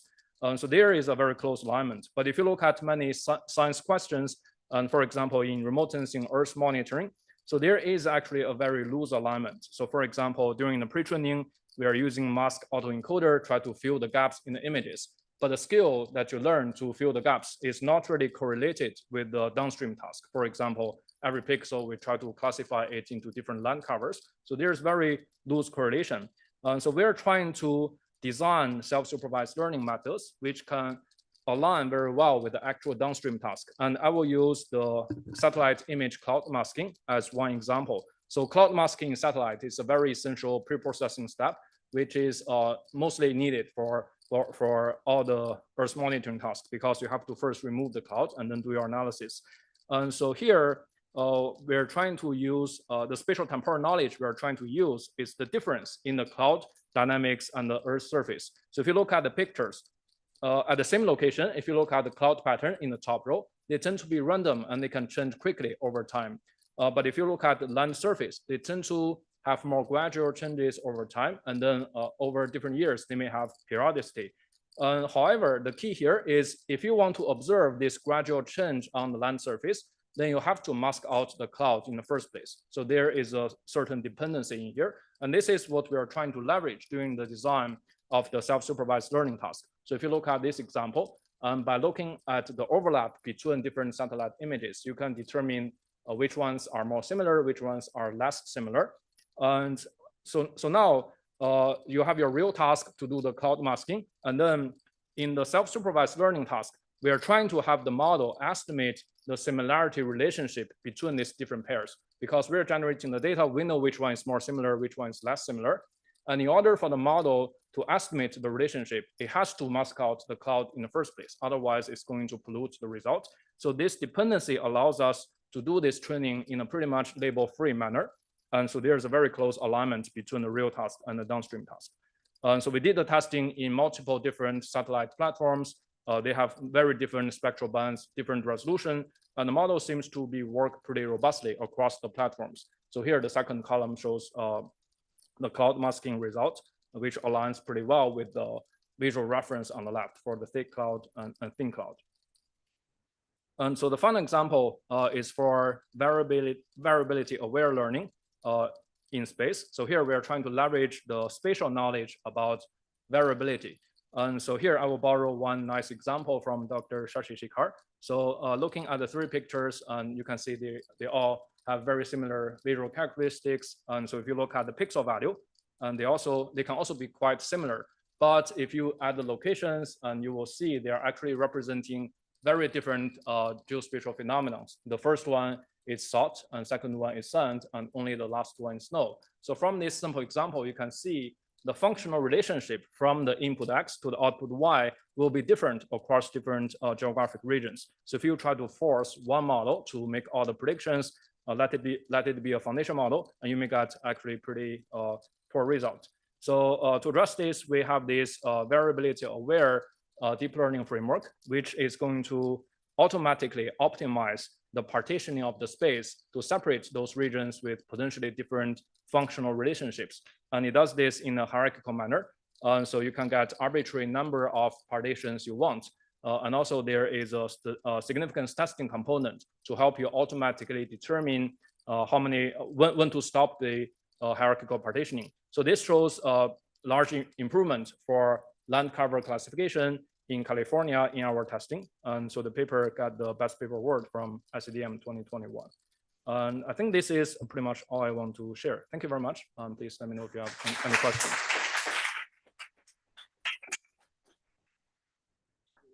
Any questions from the audience?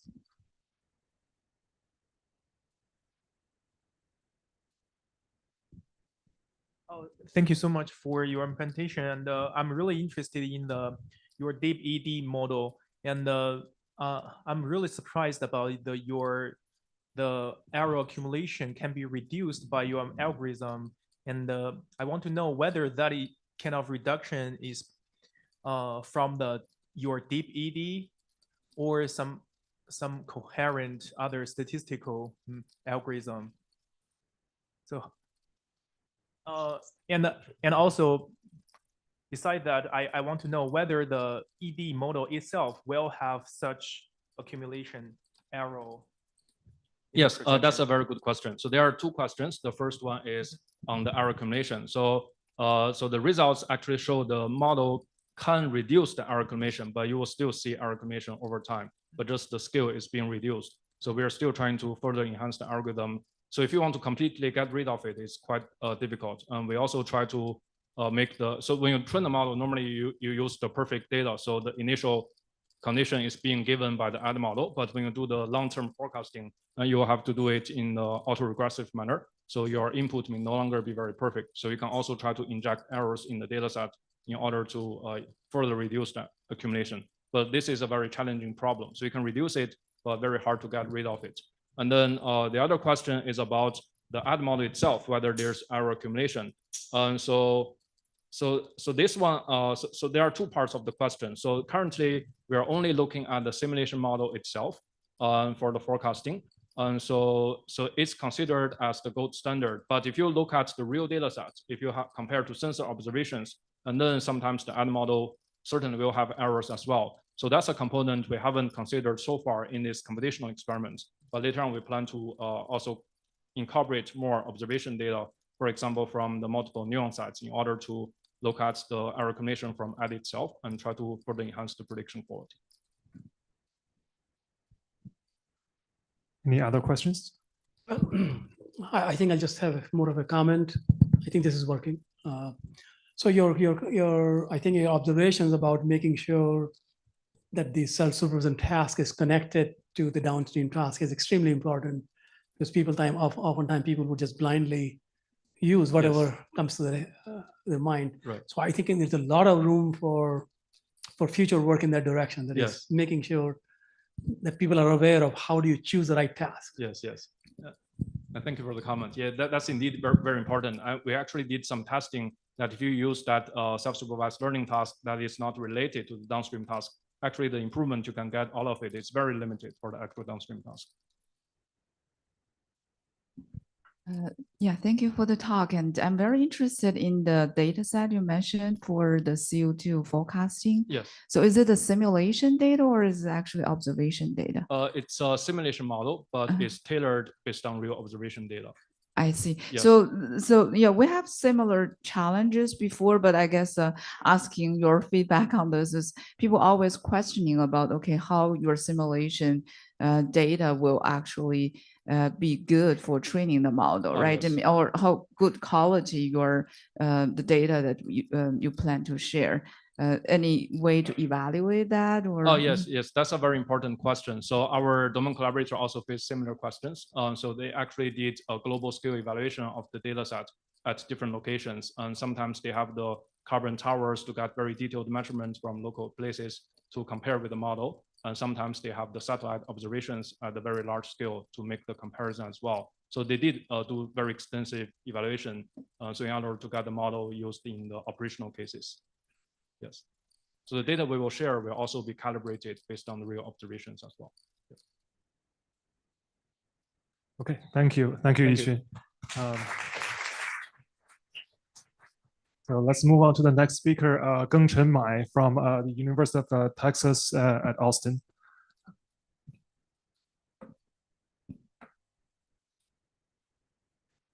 Hello, everyone. It's my great honor to come here to present my recent work about foundation model for geospatial artificial intelligence. So basically, the idea is how do we use domain knowledge to guide, for example, large language model and multi-modality language model to solve different geospatial tasks. So currently, all the AI domains face a paradigm shift, switching from a task-specific model to foundation model. So foundation model, in general speaking, is a large task-agnostic pre-trained model, which can be adapted to a wide range of domains.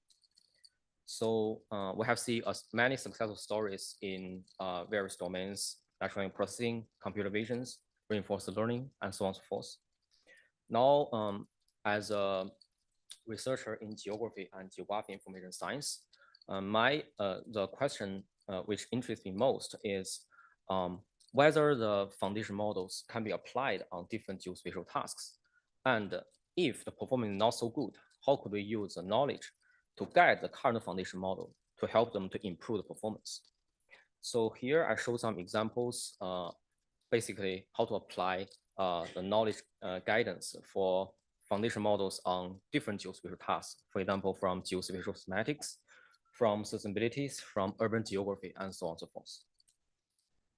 So the first task is about geospatial semantics. More specifically, we want to do location description extractions. So if you are not familiar with this task, it's basically I want to extract multi-entity location description from disaster-related social media messages.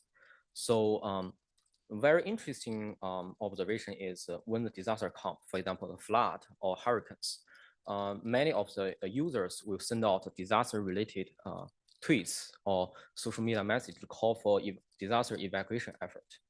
So for example, on the table on the left, we show some example people send out during the Hurricane Harvey. But I mean, how people describe their location description vary a lot from people to people, from location to location. But accurately recognize this location description is very key for us to deliver the disaster evacuation effort.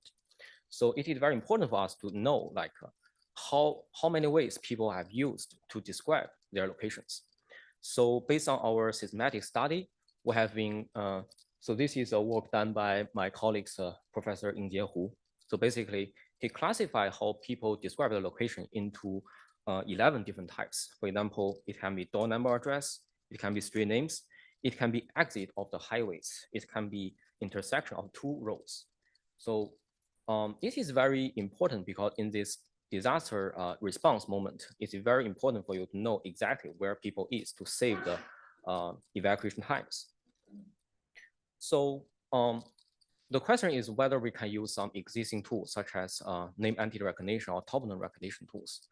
The problem is no, because for example, as you can see in the figure on the below, if we want to apply some existing name entity recognition tools, we will recognize this location description into separate entities individually. But ideally, we want to recognize them as a full address to describe where the actually the victim is. So on the right side, it's basically showing what we aim to extract. So in order to do that, we have to, our idea is whether we can use large language models such as ChatGPT and GPT-4 to do that. But if you naively put this sentence into the language models, it will not learn. Maybe he know the door number address and maybe building numbers, but he doesn't know like the variation of different way people have described their locations. So we have designed what we call geo-knowledge guided GPT, basically tell the language model, this is the different ways people have described their locations and help them, LM, to accurately extract these location descriptions. So the figure on the right showing that we compare our geo-knowledge guided GPT with a lot of well-established baseline, such as Fountain BERT and so on and so forth. And this bar plot showing that across these 11 different location descriptions, most of the categories, this GPT, although in the future learning settings, it can already outperform these baselines, which is very interesting. But this is not the end of the story. This is just extracting the descriptions. The most key thing is we want to localize them on the map, right? So the issue is we want to return a coordinate to the disaster evacuation team so they can go there. So now the question is, okay, whether we can ask LM to do the same tasks. Sadly, we can. Based on our experiment, it's very hard. For example, as we show the prompt on the left, if we want to ask the ChatGPT to recognize the place name, it is okay. But you ask them to return the geographic coordinate. In many of the time, it cannot, especially for the complex location description. For example, the intersection of two roads, it cannot do that. Why is that? Because by design, these language models cannot handle other data modalities such as geographic coordinate, because LM tokenizers, they cannot recognize these long digital strings, which cannot interpret the spatial distance, direction, and so on and so forth. So now the question is, okay, but almost all the geospatial tasks have to involve geographic coordinate. So then does that mean the end of story, or could we use some knowledge to guide the LM to understand this, basically handle the geographic coordinate? So there are two perspectives.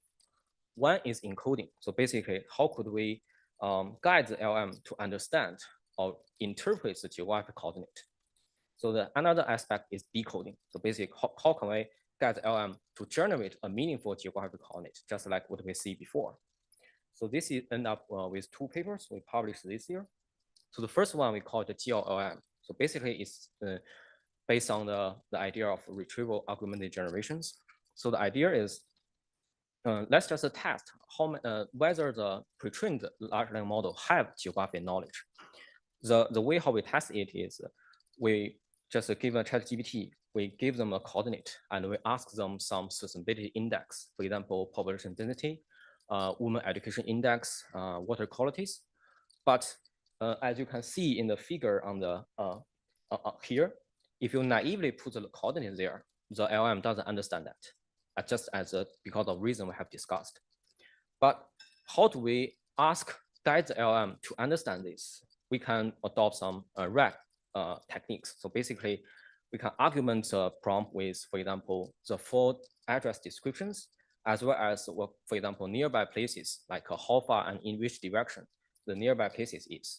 And surprisingly, if you add these informations, this LM start to understand which the queried place is and can estimate the population density or other sustainability index correctly. We call this framework as GLLM, and this is published in iClear this year. So we have tested different large language models, and using the GLLM framework to guide these models predict 9 different sustainability index, for example, population densities, wealthy index, women BMI, and so on and so forth. We found out only fine-tune them on, say, 100 or 1,000 examples, it can outperform the well-established baselines. So very interestingly, but if you plot their prediction errors on the maps, you start to find out that the prediction is not randomly. They have shown some geographic bias. The model tend to predict very well in widely developed areas and, for example, developed countries. But for small towns, the prediction is very poor. So this actually demonstrates a geographic bias inherent by the large language model we have used. So the question is, how could we debias them? This is one of the interesting research directions we are currently working on. So the next task is about how do we ask a large language model to decode meaningful geographic coordinate. The one task we use called image geolocalizations. If you are not familiar with this task, it's basically give you images such as street view images. You want to ask them where you take this photo. Okay, so basically based on the literatures, there are mainly two mainstream methods to solve this task. One is through image retrieval and matching task. So basically, given a query image, you have a database, you match them based on image similarity, and based on the all the images in your database, you guess, okay, what will be the possible location it is. It is training free, it is very straightforward, but it's purely depend on the database, your geographic coverage, and so on and so forth. Another way is based on the classification model. So basically, you can divide the whole Earth into a hierarchical grid cells and ask the model to classify them into different cells. So this is the advantage is it can understand the geographic hierarchy information, but it has inherent limitation because the prediction is limited by the cell size. So it will use the center of the cell to add the predictions. So it will no matter how you try, you will not actually predict the exact location it is. So now the question is, okay, how could we apply RAGs, combine RAGs with a foundation model to solve these tasks? So this, we call it framework as image to log. So basically, given a query image, if you directly write a naive prompt, you find out that GPT-4 they cannot give you a meaningful geographic coordinate. So you can see without a RAGs, as you can see in the red box, they will just say, sorry, I don't have the ability to extract the coordinate. So what we do is we build a image database, and we convert the query image into a pre-trained CLIP image embedding and search in the database based on the image semantics similarities. So have some near-list images and far-list images based on the image similarities. And then given these positive examples and negative example, we use them to argument the prompt we have and put into a phrase LM, for example, the GPT-4 and so on, or GPT-4o. We find out with this RAG informations, it will be accurately predict the geographic coordinate. So we actually test it on two well-studied data set, one is image to GPS, one is YFCC. So we find out we play with two foundation models, Lava and GPT-4V. And we found out that even just with this retrieval augmentation without any training, the model can already outperform the state-of-the-art method, the GeoClip published in New York last year, so which is very interesting. So now we have discussed about, okay, how do we guide the language model to first encode the geographic coordinate and decode the geographic coordinate. But we are doing some way to cheating them, because eventually we have to tell them foundation model, where are we querying for and what do we want to do. But eventually, if we want to build a foundation model for geospatial tasks, we have to ask them to be geospatial grounded. So naively, they have to understand where you're asking for. So our vision is, okay, we have to use the geospatial relationship as alignment between data modality when we train a geospatial foundation model. So in order to do that, we have to use a technique called spatial representation learning. Basically, we have to represent the spatial data, such as the location, polyline, polygon, into the neural network embedding space, and use that as one data modalities to contrast with other data, for example, images or text we use here. We have a first, we have some initial result on these directions. So basically, we try to pre-train a model by combining the location informations with image information. So by using some task called geo-aware image classification. So basically, given satellite images, we classify into different categories like land use types, or given species a photo of species, I want to classify what exactly species it is. But normally speaking, this task has been handled by supervised learning. But the supervised data set is have very limited size, imbalanced geographic coverage, and so on and so forth. But on other side, when we talk about unlabeled geotagged images, such as satellite images, or such as geotagged species images, as long as there is no labels, there are plenty of them. So the interesting thing is whether we can build a self-supervised objective based on these two data modalities. So given images, given locations, or project them into the embedding space and contrast their representations. So based on this idea, we propose the framework called contrasted spatial pre-training. So based on, we first pre-train the image encoder and location encoder itself under a self-supervising framework. And after this pre-training stage, we can fine-tune both in image encoder and location encoder for further inference. So we test this CSP framework in both fine-grained species recognitions and satellite image classification. We found out that even fine-tune in 5% of the label data, this CSP framework can significantly improve the model performance. So this is all the work I'm trying to show today. So basically the message is we want to use geographic knowledge to guide the foundation model to handle different geospatial tasks. But eventually, this is some way to going around the key problem, which is ask the foundation model to really understand what geospatial relationship is. So eventually, we have to ask a language model or foundation model to interpret them by design. Yeah, thank you.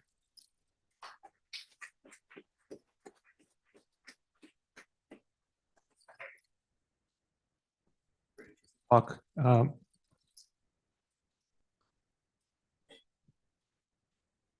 I promise eventually I'll run out of questions, maybe. Great talk. And really, I really like the task and the approach, but this brings up a question of bias. Every single source of data that you showed is biased, what's known essentially as the socioeconomically biased, including iNaturalist data. So iNaturalist data has huge socioeconomic bias on a global and local scales. So we have a great model for urban higher socioeconomic status, both in terms of the countries and the neighborhoods and zip codes within that country. How do we generalize a model like that? So how do we guard against these kinds of biases? This is a great example. And how do we generalize it beyond, to go beyond these super biased data? Yes, that's a very, very good question. So actually, we are currently working on this kind of directions. I think in order to solve this kind of task, the first step is how do we quantify this kind of geographic bias in the first place? Because if in Stanford Foundation Model Lab, they actually publish a lot of bias or responsible matrix to quantify like a social bias, racial bias, and gender bias, and so on and so forth. But currently there is no measures for geographic bias, and there is no common understanding for this. So currently we have one paper under review about how do we quantify this geographic bias, and then next is how do we make it the issue. Yeah.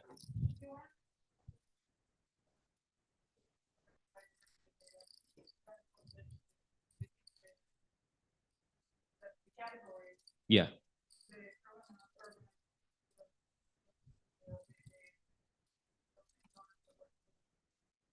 Exactly. So you basically based on your definition of geographic bias, and if you clear your objective, then you can make integrate this either in the model regularizer or during model data sampling or during the loss function design. Yeah.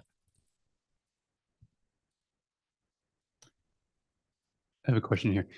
I was wondering, do you use Wikipedia or Wikimedia Commons data sets? Because that seems to have a lot of labeled data with coordinates. And then my second question was, do you think much about like the, I don't know, maybe data privacy issues in terms of like, if this tool is really accurate, somebody could use it to just track some of these movement via social media images or something like that? That's a very good question. So the first question about whether I'm using Wikipedia. So the work I present here doesn't use that, but in our team, we have previously using the Wikipedia webpage to predict the social economic index. It's published in KDD before, but it's a valuable information source. And the second question is about, yes, I agree. The image geolocalization is a very sensitive task. And you will see in the media, like people already using that for geolocate. Oh, you are in the second bathroom of SFO airport, which is kind of weird. But I mean, so we are only working on taking this as an example task to see how whether the model can larger model can handle the geographic coordinate. But this is responsible issue is we have to test whether it is good at it, and then how do we disable this kind of like basically switch it back. Yeah, so very interesting talk. I'm just wondering whether you have lots of different geospatial relationships, whether you can recognize based on this relationship, you can do some calculation. Yes, actually, this is something we are aiming for right now. So you have topological relation, you have cardiac, you have direction relations, and we try to use this kind of spatial relations or to as a like a pre-training objective to train these foundation models, so that this is something to make the foundation model aware of the geospatial information. Yeah.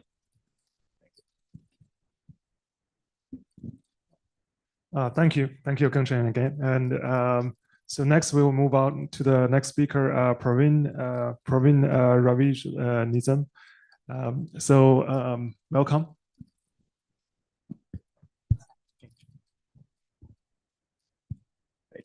Hi, everyone. My name is Praveen, and I am a PhD student under Dr. Vipin Kumar. Today, I'll be talking about our recent efforts in trying to build a multimodal knowledge guided foundation model for spatiotemporal remote sensing applications.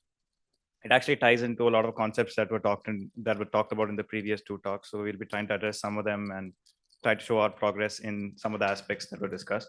So to start out, let's just talk about what do we think about as the environment as a system. So if we were to think about the entire environment as a system, we would envision it as the physical drivers such as temperature and precipitation act upon a region which contains certain characteristics such as the land cover type or the soil characteristics and the management practices, which would lead to some response, which could be crop growth or stream flow or some emissions of some sort, which are observed by these satellites or sensor data that are present throughout the world. So this is the broad perspective of the environment. And now I'm going to talk about the ideas that we want to bring into our foundation model. So if you think about most of the foundation models being built right now, including NASA IBM's Prithvi model, the Stanford SatMe, Ringmo, and SATLIS, all of them use only the satellite imagery when building their foundation models. But the downstream tasks that they are trying to solve are the system characteristics or response related characteristics. That's what they're trying to solve in their downstream task. And like it was mentioned in previous talks that they're only using satellite imagery to do this, which may not have a direct relationship with the downstream tasks that they're trying to do. So that is but all of these things that they're trying to solve have direct relationship with the physical drivers that drive these things. So that's our first idea. Our first idea is to use multiple modalities of data in both the pre-training and the downstream tasks. In specific, in this work, we show how we want to use weather as well as the satellite imagery together to build a foundation model, which will then be fine-tuned for downstream tasks. Now, another thing which was mentioned in previous talks was the pre-training task that we need to choose. The most common pre-training task used by everyone in the remote sensing domain has been masked auto-encoded, which is you hide part of the image and you try to reconstruct the entire image. But if we are trying to include multiple modes of data, this pre-training task would not actually capture the relationship between these two modes in this pre-training task. So we want to choose a pre-training task that would be able to capture the relationship between the physical drivers and the satellite data together in the pre-training itself, so that the embeddings that are created by this foundation model would already contain this information, which would then be fine-tuned for downstream tasks. So to that, we need to go beyond reconstruction. We can't use reconstruction as a task for that. So what we propose is using forecasting as a pre-training task. So what do I mean by that is, if you have a satellite image right now and you give it the weather till a future date, and then you ask it to predict the weather, the image in that future time, it would be possible for the model to learn how the satellite imagery responds to the weather data it's provided, and it thus creates an image in the future. So creating this as a pre-training task forces the model to learn the relationship between the weather and the satellite imagery. So these are the two ideas that we are basing our study on. And just to provide some architecture details, this is our general outline of our architecture, is that we have an input series, an encoder decoder fashion to get an output series. So what our model does is it uses multiple modes of data, that is I2, which is, it uses I2, which is multiple modalities of data, that is satellite and weather data. And our pre-training task is variable step forecasting. That is, we are trying to predict a future image, which can be of any length. So we range it from up to 10 days or 200 days. So effectively what we're trying to say is, we give you a series of images and we tell you, give me an image 20 days in the future or 50 days in the future. And we give you the weather till that point, because otherwise without the weather, it would be very difficult to figure out that image. So the most commonly used task, the most commonly used setting by almost everyone else is I1 and P1. That is, they use a single modality of data, the satellite imagery, and they try to do masked autoencode. So we have names for these, which might get a little confusing, but the acronyms are something like MMVSF stands for multimodality variable step forecasting. SMAE is single modality masked autoencoder.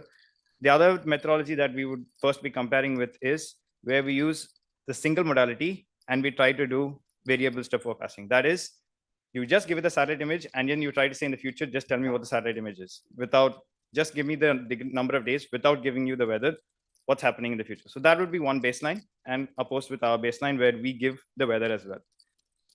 So these are three examples to highlight the benefit of our methodology. So in the first row, we can see that our input are these 6 images, and we are asking it to predict an image 120 days in the future. And that's given by the ground truth image here.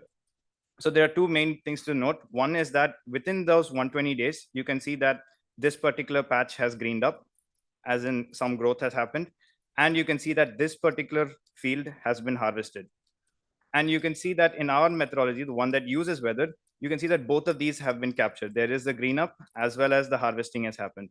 But in the methodology that uses only satellite imagery to do forecasting, you can see the green up doesn't happen, and even the harvest doesn't happen very clearly. It's still a little green patchy. So this shows that the embeddings created by our weather model are able to capture land growth characteristics within its embedding. And it also shows that since the inclusion of weather has helped in identifying these land cover characteristics. Now, the second example further highlights that the impact of weather. So you have 6 images, and you're asking to predict an image 90 days in the future. And you can see that within those 90 days, snow has happened.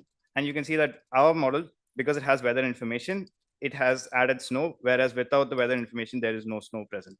And another thing to note is that it has not added snow uniformly everywhere to the entire image. It has added snow only mainly in the parts that are identified as fields. So that shows that the model is not only capturing the information with weather, it's also identifying a little bit of terrain characteristics as well, which is further demonstrated by the third example, which is we have an input of 6 images in a mountainous region, and we're asking it to predict an image 200 days into the future. And you can see that 200 days into the future, there's not much of a change because mountainous regions don't change much unless there's snow or something.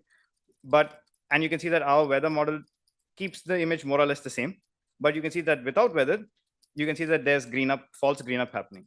So this shows that there is terrain information that's being captured, land growth being captured, as well as the relationship with weather being captured. So this model shows that the embeddings go beyond simple temporal autocorrelation, which could help potentially in the downstream task that the model would be fine-tuned on. So to show one example of a downstream task, we chose to do crop mapping, which was highlighted in a previous talk. And we compared this against the embeddings that were created in the most standard setting, that is using the single modality and using masked auto reconstruction. And we see that the model was trained using 2018's data and was tested in 2019. And we can see that there's almost a 10% increase because of the inclusion of our methodology. And with this, I'd like to conclude and just say that it's better to use these kind of multimodal approaches in our framework and also design a pre-training task that helps in the downstream task. Thank you.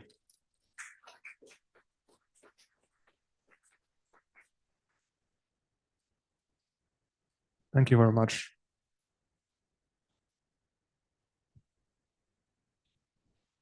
Thank you. That was, for me, particularly timely because we're ramping up remote sensing analysis of lake images and trying to combine remote sensing with in situ models, essentially to do a similar thing.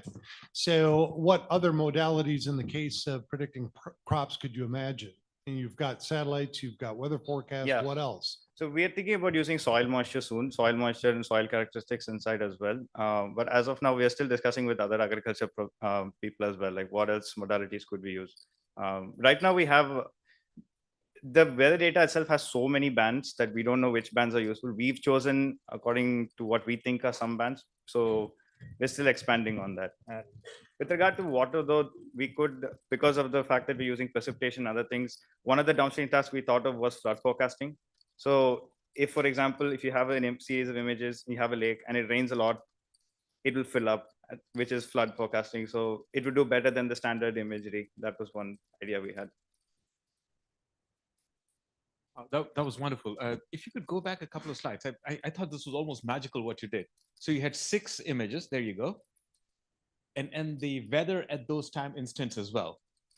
We have the weather till the day of the prediction. And so that's weather from -infinite to that day, or weather? So we have it from the first day till so for example, the 6th day. No, so these are not one day apart. They could, so for example, if this is on the first day, like day 1 of the year, and this is on day 30 of the year, let's say, and this image is 120 days in the future. So it's totally 150. So we have the weather data for those 150 days. So the weather data is not for exactly those 6 time intervals or 6 time instants. Yeah, it's for the throughout. Yeah, it's continuous. We have one weather reading per day.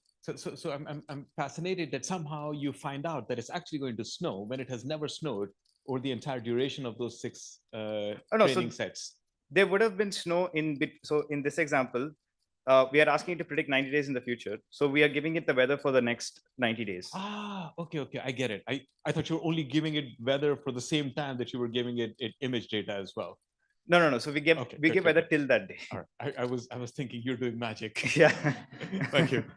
But can you train the model, like say, like using the data from the previous years and like learn the seasonal patterns? Yeah, right now we're using only 2020's data, 21's data only, and we're globally sampling it across the world. But we want to refine it to a further thing. Gotcha.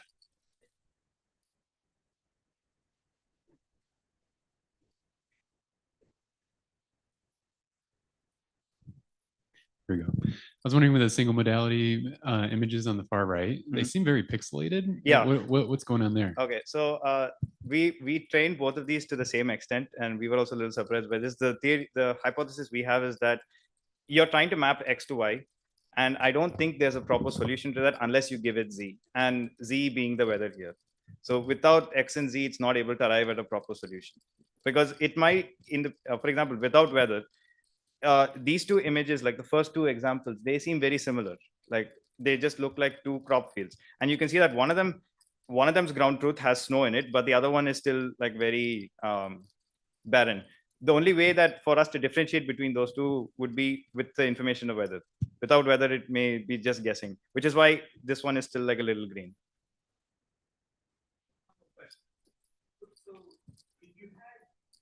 And I don't know if you follow causality, but if you had like a structural causal model, right, for all of these things, that would basically tell you what you needed to sample to generate your subsequent images, right? Right. Yes. Yeah. So do you have an SCM for something like this? So our architecture is a little causal in nature, in the sense that we don't do any back propagation or anything. It's just only a forward-based approach. So we have those concepts inside our architecture, but not explicitly like you mentioned. All right, let's thank Praveen again for this great talk. So the next speaker is Arvind Ranganathan.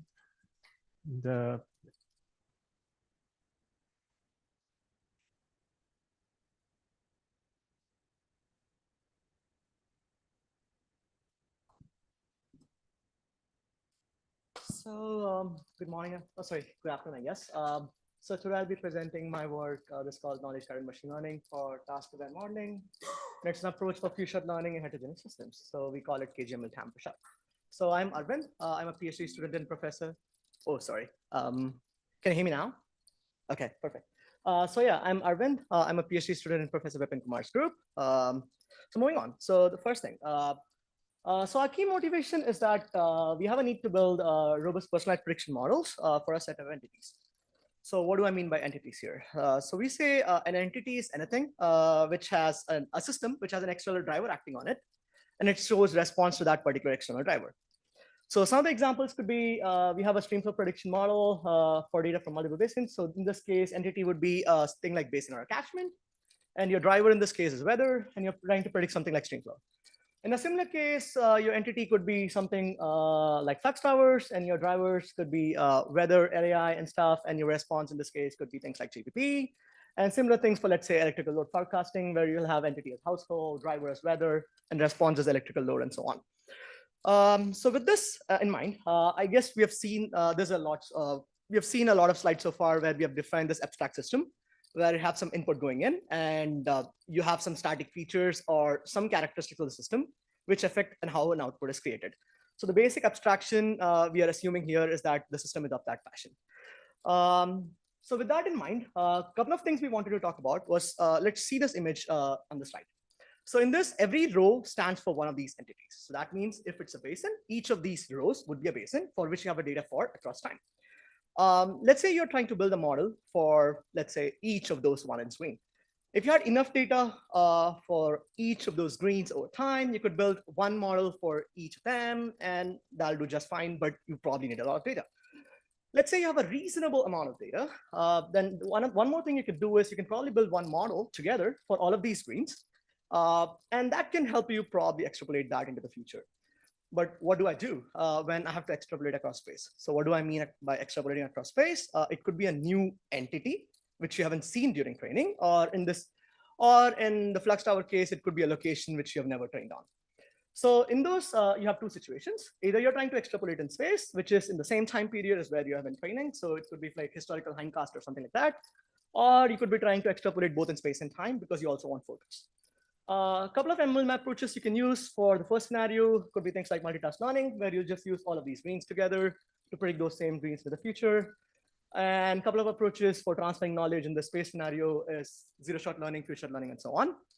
And why is this important? So typical process-based models, you'll have to train parameters for each of them individually. You have to calibrate them. It'll be very hard for you to transfer parameters across. And fortunately for us in machine learning models, you can train them together.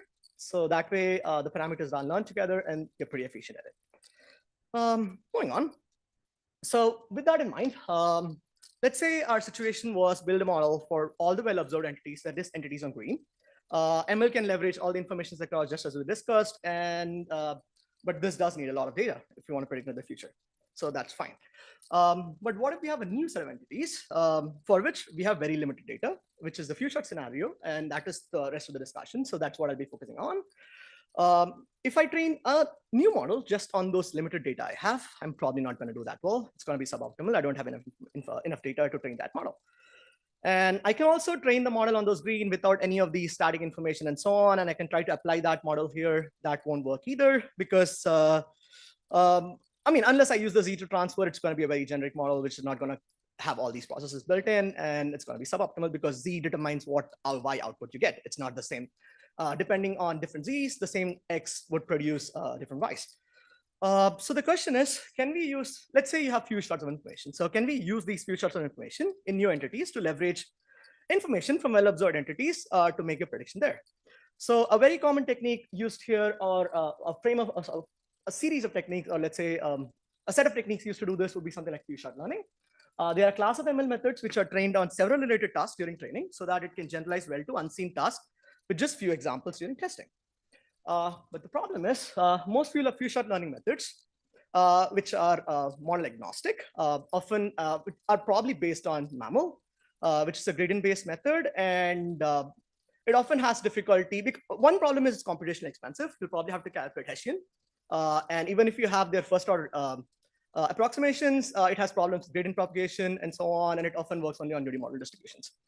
But if you move on to other methods which don't have these issues, but the problem is they are built only for image classification and they don't really work for time series aggregation, which is the problem of interest here in this case, or we are trying to build a model agnostic method here. So what can I do? Another way to use these few shots of information in a new entity, especially for these abstract models, or can I use this limited information? Let me try to build an inverse model with this limited information, which will identify the Z for us. The Z could be changing in time, or it could be constant across time. Here we are trying to find constant parameters across time. This could be a parameter estimation task.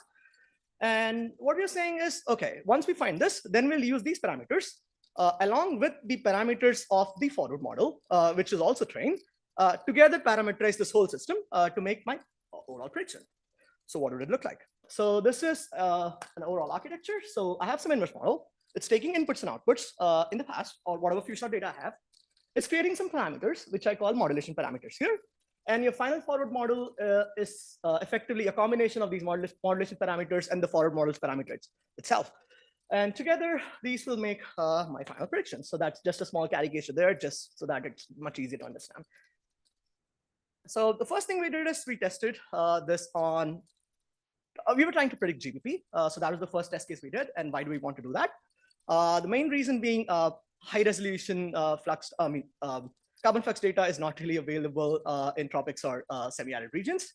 And it's really important for us to know that to determine the global carbon cycle and so on, especially in this climate global warming era. So the first test case we had was this FluxNet data set. FluxNet data set is sparsely sampled 200 sites across the world, which have daily, hourly, monthly time series data and so on. In this, we took the, They're regularly sampled daily time series data. So it's a very clean data. We followed a similar strategy to another paper, which was published about a year ago. So they had selected 17 testing sites out of these 200 testing sites, which they say are important because they're mostly in semi-arid regions and every functional type. So what they're trying to say is if you build a good model for these 17 sites and show that they work, so if you use this model to then extrapolate across the world, it'll probably be a good data set or probably be a good metric or global carbon measure. So the rest of the 189 sites were used for training, and we just used an ensemble strategy of mean predictions from 5 different runs and metric of interest reported, and this would be RMSE. So this is just a couple of results here. The first one, which says local fine tune. So what we've done is just basically don't consider any static features. We just train one particular model across all the training data you have. And after that, you go to your testing sites, and whatever data you do have, you use that to fine tune your model. So the columns are 1 month, 3 months, 12 months of data, and 24 months of data, which was used for fine tuning. The second model is your standard MAML approach. The next one would be a much slightly more advanced version of MAML, which is called multimodal MAML. And as I was just telling earlier, MAML works only on unimodal distributions. So multimodal MAML is actually an extension of that for multimodal distributions. And the last one is our KGML TAM approach here. And one thing you can probably observe is that as the data, as more and more data we have, the local fine tune works just fine, but unfortunately that's not the reality. So you'll probably have to hit 12 months or 24 months to even hit that extent of information to build a good enough model there. So you probably need one of these MAML multimodal MAML or KGML TAM.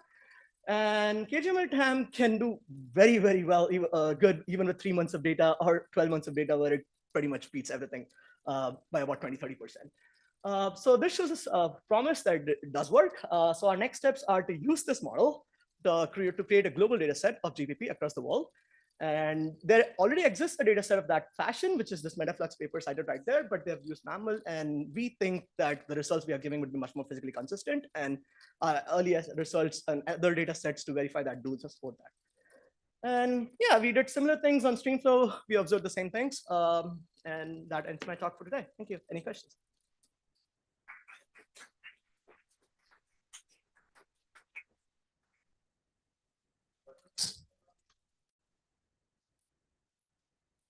Okay, maybe I have one question.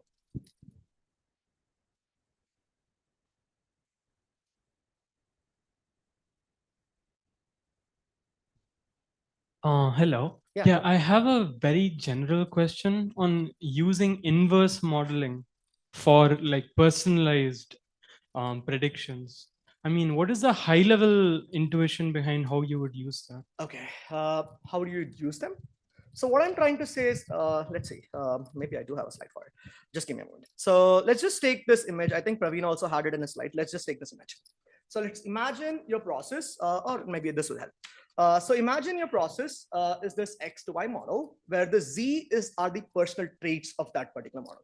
So the Z determines the X to Y transformation. So what I'm trying to say is if you can determine the Z, you can make a model which has this in it, it's parameterized by it, and overall it'll be able to do this prediction well. So all you have to do is you'll have task-specific parameters and you'll have task-agnostic parameters. The combination of both overall will give you the total model.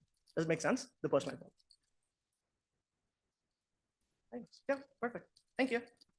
All right, because I think, yeah, thank you again for Arvind. Yeah. I think now we can have a short break. Yeah, we can have a 10-minute break and reconvene after that. Thank you.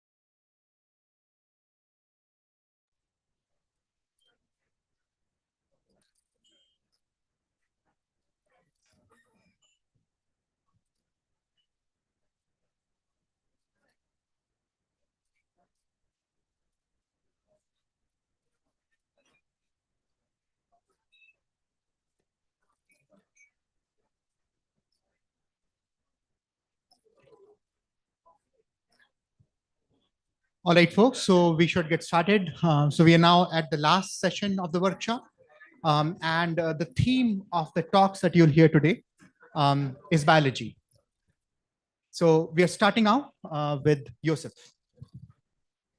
All right, thank you. And thank you for the organizers for inviting me to give a talk here.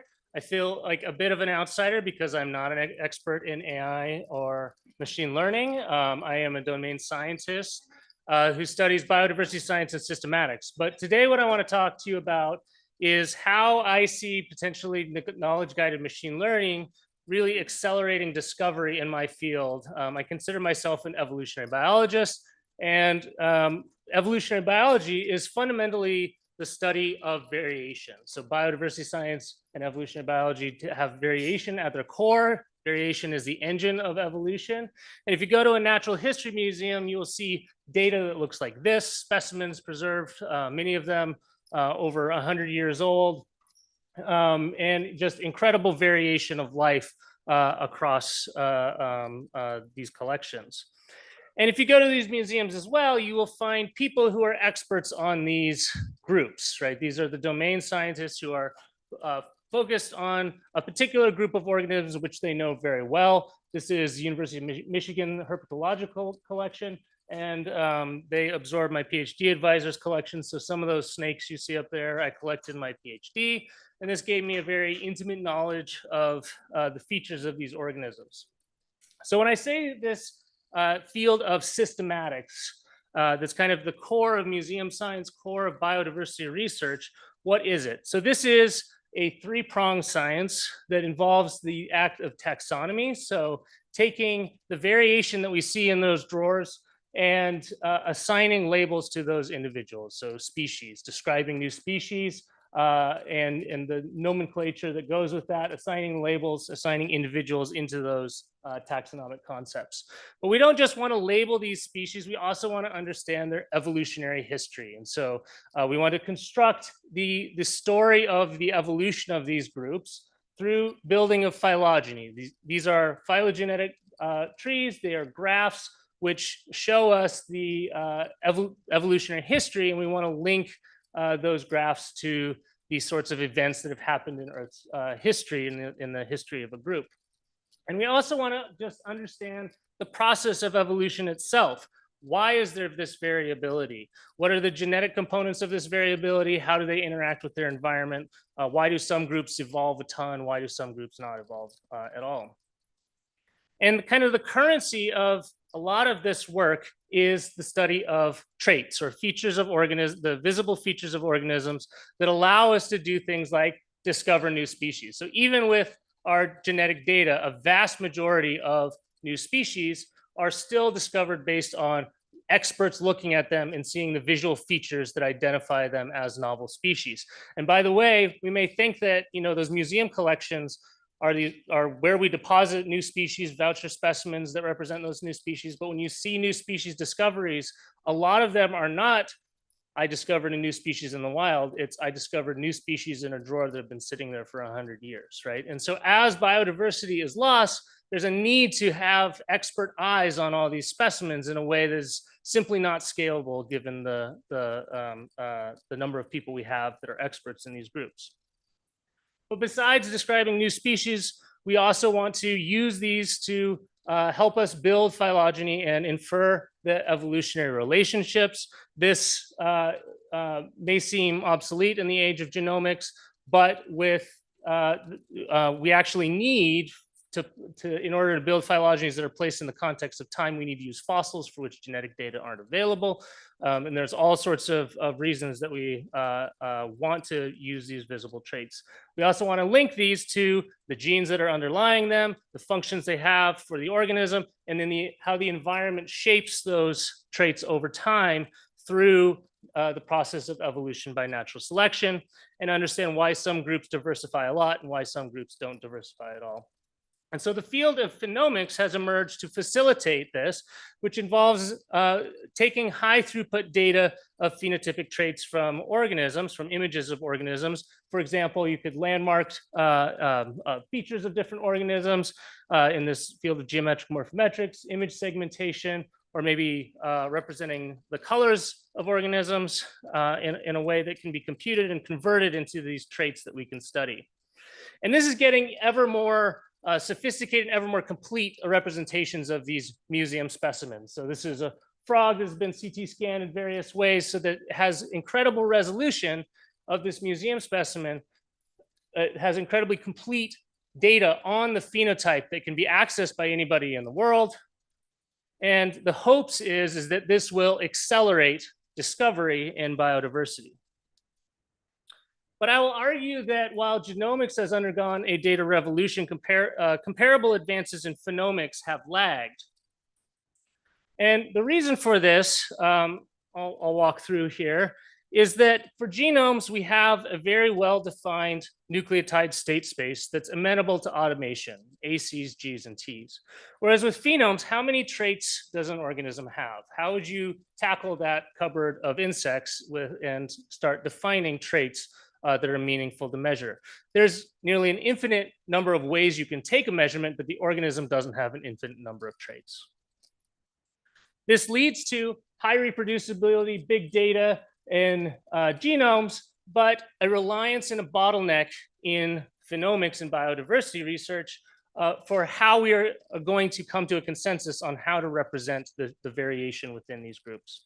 In addition, the process of molecular evolution ensures that these sites in a genome are relatively independent, although more or less, depending on your view. With phenotypic traits, they're incredibly integrated and dependent on each other. What this means is that genomes are amenable to statistical computation, but phenomes have the curse of dimensionality and extreme challenges in representation. So we are already dealing with black box models in biodiversity research. We are dealing with domain expert biologists who we rely on to construct our primary data. And the problem isn't so much that the data isn't available, it's that there's a bottleneck in representing that data in a way that can be used to ask the scientific questions that we are interested in. And so if you looked at that drawer, would you immediately pull out these as the most important categories of variation for these different? It takes a naive scientist approaching this versus somebody who has studied these organisms for many decades will come to different traits that they build, okay? And so this is why biologists value this so much and why they're so freaked out all the time, because there's an increasing risk to these collections as they are moved around and not preserved in ways and valued. And the work itself, this work of going through all these specimens, is not valued as a science either. And so what you get is that these scientists are in a race to make this data available in the hopes that something will come of it. And that largely hasn't happened because the bottleneck is in those experts who can construct meaningful characters that the community can use to study evolution of traits, becoming a lost art. And so what are they doing in their black box to construct these characters in a way that's meaningful for these questions, right? And so my graduate student, Caleb, who helped me with this talk, found these two quotes. And so this one is from David Hull's paper and colleagues' paper, Phenomics, The Next Challenge. And he says, rapid progress on any biological problem rests on the hope that there is at least one viewpoint to each problem that makes causation relatively simple. And I think that this is something that a lot of us I would agree with, at least. And here's another quote often attributed to H.L. Mencken, a reporter and supporter of teaching evolution in the Scopes monkey trial. For every problem, there is a solution which is clear, simple, and wrong. And these two seem somewhat at odds with each other, right? Because I also agree with this, right? And so what's the difference here? Well, Hull was talking about causation, right? He had the keyword of causation, right? And so something that can really assist phenomics is understanding, or high dimensional phenomics measures are still prone to redundancy, ascertainment bias, and incompleteness. We don't know how to represent these high dimensional phenotypes in a way that captures all of the biological meaning we are after. Latent phenotyping methods can address these problems, but they can be difficult to interpret and evaluate. And so I think knowledge-guided machine learning can resolve some of these issues. And of course, you can incorporate knowledge of something like, if you're an experimental biologist, you can incorporate knowledge of the experimental structure into the model's architecture. So here's an example paper that does this, a latent-based phenotyping for treatment studies. And the basic idea here is that you have two treatments in an experiment. You have a time series of photos of, in this case, a plant exposed to that treatment, and you train a neural network to distinguish between the treatment and the no treatment treatments, and produce an experimentally structured latent vector that you can then use as a trait to pass on to GWAS studies and the like. And here you don't necessarily need to know the exact features, but you're trying to identify the features that respond to the treatment that are genetically based.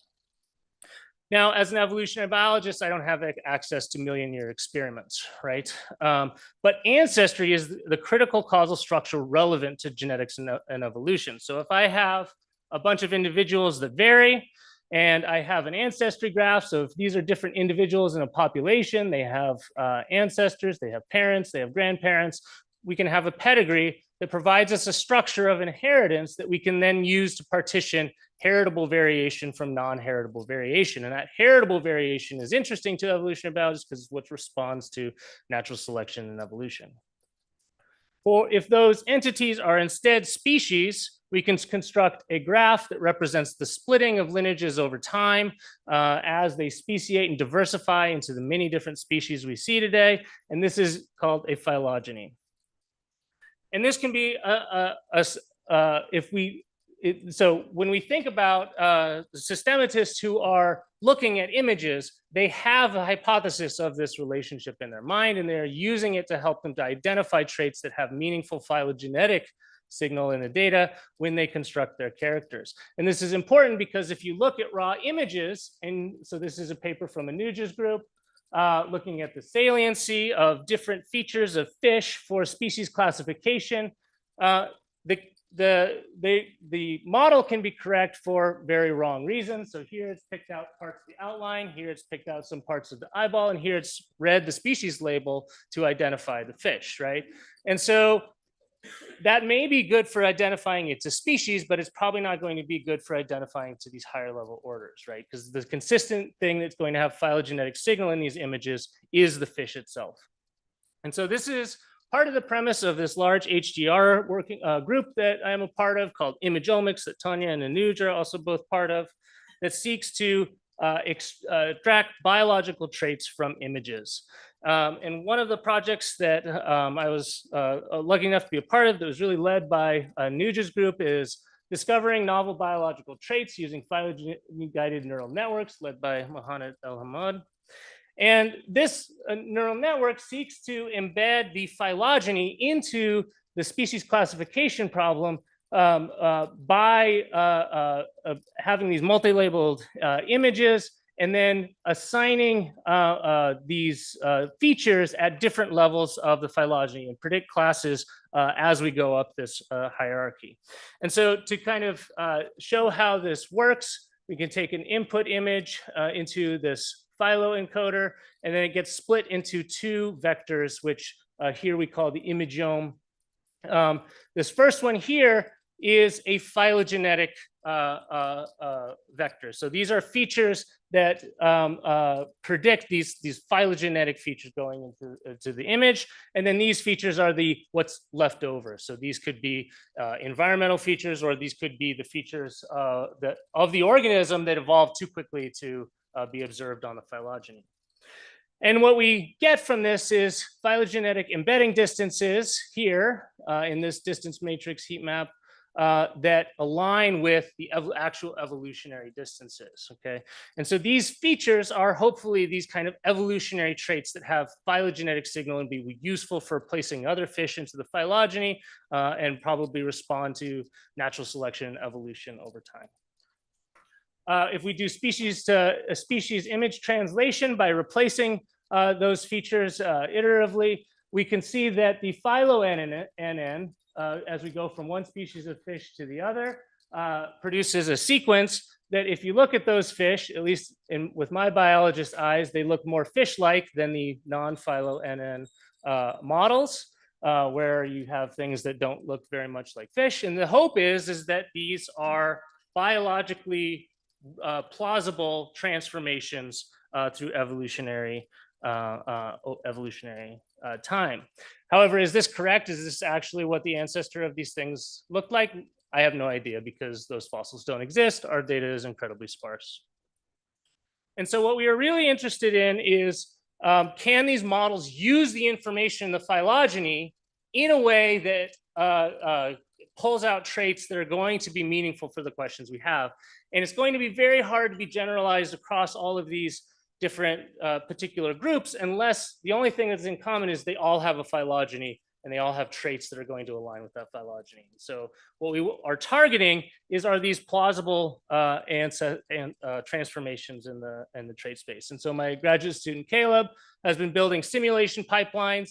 There's well-known GP maps for, jargon there. There's well-known mathematical models for translating genotypes into the morphology of, for example, snail shells. We can use these to generate data sets where we have, we're not limited by the size of the data. We can generate as many images as we want of species that have evolved. And our target is to infer the underlying traits that are independently evolving in these different species. And we can use this to then validate our phylo-NN tools to see if we are getting, using the information as an evolutionary biologist would to construct these traits and construct these characters for downstream tasks. Okay, so running out of time here a little bit, so I'm going to speed through the rest of this. So we're continuing this work, and Anuj is continuing this work with, so Maruto Kurana has this paper that extends the phylo-NN and allows us to essentially take features that are learned in a particular branch of the phylogeny and swap them into another lineage and generate an image of what that fish would look like if the events that happened on that phylogeny had occurred then. This is essentially like what molecular biologists do when they do gene editing, when swapping genes or knockout experiments. And what this can help us understand is how this variation is in these evolutionary phenotypes is partitioned at different points in this phylogeny. We're also trying to link this to vast knowledge bases. I've been part of this project called Phenoscape that uses phenotypic ontologies, the identities of those traits, to link our characters together. And with those, we can then link our characters from the evolutionary phenotypes to model organisms through these ontological knowledge bases. And the hopes being that we can find the genes underlying phenotypic traits. Our hope is, similarly with knowledge-guided machine learning, that we can take evolutionary phenotypic data that is structured by phylogeny, find the independent traits that are evolving on those trees, take model organism data, also find the latent phenotypic space of those genetic manipulations, and then link those together so that we can potentially understand how these transformations are actually mechanistically happening across these scales. So takeaways, latent phenotype methods and KGML can overcome biases and bottleneck traditional character construction. Knowledge-guided machine learning makes latent discovery more interpretable and meaningful to biologists, and we can validate it with these simulation techniques. Yeah. Right. Let's thank Joseph for the wonderful talk. We have time for questions.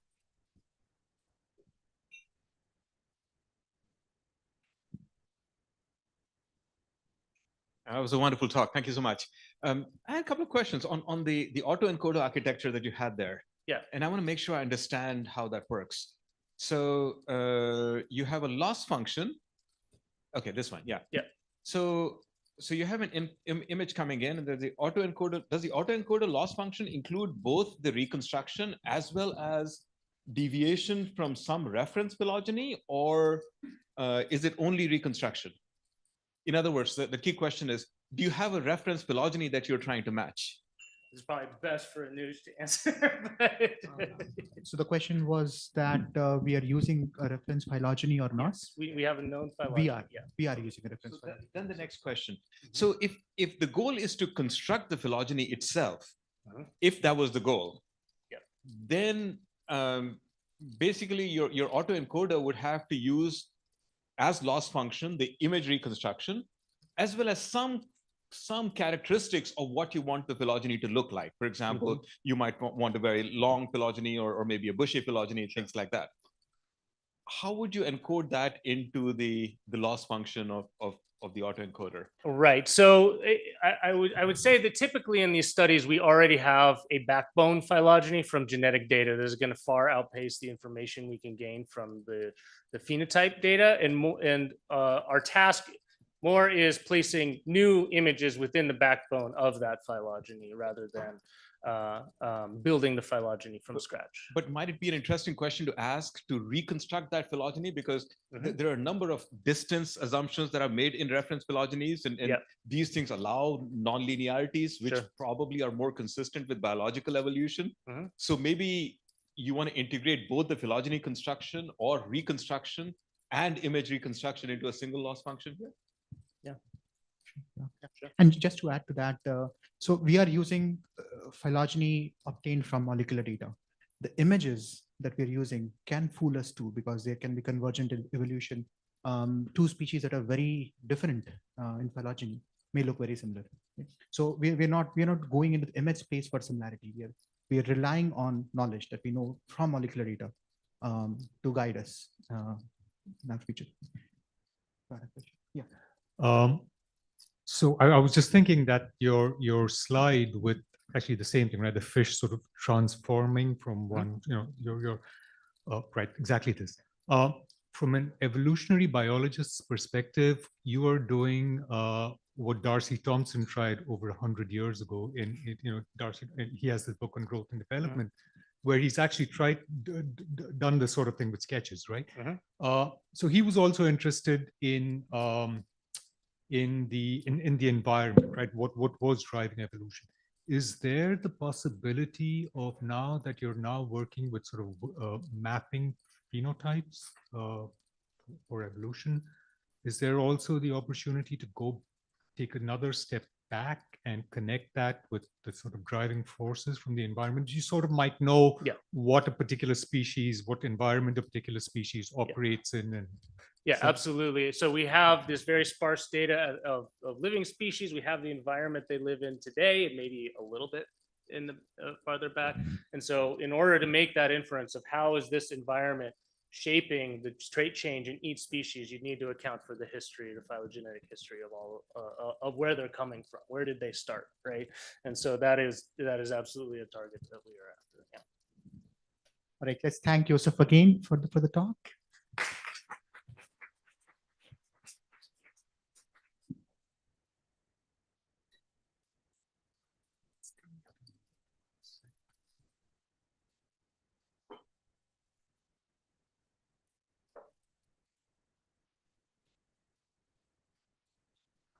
Just pull up Acrobat. It should have it. Oh, yeah, I gotta just switch the on.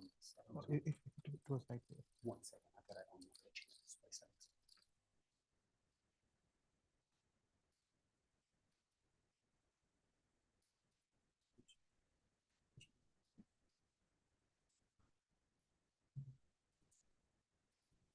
All right. So the next talk is by Krishna Garikapati. Thank you very much, Anuj. Just like Joseph, I also feel like an outsider in here, but not in a bad way at all. I'll explain what I mean. So anyhow, you see the topic of my talk. It's a mouthful, so I won't try to say repeat it. You also see a number of people have been associated with this work. Of this lot, Sid Srivastava and I recently moved from University of Michigan to many years on my part to USC.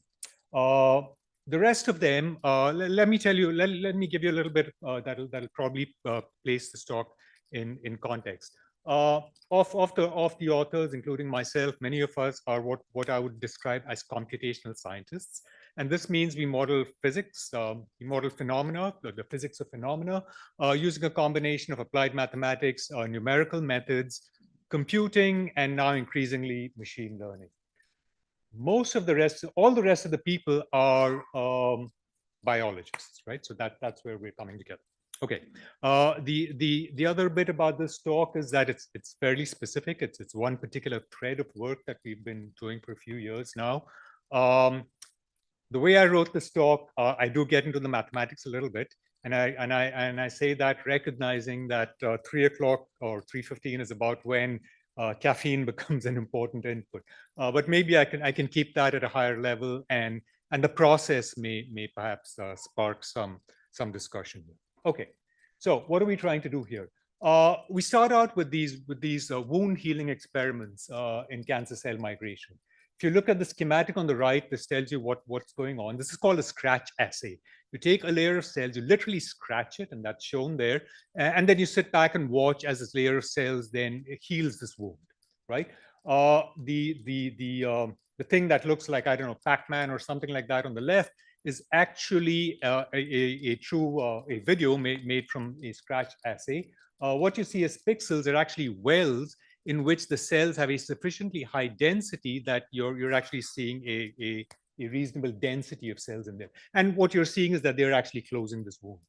What we're interested in doing here is trying to model this process from the standpoint of physics.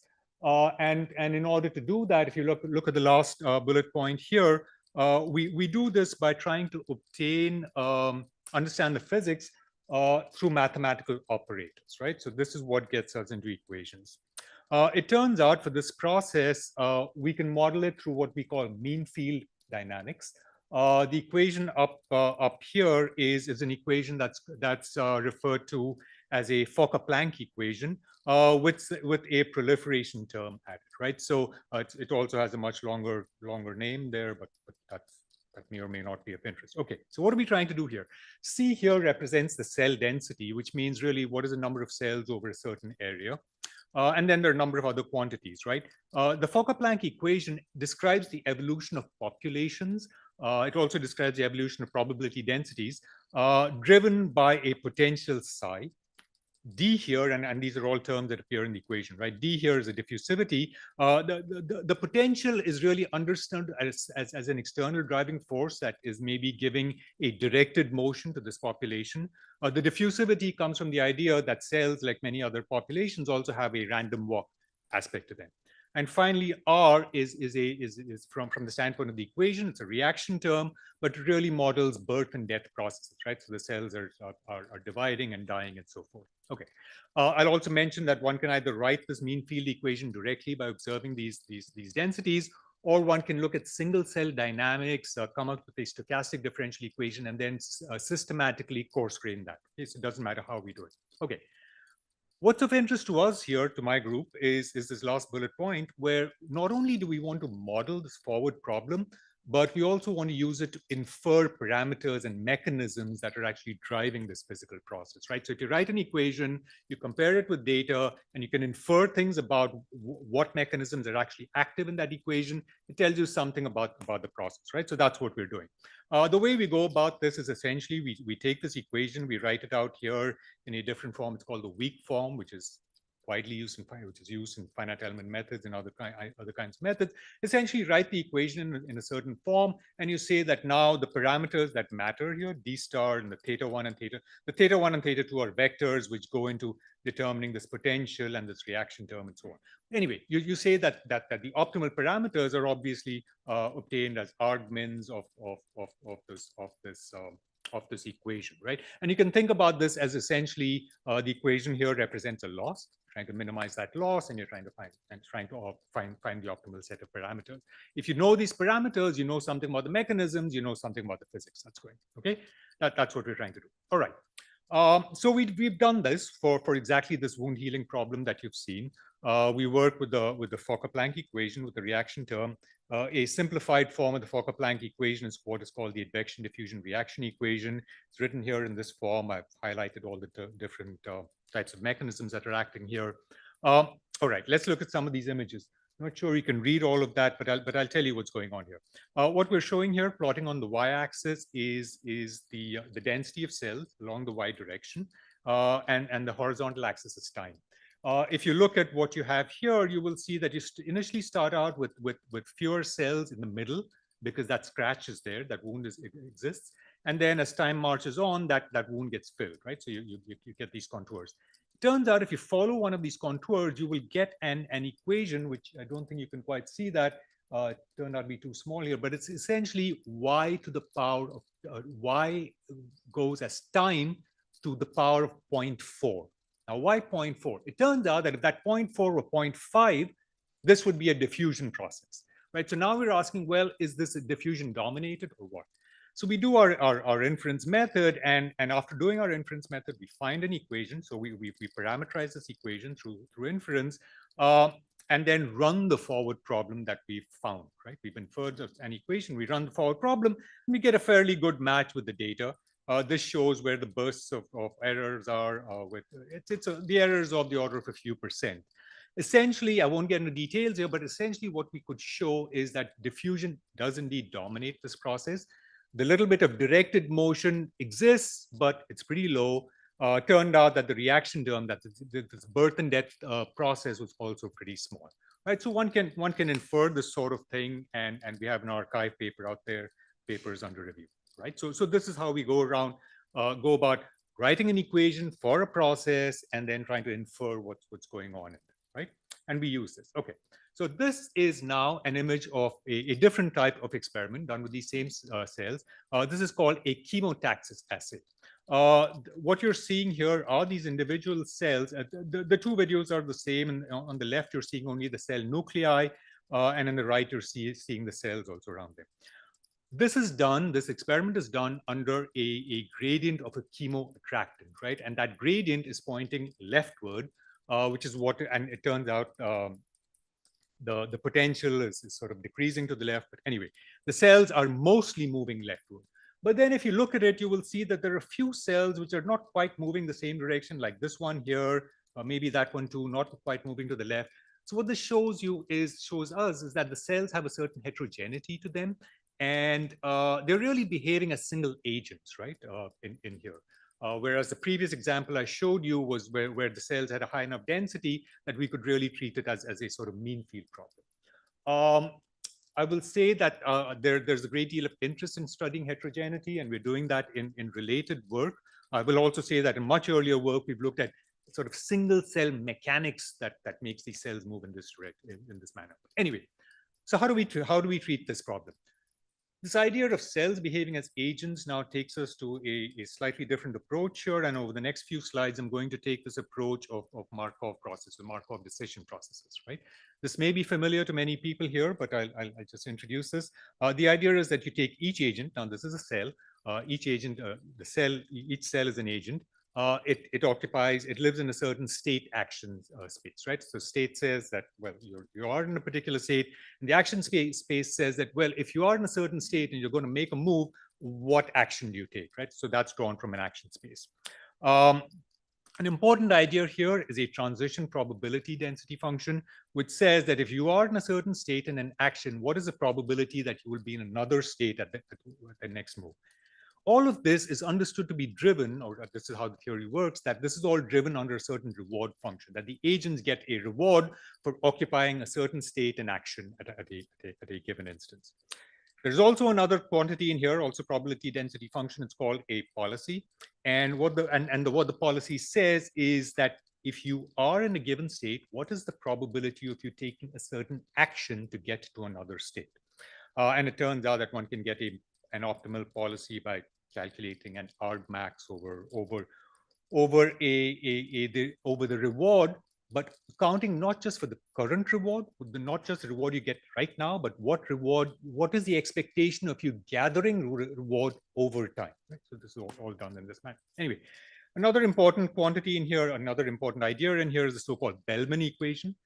Are you kidding? Okay, just 5 minutes. All right, which relates the reward to a different idea of value function. Okay, so I'm going to accelerate here. to say that we also need to, we want to approach this whole problem by looking at this inverse reinforcement learning. Inverse reinforcement learning takes certain trajectories and then comes up with a policy as well as a reward by going through a transition. All right. The challenge here is that that the transition function is often difficult to specify here.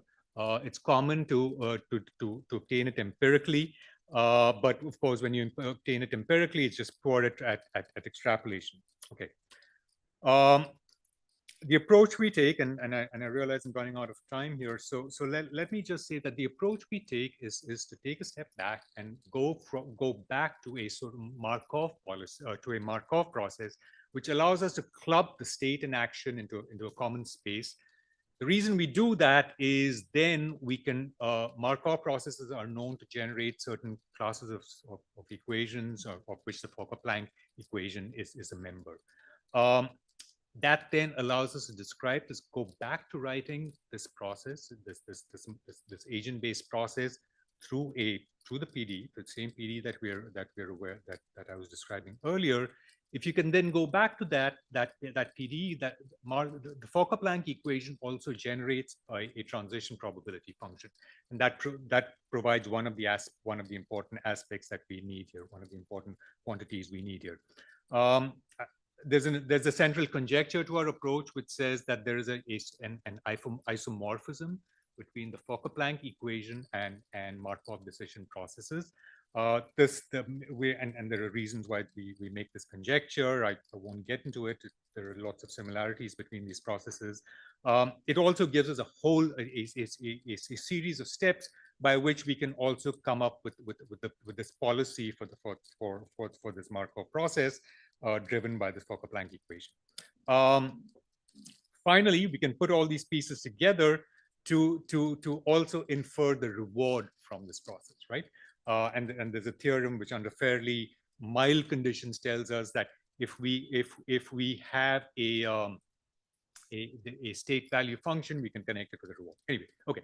So we put all of this together. The important aspect is that, well, if I can, I need to be able to identify a Fokker-Planck equation here. If I can identify a Fokker-Planck equation here, do inference, that gives me a transition function, which then from which all of this flows. What does this all give me? It gives me a way to do inverse reinforcement learning by infusing physics into this process. The physics comes from the Fokker-Planck equation. All right. Just a summary of the algorithm. Okay, so let me tell you where we apply it, right? So we take this cancer cell dynamics, that last video I showed you. This is a readout of certain markers which our biologist colleagues obtain. And each streak in here represents a single cell. On the horizontal axis, you have time. Okay, so you have a number of cells, thousands of cells maybe, going up vertically, and in each of these columns represents that cell reporting a certain quantity. You're reporting a certain quantity from that cell over time. AKT and ERK are what are called kinase translocation reporters. They are kinases which have an important role.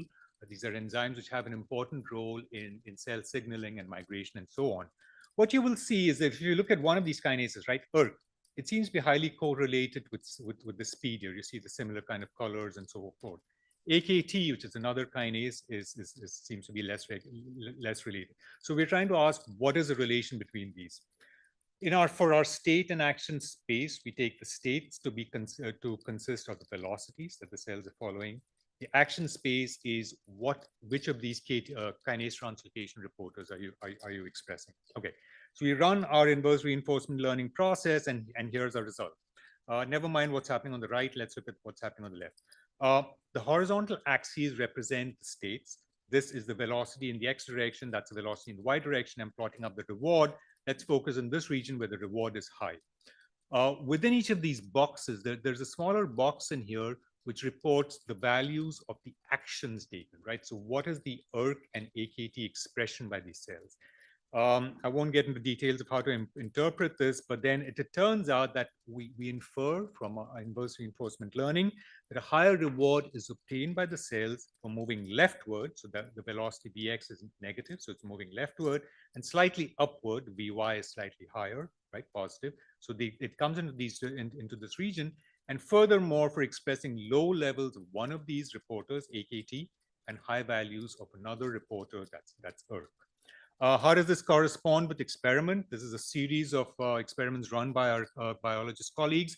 Each of these spaghetti-like lines that you're seeing shows a cell trajectory, right? And what you're seeing is that on the average, cells are moving leftward. This is the control experiment.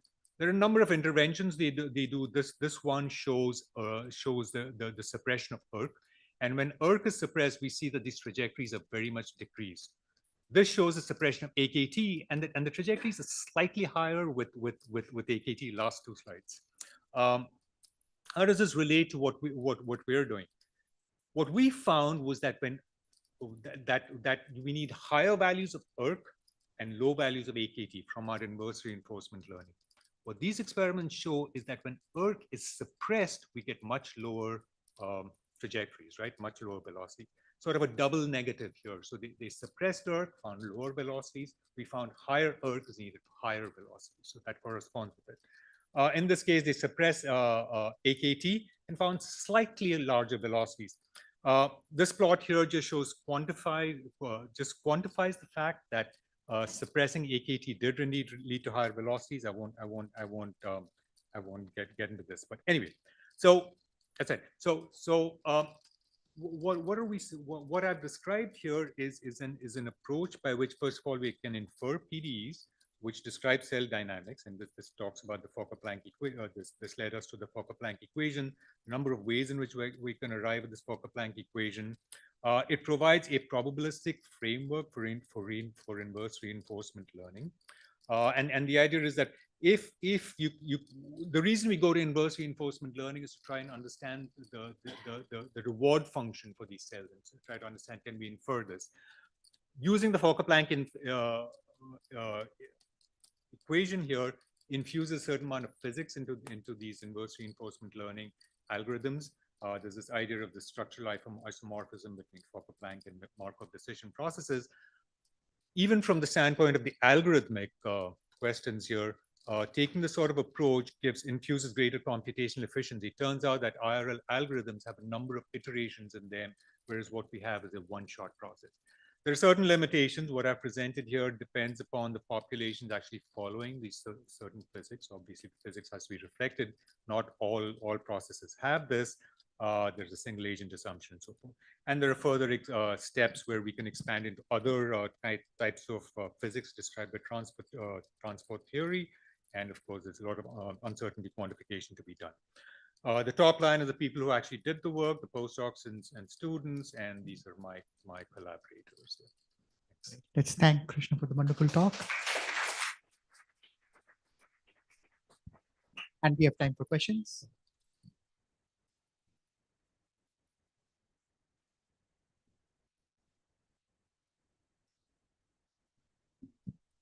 No, nice talk. I think maybe that's what I'm looking for. What are the physics more into the process? Yeah. Now, you got some experimental data which are controlled experiments. Right. If you have a lot of data, what is that going to? Is that going to help you if you have a lot of data? Yes. So with these kinds of biological experiments, for the second set of these data, actually they're of the order of about hundreds of cells, but this is over 24 hours. So yes, absolutely. With more data, our methods just get more robust. For instance, if you have experiments in which you're looking at cells in this particular case, and you have a sufficient density of cells, then you can directly go to these mean field assumptions, right? You can really say that yes, I can describe this as a real cell density. In other cases where we have much sparser experiments where there are fewer cells itself, one has to do other things. One has to sort of take a different approach where you really treat the dynamics of single cells and then take systematic coarse graining approaches where we go from stochastic differential equations to PDEs before you can use those PDEs in informing these reinforcement learning algorithms. That's a wonderful talk. Thank you. So I'm kind of curious. You're looking at the expression of ERK and AKT. So these are signaling proteins, Exactly, kinases. yeah. But the movement is the motor proteins, right? The kinesins and yeah. So, but there are other ODE cascades between ERK absolutely and the motor proteins, which will have a feedback control on ERK itself. So there's a much more complicated mechanism sitting behind this. Absolutely, very true. Right. So what we're seeing here, so this is actually a much higher dimensional space than even we're exploring. So we're essentially looking at a probability density function that's evolving in some high dimensional space. Right here, I'm showing you 4, but actually there are very many more. So we're not hanging our hat on the apps. We're not claiming with any great confidence yet that the causality that we're seeing here is really solid. One would have to have that entire cascade in place. And of course, something that came up often during the earlier talks is there's a lot of correlation in there also, right? So ultimately, we would want to get that whole, look at the much higher dimensional space and figure out, figure out causality, correlations, and maybe project from there into a parsimonious lower dimensional space to describe this process. Let's thank Krishna again for the wonderful talk. And now we can move to the last show of the event, which is the panel. So moderated by Anant Rama. So Anant and the panelists, please come.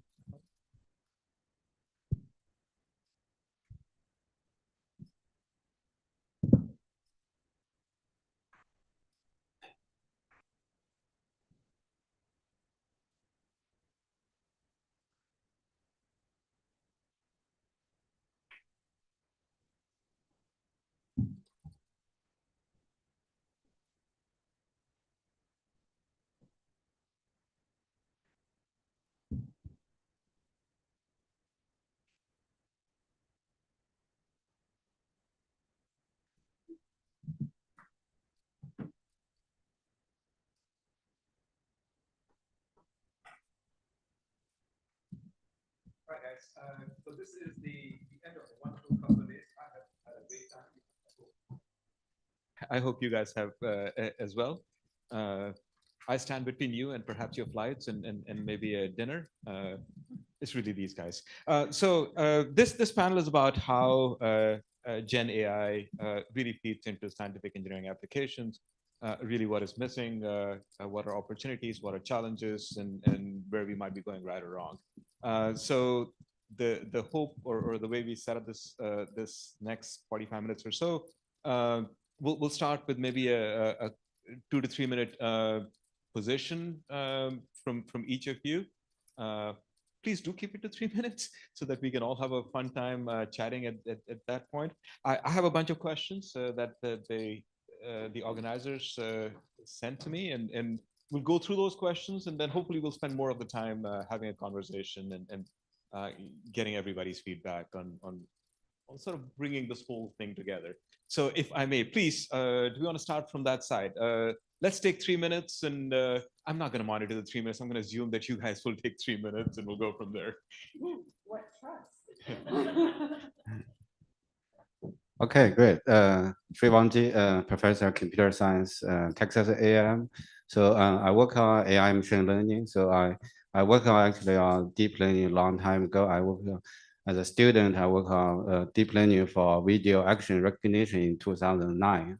So and over the years I have been working on one hand we work on fundamental machine learning problems. On the other hand, I'm very interested in science problems, especially in physics, quantum mechanics, density functional theory, quantum chemistry, and physics simulations. For example, fluid dynamics, air dynamics, how to simulate combustion, propulsion, detonation, etc. This a mechanical aerospace engineer type of problems. just to be sure, my hope was that you would take the 3 minutes also to establish yourself as it relates to the topic of the panel, which is what are the opportunities, challenges, and the general area of Gen AI as it relates to science and engineering. Yeah, great. I think my view on this generative AI, for example, most people talk about the GPT type of models. And for example, this is just next token prediction. We know that this is not new, right? People have been doing next token prediction since 1950s. So this is the problem itself is not new, just because we try to model the probability distribution of a sequence of tokens, and just by the very basic product rule of probability, this can be written as a condition of predicting next token. And I think it's just because we have more data, we have more powerful models, and we can model this distribution more accurately. So I personally feel, all the problem, or at least most of the problem that face traditional machine learning is still here. For example, so we want to, in machine learning, we study auto distribution or causality, etc. This is extremely difficult for me, Machine learning is very good at doing interpolation, right? But out of domains and extrapolation, I think, and the causality, for example, this is, to me, this boils down to the same problem.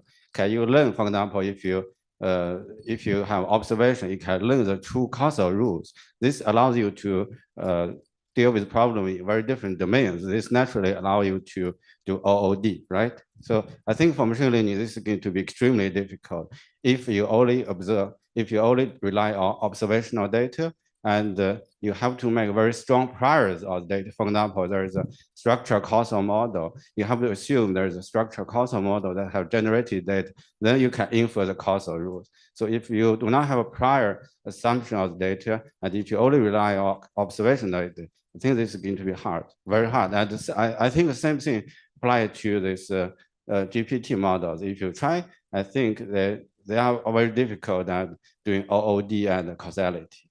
Another thing is that people have been talking about, reasoning planning. I think I touched on this a little bit yesterday, but I think the question here is really, people are talking about this AI scientist, how to build an AI agent that can help formulate scientific hypotheses. Right? This, I think, require reasoning and planning capabilities. And can you imagine that next token prediction can lead you to a reasoning and planning capability? So I give you two simple examples yesterday. Very simple, reasoning and planning problem that the GPT-4 failed completely. I think it's very good. I think my point is it's very important to understand what it can do, what it cannot do. Thank you. Thank you. Thank you. Tanya. First of all, I want to thank you all and that for staying and for being still engaged and awake and for providing us with an audience for our pontification. So thank you very much. With this, so I'm Tanya Berger-Wolf. I am professor of computer science and engineering, electrical computer engineering, and evolution, ecology, and organismal biology at the Ohio State University, the Ohio State University. Recently, the part was in a New York Times crossword as the article that was copyrighted by the Ohio State University.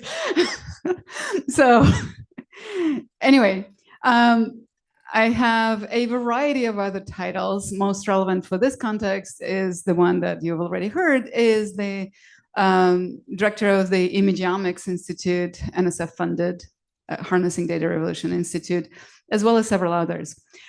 So I've already said some of the part of my position on what is, so what's a good,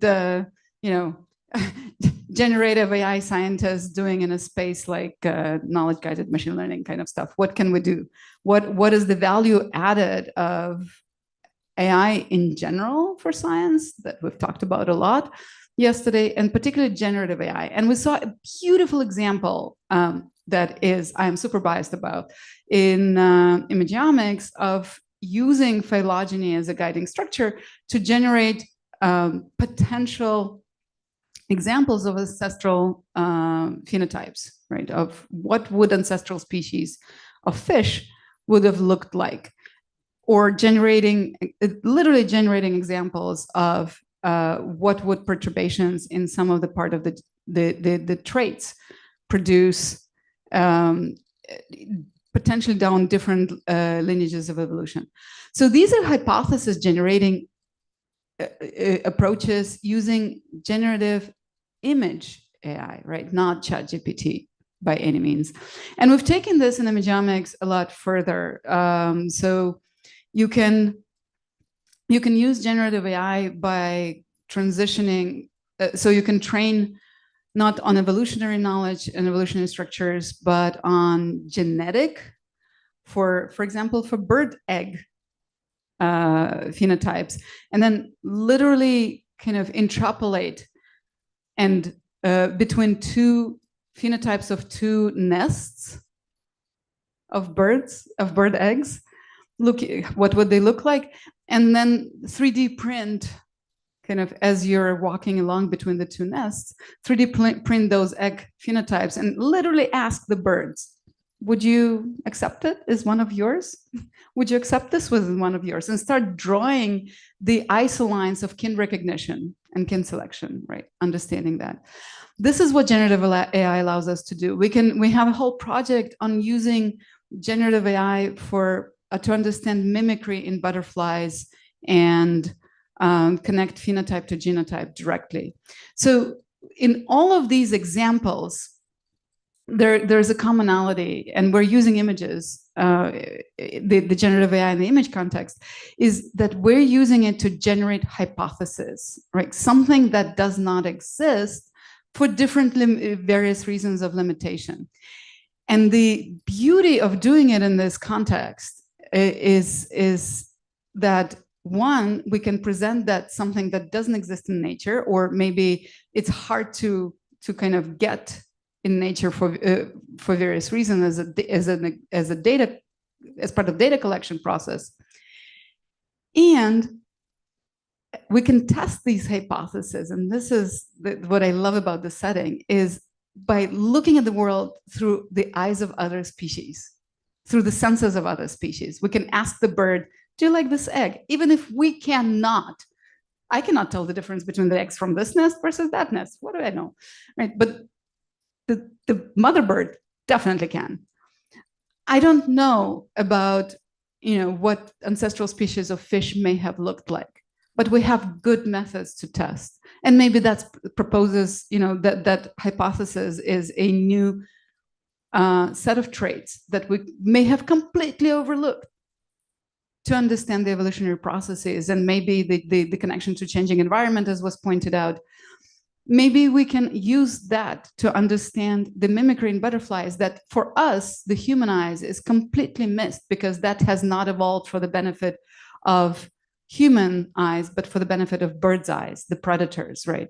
And we can literally then, when we have these hypotheses, we can print these butterflies and ask the birds, would you pick this one over that one? Would you eat this one? So these are the kinds of exciting things for me that generative AI opens up, is both but it only works if we change completely the framework of how we do machine learning. And I talked about it yesterday, and I'm happy to repeat, we need to change the metrics. We need to change this whole notion of accuracy, evaluating accuracy, the very specific set of metrics on benchmark data sets. We need to, so Joseph talked about, and several other talks mentioned, very different metrics, very different notions of how we evaluate these algorithms and what data sets we use, and how we then use these approaches to answer which questions. Thanks, Anya. Like 3 minutes. So good afternoon, everybody. So I'm Wei Ding from UMass Boston. So I'm a professor of computer science.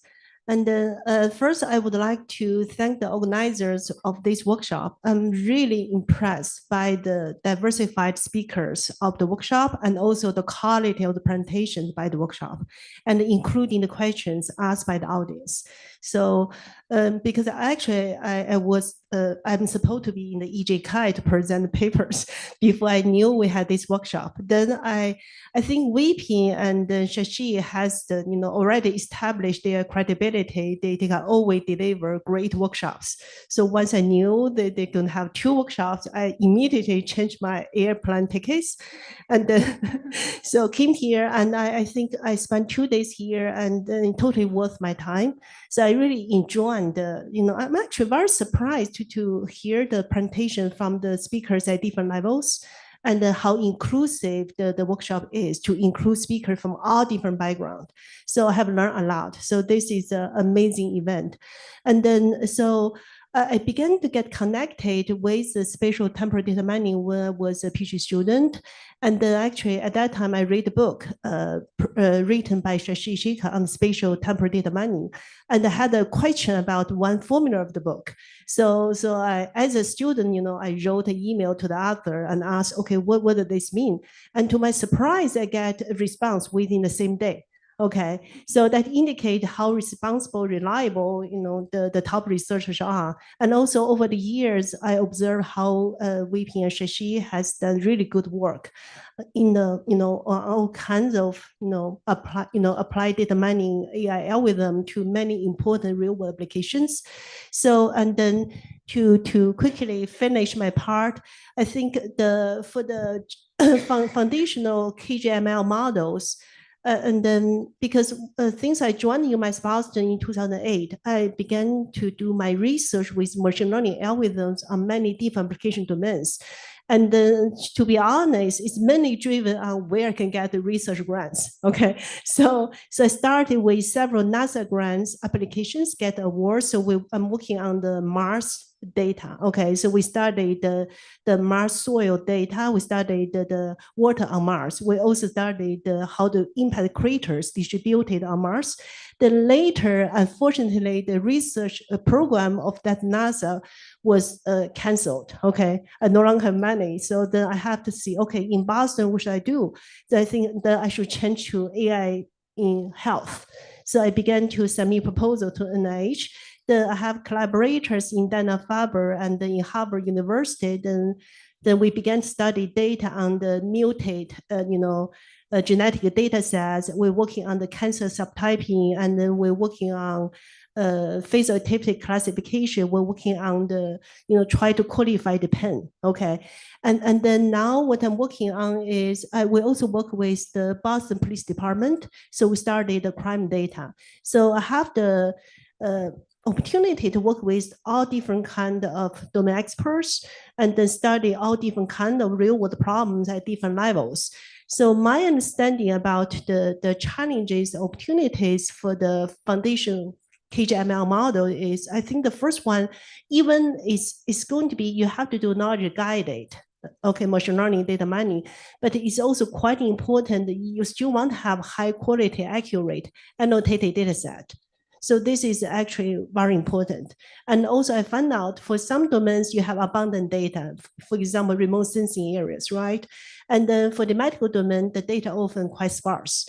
So how can you handle this? Okay, because as a machine learning scientist, you have to deal with the data set at the different level of quality. So this is the first one. And the second part is how you can integrate knowledge into your machine learning models. So what kind of structure you should use? So I think Anusha had made a great presentation in the morning, and also Javed talk about how you can incorporate knowledge into machine learning models, but in which way, okay? And what is the proper way? You really have to understand the problem domain well. However, we're computer scientists, okay? So the next one I'm going to, so talking about the model generalization, I think it's also quite important because you have to really implement models, not only specific in the ad hoc solution for this particular problem. As a computer scientist, you have to design the algorithm that can be generalized to more, widespread problems. And the next thing is about the interdisciplinary collaboration. I want to actually, I did have a concern about the interpretability. I know it's quite important for you to generate a model that can be interpreted, okay? But on the other hand, actually I have my own conservation because I think we're computer scientists, we're working on the algorithm, right? Sometimes if we design a reasonable performance evaluation matrix, And if the matrix can provide good results, even the model cannot be interpretable. However, if the results is convincing by the domain experts, that should be fine, because we're computer scientists. So we're not physics, we're not mathematics. So we're not here to design new formulas, right? So as long as the performance evaluation really makes sense, then maybe it's okay. It still has kind of black box approach. I'm going to finish here. Hello, everyone. I'm Gengchen Ma. I'm currently an assistant professor at the Department of Geography and the Environment at University of Texas at Austin. So basically, compared with the other panelists, I'm a little bit a junior researcher. No. No,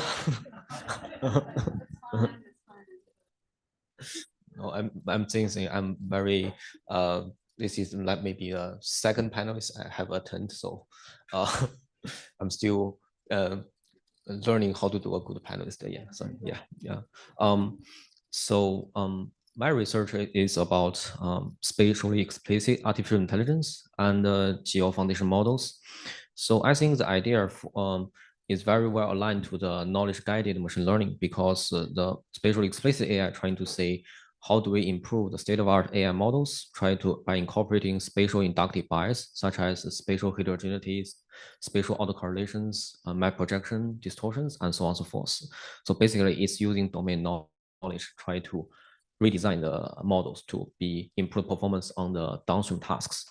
So when we think about using domain knowledge on generative AI models, I think one issue is because it is already well developed. So the space for you to change, for example, previously you can change the model architecture, you can change the loss function, you can change anything, but now you have limited space to do that. And in terms of the challenges for designing domain, so knowledge-guided foundation model or generative AI models, I think there are several aspects. For example, the data modality you want to use. So many of the tasks we have to see so far, for example, you can be multiple downstream tasks, but they all rely on, say, remote sensing images. Then it is easier for you to handle. But if you involve, say, 1, 2, 3, or 5 different data modalities, then this becomes harder and harder to develop. And also, because I'm a geographer and GIS scientist, I think that it is hard for design some task if the task is design a generative AI, if they working on downstream tasks have different spatial scale. So for example, if you're doing geocoding task, then a city is considered as a point. But if another task is a traffic forecasting, then the city is considered a network, a transportation network. So how do you develop one model to work on very different tasks on very different spatial scale is very hard. Similarly, it is very hard to design with different spatial scope and temporal scope and temporal scales. For example, you want to analysis, you have some task for geology, which is kind of have a very long very long temporal history. One thing I want to emphasize is because of the nature of the domain task from different field, then it might not be we might not think about using different evaluation matrix or different way to quantify the success of the model. For example, we know that hallucination is one of the important like drawbacks of say diffusion models. But in computer vision, the diffusion model try to do generate photorealistic images for videos, for natural images. But if you apply on remote sensing images, we are thinking about, okay, how do I apply it on, say, downstream tasks, for example, welfare intensity estimation, crop yield estimation, which is very different from you just see whether the shape is okay or the color is okay. So this is one thing. Another thing is talking about like sustainability. So one is AI for sustainability, whether the foundation models can help to solve sustainability problem. Another aspect is how can we how can we avoid the AI model or foundation model development to cause additional sustainability problem? Yeah. Excellent. I think we took a little more than 3 minutes each, but we'll make do with that. I did realize I forgot to introduce myself. There's one aspect of myself that I'd like to introduce. My name is Anant Krama. I'm a professor at Purdue, but for the thing that I'm most proud of is that I'm a proud graduate of Professor Vipin Kumar's group. He's my guru. Also, Professor Shashi Shekhar, many of my academic siblings, and so certainly I go way back to my roots back here. All right, so let me challenge you a little bit. So we got generalizability out of distribution, we got spatial temporal abstraction, we got validation. What I didn't hear perhaps over the last 2 days, which I thought somebody would touch on, is this notion of epistemic and aleatoric knowledge, uncertainty, what have you, the known unknowns and the unknown unknowns. So yes, we can deal with the known unknowns to some extent. So let me challenge you a little bit, and I'm sure Tanya will pick this up, and maybe others will as well. What does Gen AI do for unknown unknowns? Sure, this was not in a question that was given to the panelists, so we're putting them on the spot here. I mean, obviously, I have opinions and not afraid to share them. So fundamentally, when we design machine learning, any machine learning approach for a domain problem, for something which is not within the kind of well-specified, here's a classification problem or something like this, the whole point is ultimately to find an embedding space where the distances and the relationships in that space correspond to relationships and distances that are semantically meaningful in the domain, right? So like this is fundamentally what we're trying to do when we're learning something that is domain meaningful. And the whole thing is, well, when we do classification or the non-foundation model, non-generative AI, we can encode that knowledge, those relationships, by giving labels, right? The supervised learning essentially enforces some of those relationships and puts in, to some extent, although we have plenty of examples when it doesn't work. When we move to foundation models, when we move to unsupervised learning and to, especially the one that ends with generative AI, but to unsupervised learning, then this explicit guidance, at least through labels, to ensure that the distances in the embedding space or clustering in the embedding space has semantic meaning, is only encoded through this implicit happenstance, quite often, co-occurrences within the data.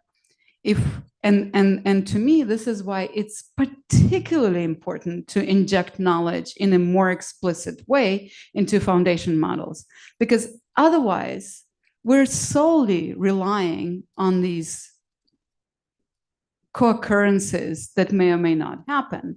So then we need to put a lot more thought and effort on how do we actually encode knowledge with the end goal that, like, understanding that it is the relationships in the embedding space that have to have this semantic meaning, right? What is the semantics that we're going to impose on the unsupervised model?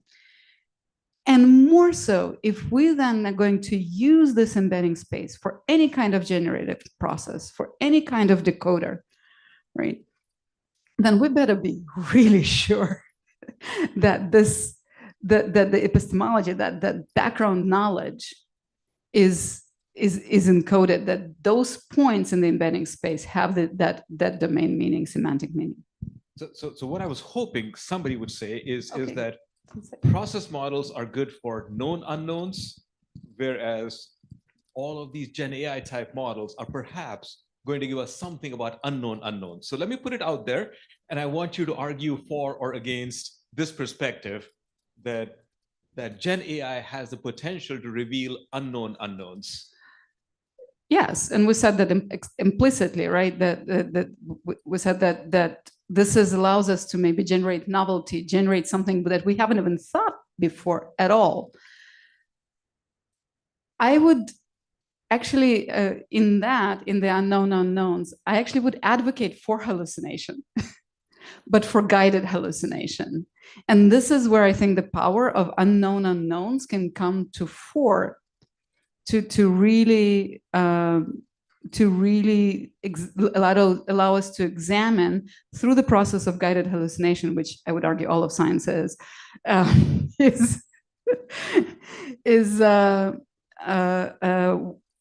like, are those unknown unknowns actually useful?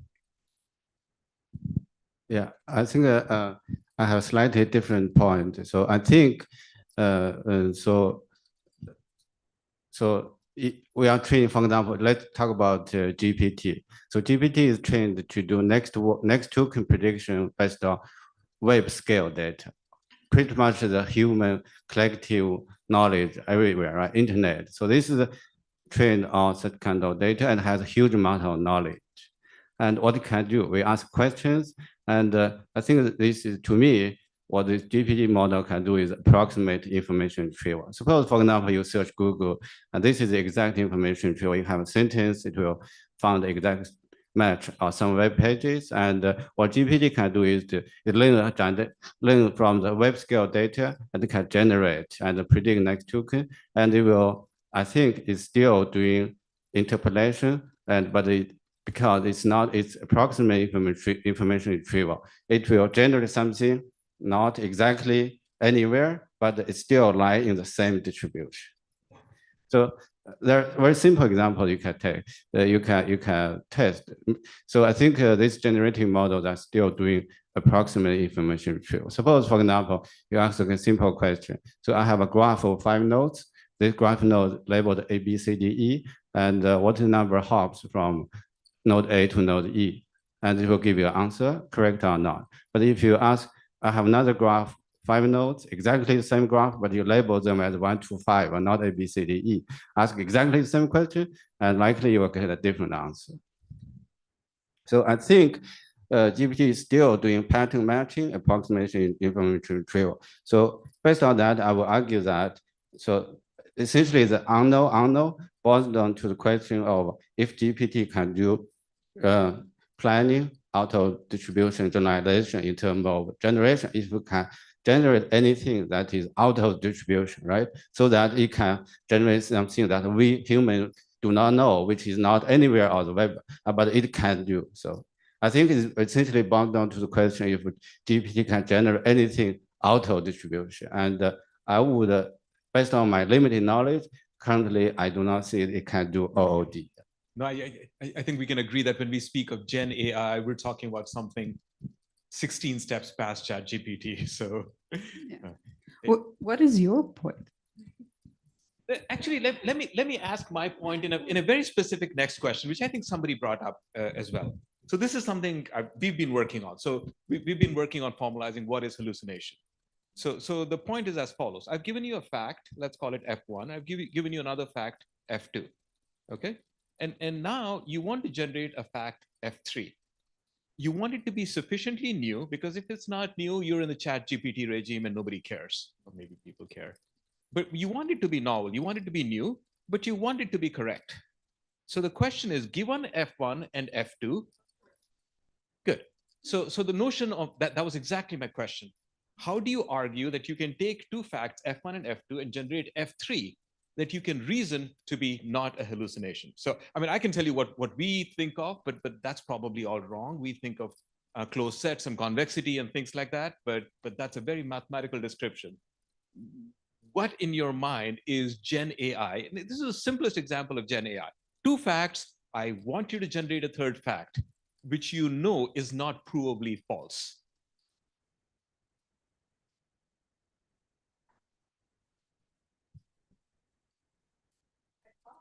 No? Yes, maybe? Okay, great. So as a scientist, I actually want it to be falsifiable in principle, right? So I do want to have the opportunity for it to be wrong, the third fact. And I would And then I would verify its, so in science, right, we cannot prove that something is true. You can just have the falsifiability framework experimentally. Maybe I didn't express myself clearly. You want to generate something that is not easily falsifiable. So yes, it may not be true. So a hallucination is something that is clearly falsifiable. A non-hallucination is something which may or may not be true. It may be true, but it's not trivially falsifiable. So we want to generate things that are either true or at least not trivially falsifiable. But there should, so this is where I think the question we need to settle before answering this question. Are we talking about the scientific process, or are we talking about the inference process? If we're talking about the inference process, we can then deploy the entirety of our logic inference rules within some knowledge framework. And then the only easy question is, what is our knowledge framework? And can we encode it as a set of inference rules? But if not, right, and that is the really hard thing to do, easy to say, hard to do. Within the science, we actually want it to be falsifiable within the theory, right, experimentally. And so then the knowledge guided part is, how do we encode the theory? And that is a harder problem than encoding the knowledge, actually. I'll bring in the others and see if they have an opinion. From my perspective, I think the easy way to evaluate if your generated one is good or false is based on human evaluations. But if you cannot do that, then I think you can do some, because I'm from a logical reasoning background, I was thinking about using some like rules or something to give a simple example. There is some of the work trying to generate synthetic images to boost your dataset. For example, generating some airplane for some bare surface. Then if you can tell the synthetic data is wrong because, for example, the airplane cannot be on the water surface. The airplane cannot be on top of the tree. This is some logical rules. We logically learn that, okay, based on this, we can say that it's a yeah. We can open this. I mean, we're going to run out of time quickly, so I do want to give everybody a chance to maybe chime in and ask questions. And it doesn't have to be limited to what we've talked about. Anything you might want to ask our distinguished panelists.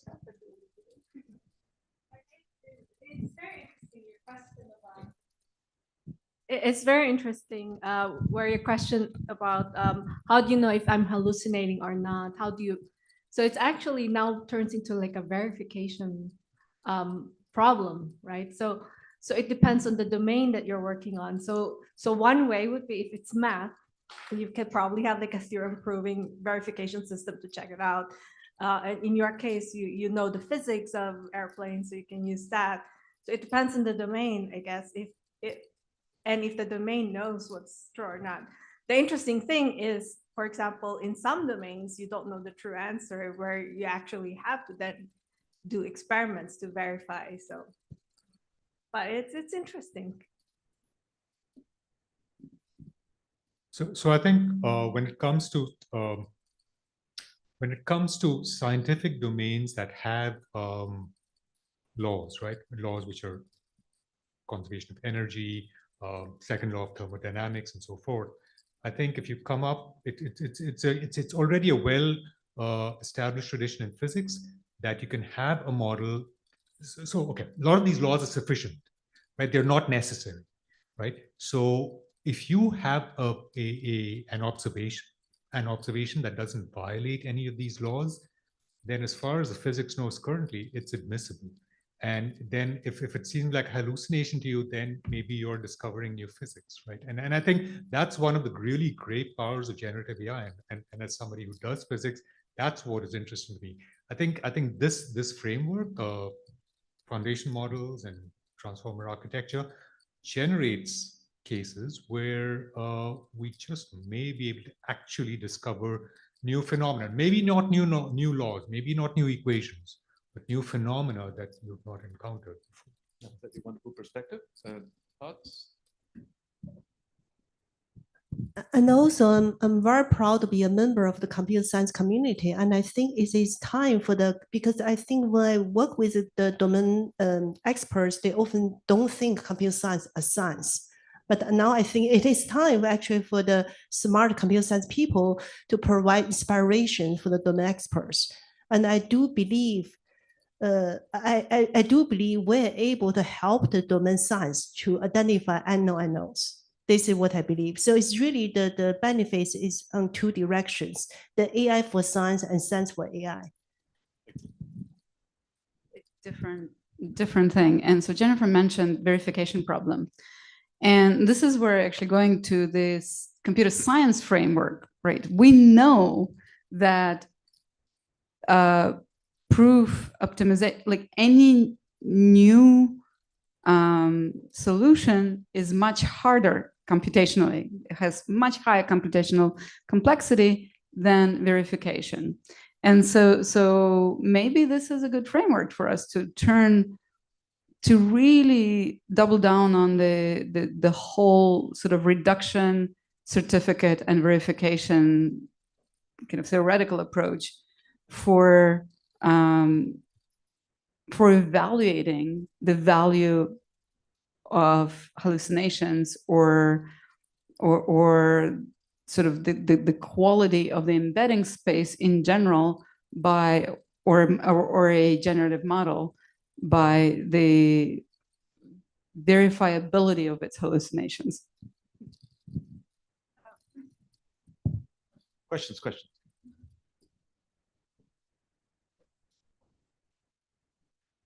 So I have a general question where I try and differentiate between LLMs, as we know them, and foundation model architecture and algorithms. And we've been seeing, and even in the course of this workshop, we saw foundation models being built for time series, for geospatial data.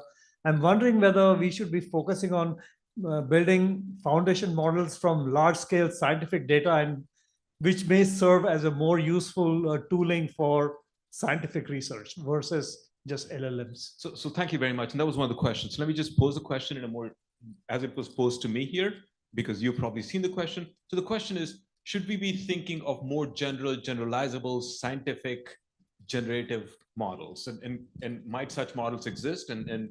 Or should they be specialized for every context? And how should we go about this? Well, I'm going to add one model to the foundation model zoo. And in this case, the first foundation model for the Tree of Life, BioClip, that is taxonomy guided, image based, not LLM. I don't deal with LLMs by choice. So this is images and taxonomy, and this is being expanded to include species descriptions and many other aspects. So, and already it has really accelerated, particularly in, I'm told, the identification and understanding of beetles, because they're to quote, and I actually forget who it was who said that God had an inordinate fondness for beetles. So there is use, right? And then yesterday I was arguing that maybe we should, in general, have a benchmark for scientific foundation models, but and for weather and climate, at least for weather and hydrology and more generally earth sciences, we have natural benchmarks because we can say, okay, we're going to give it data up to this point and then look at prediction, because most of the tasks are prediction. How do we do benchmarks, good benchmarks for other domains? So we're, Joseph is working on evolutionary benchmarks. We are trying to build biodiversity benchmarks, where scientific benchmarks, if you, let's say, read all of the literature up to 1993, I don't know why, but up to 1993, with all the data that existed there up to that point, can you then make, discoveries from that? Can you build, if you build a model, is it going to provide discoveries, predictions, and new theories that we know have been then discovered up to that point? So that would be a meaningful benchmark for me to test something that you're proposing. Yeah, I think that's a great question. So I think we are doing AI for science, and the science is such a huge field. So for example, if you talk to physicists, you tell them I have an infinite computation. So whatever you give me, I can compute. Then most of the physicists will think you can solve most of their problem, because in their field, all the rules, etc., have been known for 100 years. So if you can solve all these questions, for example, if you can solve density function theory for proteins, for any of the materials, I think we solved a lot of problems. For example, so we are talking about material modeling, we are talking about multi-scale modeling, right? How to model material from atoms, quantum, even electrons at higher scale, etc. But the key is nature does not have a scale, right? Nature works without knowing the scales. I think the reason why we divide the scale is because we cannot solve this problem at the smallest scale. If we can solve every material at the quantum level, I think we do not need other levels. The reason is because we are limited in terms of our computing. But I think biology is very different. If you work with biologists, you tell them I have infinite computation. So they still think you cannot solve their problem, because all rules have exceptions in biology, except this statement, I think, right? So all rules have exceptions. So you still cannot solve their problem if you have infinite computation. I think AI for science is a huge area. I think we need to somehow treat them slightly differently in each area. And in that way, I think we can potentially build a foundation model for each of the sub-area. For example, in my team, we are working on to build a foundation model for material discovery. The key challenge there is we need to identify a material with certain property, and it's a stable material. I think over there, we know the physics, and there's potential we can build a foundation model that can try to accelerate to for example, quantum mechanics, density functional theory. Thank you. Let's just take two more opinions. And Who then... defines areas? Yeah, I think that's a good question. Again, nature does not divide physics, chemistry, and mathematics. All these are artificial. I think that's a great question. And then I want to take all the foundation models and combine them into one model to rule them all. I think there's one question all the way in the back. Yes. Yes. Yes, I would like to make a few controversial statements. Basically, the topic of this workshop is about philosophical issues related to knowledge discovery, and whether those issues can be addressed by machine learning. But the problem is that machine learning has no scientific foundation. 5 years ago, nobody knew about LLMs and transformers and so on. Now everybody is doing it, including politicians and business leaders and so on. But nobody can explain why they work.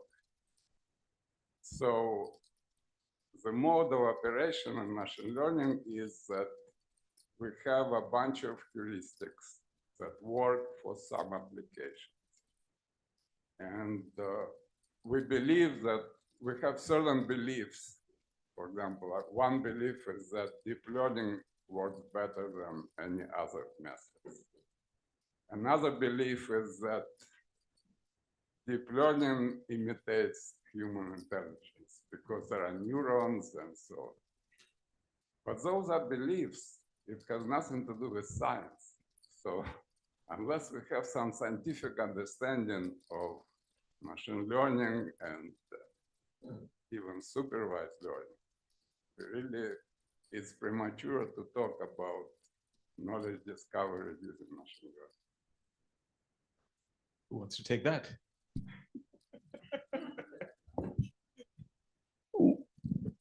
I would say one extreme view of machine learning would be the same as of all of math. It's a human construct that is useful. It's an abstraction that allows us to simplify the relationships in the world that is, to make useful inference about it, right?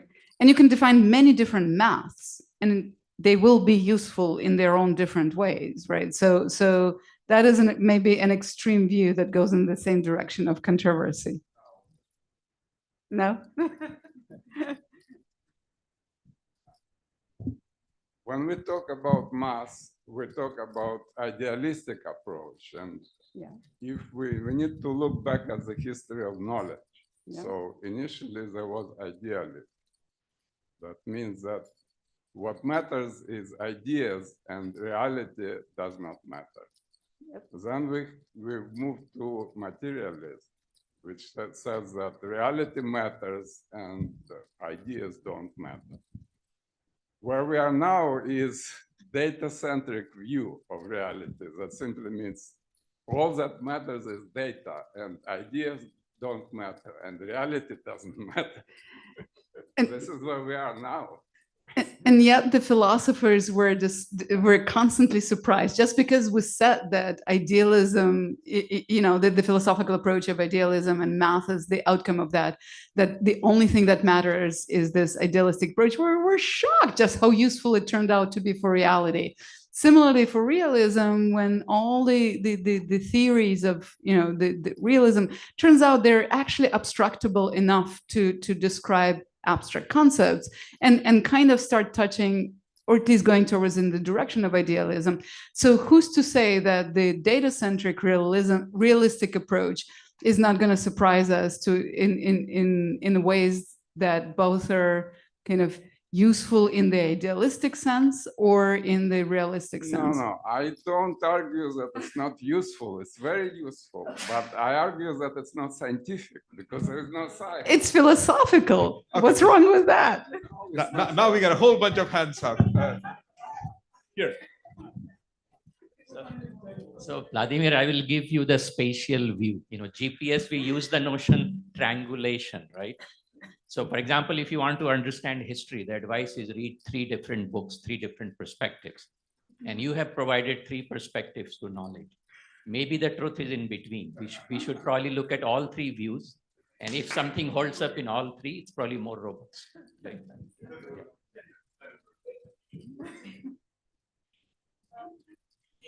Yeah, that's a really interesting question. But I would say there is some theory behind machine learning as well. And we're trying, as a field, as a community, we're trying to learn more about and understand it better. But in terms of like learning from data, actually, a lot of science is about learning from data, right? You do the experiments to observations and then figure out what are the models that explains these observations. And so we start thinking about models like Newton's law, everything we try it out and then experiment and repeat it to replicate. In some ways, machine learning is doing that, where given data, you try to automate learning these models. It's just so happened that now, like deep learning is really like a nonlinear approximator of like very complex regression models. In some ways, automatically learning that. So stuff. I mean, in some ways, that's what machine learning is doing. It's like a functional approximator that is more complex. Yeah. Which is a reductionist approach, right? Yeah. We're just a very, very high dimensional reductionist. But then the key thing is that we keep on saying that in discovery, we have to work together, because it's not just the algorithm or the ML person developing the models. We have to work with the domain scientists to figure out what are the right experiments to do, what are the right questions to do, so that we can make the discovery. We advocate, I think, as the KGML community here. That's why the knowledge guidance is important. Well, I would argue that science does not come from data. That's why we call Newton's law, because Newton invented it. Science comes from human creativity. Absolutely. It has nothing to do with data. Data is used. No, well. No, nothing to do. No, I'm not saying nothing to do, but the primary source of knowledge is human mind. Well, okay, great controversial statement. No, let me continue, because humans don't need big data to learn. Humans learn with very little data. Badly, to quote, you know, to bring back the quote of what is simple, something and wrong, right? Hey guys, we really are getting to a time when people have to leave for the airport.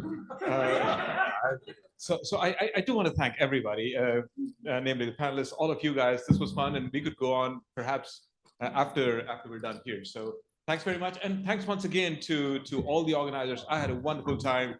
Thank you.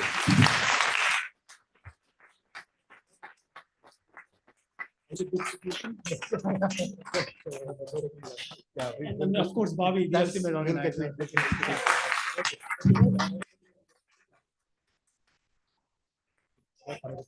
There's food out there. And I just want to sort of say this has been the two most stimulating days for me. Even today, look at the end. We could talk for another 2 hours, right? We're just ending it now because and Vladimir has a book on learning from data. So he's actually the party. So again, thank you everyone. We have some food outside.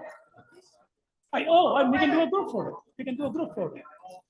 We can maybe do it outside. Yeah, we can do it. All right, well, thanks everyone, and thanks everyone on the web. The meeting is over now.